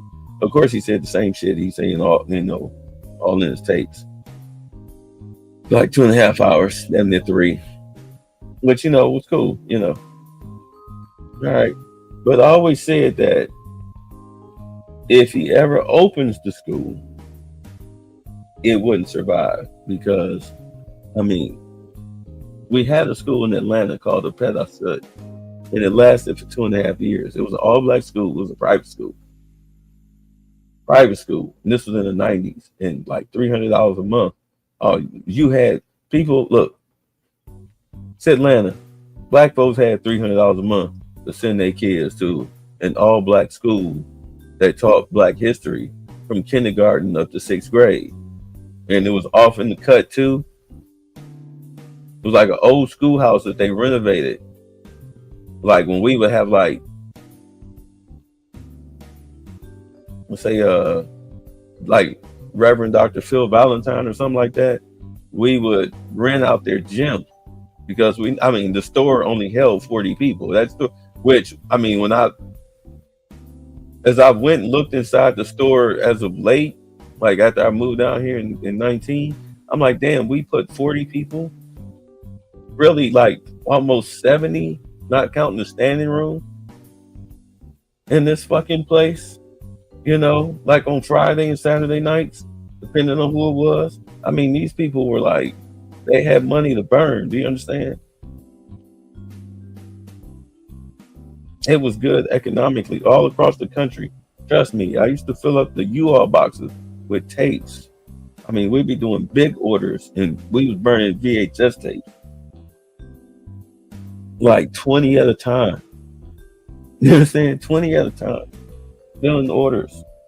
Shipping them all over the U.S. Sometimes overseas, but not often because of the tax. That shit used to cost a lot. Like $140 to ship something to Japan. Get the fuck out of here. It's shit. You keep that shit. Throw that shit on YouTube. Which was in its infancy. But at any rate, no, them people had money. But eventually, after 2.5 years, it shut down because the people stopped paying the money. You understand? Eventually, selfishness and greed took over from the parents. It took over for the parents. They was like, shit, I'd rather take this $300 and spend it somewhere else. So then they just stopped paying the kids' tuitions or whatnot, or didn't re-enroll them like that. After that half year, yeah, a lot of students unenrolled into the school. A lot of the parents unenrolled their kids to the school. It was like it was enough where they couldn't sustain being open the following semester. So they had to shut down. Like, this is the middle of a semester. They had to shut down. I think it was like around Christmas break that's when they shut their doors for good, because they didn't have the students. They didn't have the money to survive, because you need the students in order to, pay the bills. Private school, after all, and it wasn't government funded, not a dime of it. So this dude calling himself trying to open up a school with no board of directors, no accountant, no oversight, no nothing, just him. And he bought them Scooby-Doo ghost house for what, reportedly $400K. You said on Roland Martin's show that you had $700K. So here we are 7-8 years later. You bought these bandos at $400K. Where's the rest of the money? Because I know you've been still collecting donations like crazy.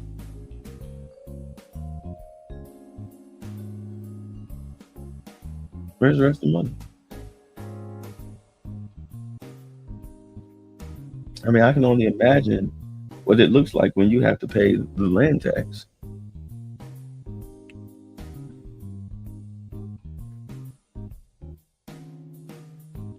Yeah, I figured that he would never get it open, or if he did get it open, it wouldn't last long.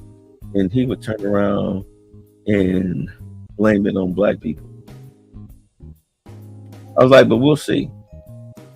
We'll see. I mean, damn, you at $700K? Shit, you making some progress.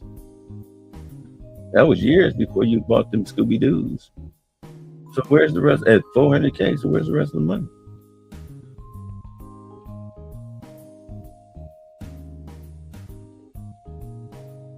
You see what I'm saying? There's been no improvements outside of paint days. Stealing tiles still need to be put up. Still running around on crunchy ass floors.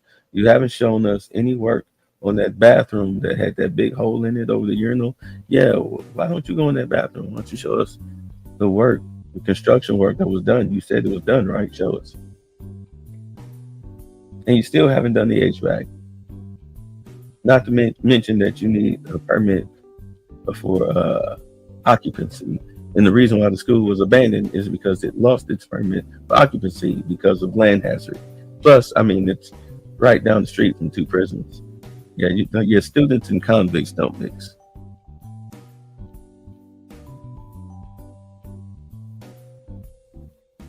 In a poor area in Delaware.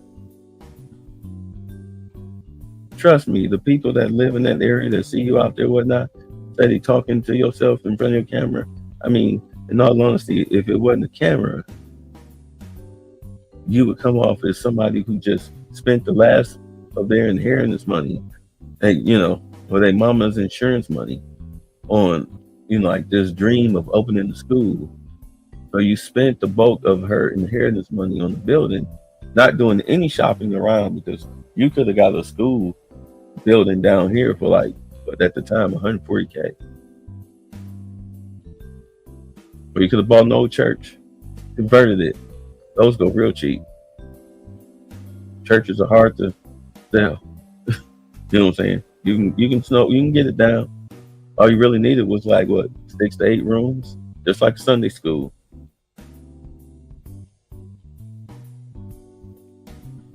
But that wasn't the plan. But you would look like a hobo. You would look like the crazy guy who blew his inheritance money on these fucking abandoned buildings, sitting up here ranting and raving up and down the street, picking up trash, talking about something he's gonna open them up in school. I mean, look, this fool, he put all these black heroes on the wall and then put himself in the middle with these black heroes. This nigga really think he a black hero, don't he? Like, dude, we see the dope man going in there. We know who he is. What the fuck? You ain't slick. Can't believe you put that on tape.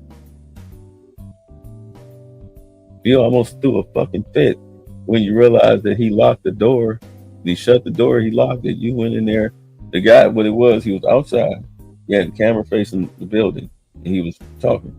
And then you saw the guy go in the building. Umar saw him go in the building. He paused. Saw the guy go in the building, through the camera. And then he kept talking. And then you saw the guy go out, after about a minute or so. So then Umar went into the school. I mean, keep in mind, he caught all this on tape. He went into school and went to the door and tried to get in the door. He was like, oh, I told him not to lock the door. He was jiggling and jiggling. He was patting the keys. He was trying to get in there bad. I mean, come on. The fuck you think this is, Umar?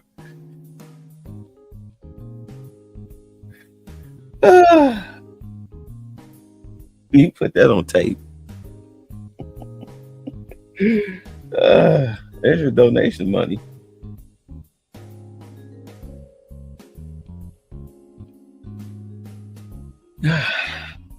Louis, you remember I was like, yo, don't give me no money. When I was having super chats, I was like, yo, no, y'all keep y'all money, man. I don't want y'all money. Keep y'all money. Like, I do this for fun. It's a hobby. Like, I don't want y'all money. You seem so sad. Like, all right. I'm messing with you. But no, like, yeah, like, it was never about money. Never about the money. It was fun making the money, but it was never about the money. It was just having fun doing good business.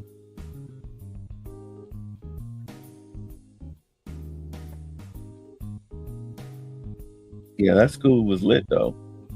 Matter of fact, that was the school. Louis, you heard me tell the story about Steve Coakley with him setting up to sell his stuff. That was the school. That's when we had him.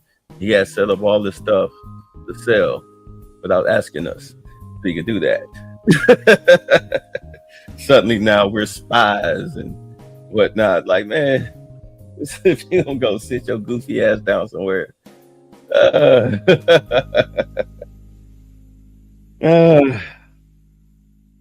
swear, man. No, I could tell y'all some stories, but anyway.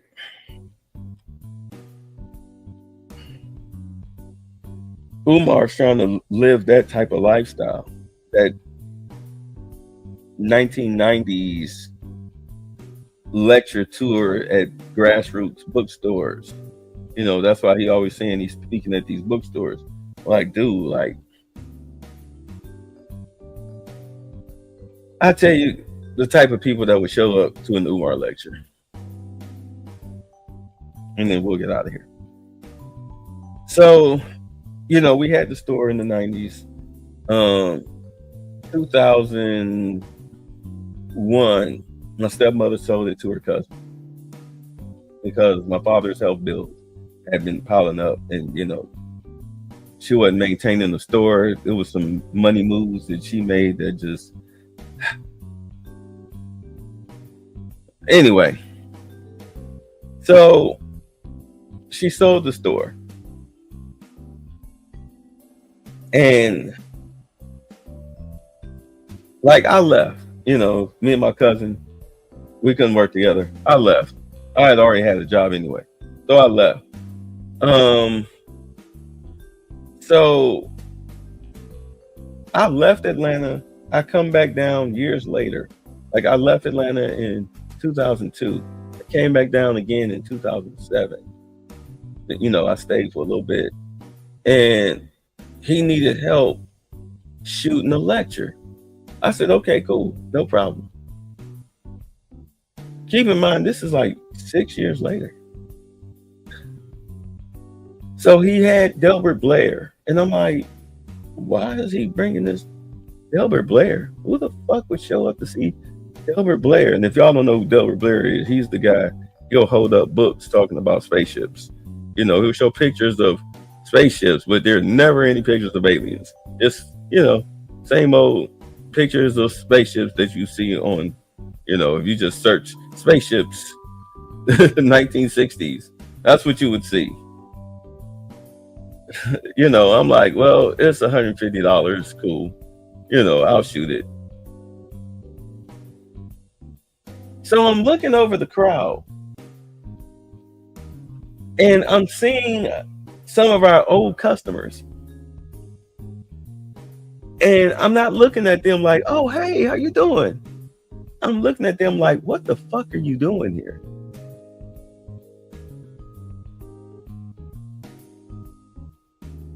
I've been gone 6 years. You still coming to this shit?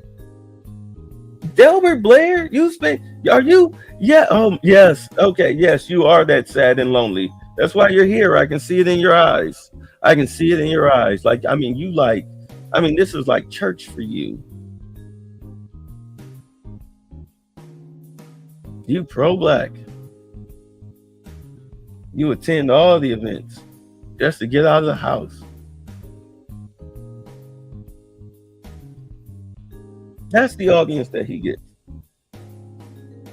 In this day and age, that shit died out after 2014. That was the last time Kevin Schott gathered another metaphysical masters. I heard nothing about it. I know he had Professor Griffin there, but that was the last that I had heard of any type of anything coming out of anybody. And I think he put that online. I think they may have taken it down. He said he did. Last time I talked to him, he said YouTube deleted a lot of his videos because he was posting stuff here on YouTube. So, yeah, I think 2014 was it. So here he is out here in 2025 trying to run that game. Like, dude, what audience are you getting? Who's showing up to these things? And I do see the old grandmas in the kente cloth and everything, but I'm like,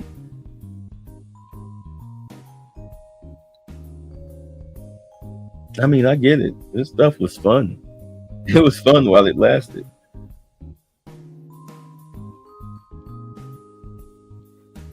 I don't knock it.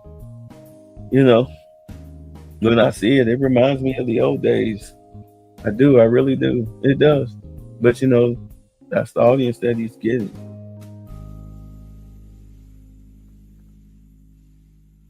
You don't see a lot of young people at those events. You just don't. You don't see a lot of young people.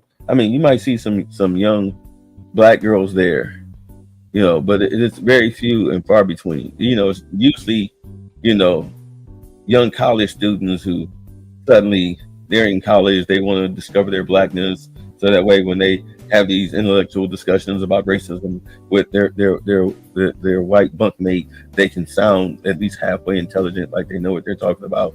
You know what I'm saying? Let's just be honest. So they go into them bookstores and they buy books on African culture and shit. And then they might, oh, who's this talking? Oh my God, oh, I've heard of him. He's on the internet. Then they listen to his lectures and everything, and maybe it works on them, maybe it doesn't.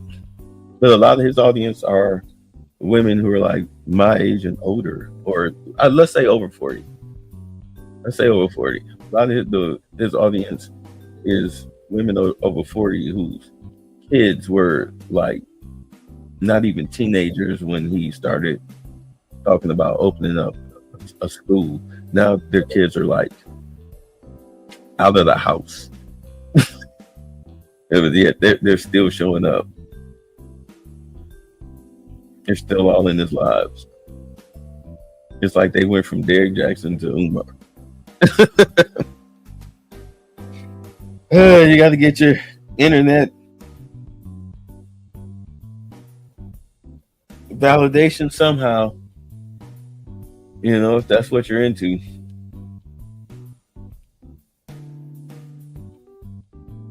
And I don't say that it's not a jealous thing or anything. It's a matter of watching something that we put our blood, sweat, and tears into be made a mockery of by someone like that. Like, bro, you're not conscious. Don't say you're conscious. You're pro-black. You're a scammer, but don't. You're not the most requested nothing. You're not the prince of nothing. Stop it. This is not your wheelhouse. Kidding me? Wrote the book on this shit. You ain't it.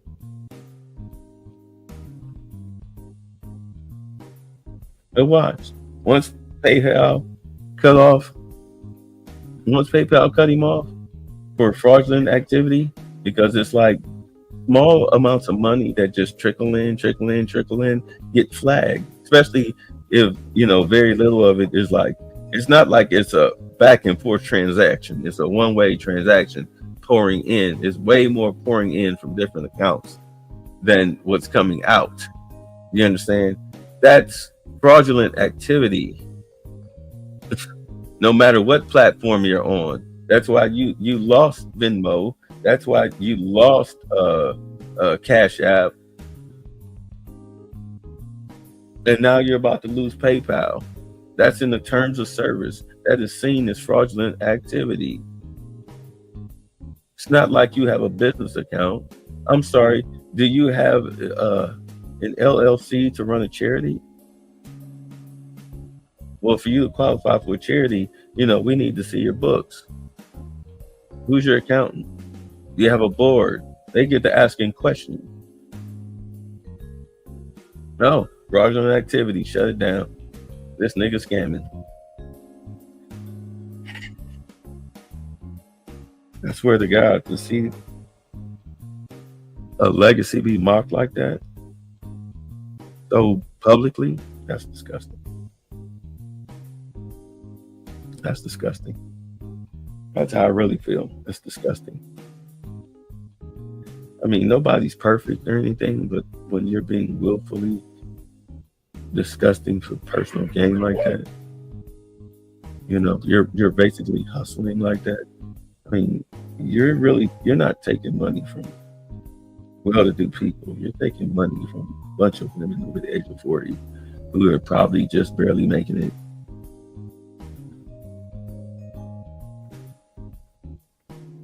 Probably some men too. They could use that money at home. Don't tell them what they scrimp on in order to send you $20, $40, $100.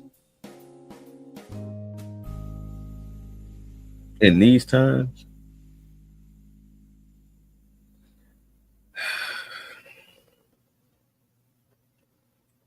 that's all right. Trust me, PayPal is going to kill your account. Watch. They're going to kill your account real fast. Because, a lot of scammers use PayPal. You know what I'm saying?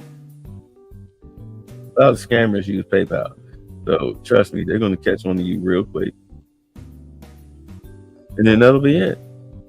I guess you'll have to be doing MoneyGrams, Western Unions, fucking pigeons, dollar bills wrapped around his leg or something. I don't know.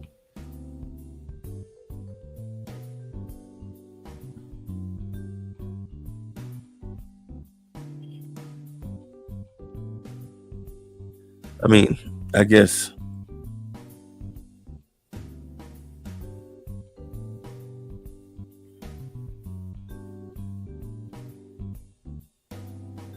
time always tells.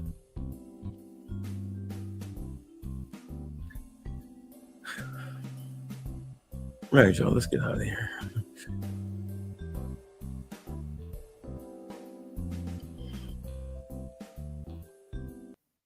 And by the way, it's okay to think for yourself. I normally watch Forbes. Like, they cover all of the stuff going on in government, like that we wind up seeing on the news. Like, they be showing the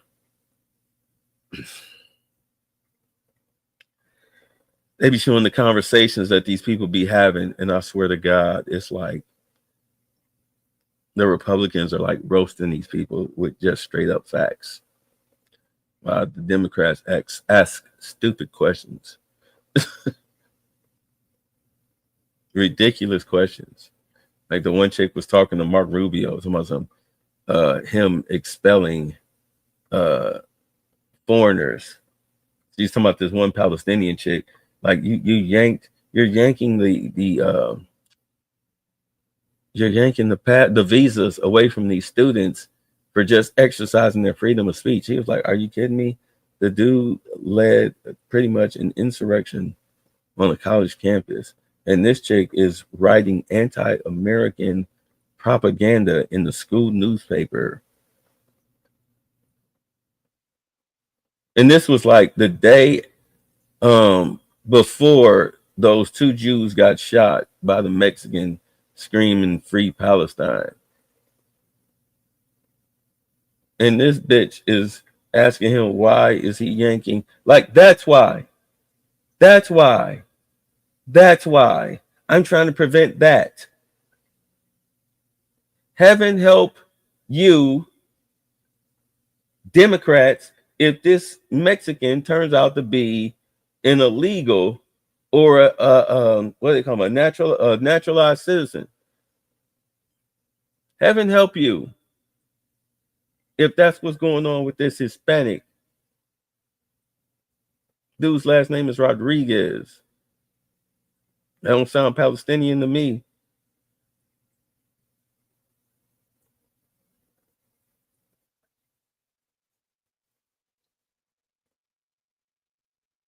That's why I'm yanking visas. You don't bring your... What country in the fucking world do you get to go to on a visa or even just on a passport and get to stage protests and write defamatory articles about our government? Get the fuck out. You ain't got to stay here. Get the fuck out. Ilhan Omar, get the fuck out. No country has to put up with that shit ever. I don't give a fuck what you think, because it turns into that. We don't play that shit here. Keep that shit over in the Middle East where it fucking belongs. Don't bring that shit over here. We go, oh, bruh, woo. You just might get the Saddam Hussein rope. They might pull it right out the closet. Yeah, go get, yes, get the Saddam. The Saddam? Yeah, get the Saddam. Oh my God. This is serious. Who is it? It's some Rodriguez kid. Like, oh my God. He should feel honored. Oh my God, what are you doing? You can't have that shit here. This is why you deport illegals. This is why you revoke visas. You don't get to commit crimes and stay here. You don't get to be here as a criminal. We would 100% veto your fucking credentials. Fuck no, your application goes in the trash.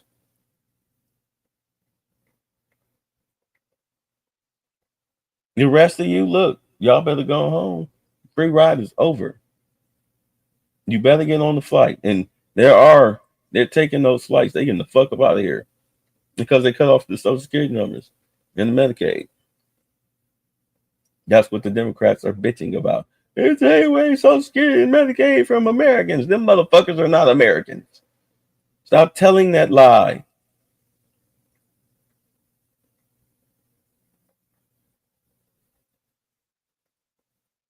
They're not Americans. Stop counting them as such. And you wonder why I don't rock with the Democrats? Man, let me get the fuck out of here.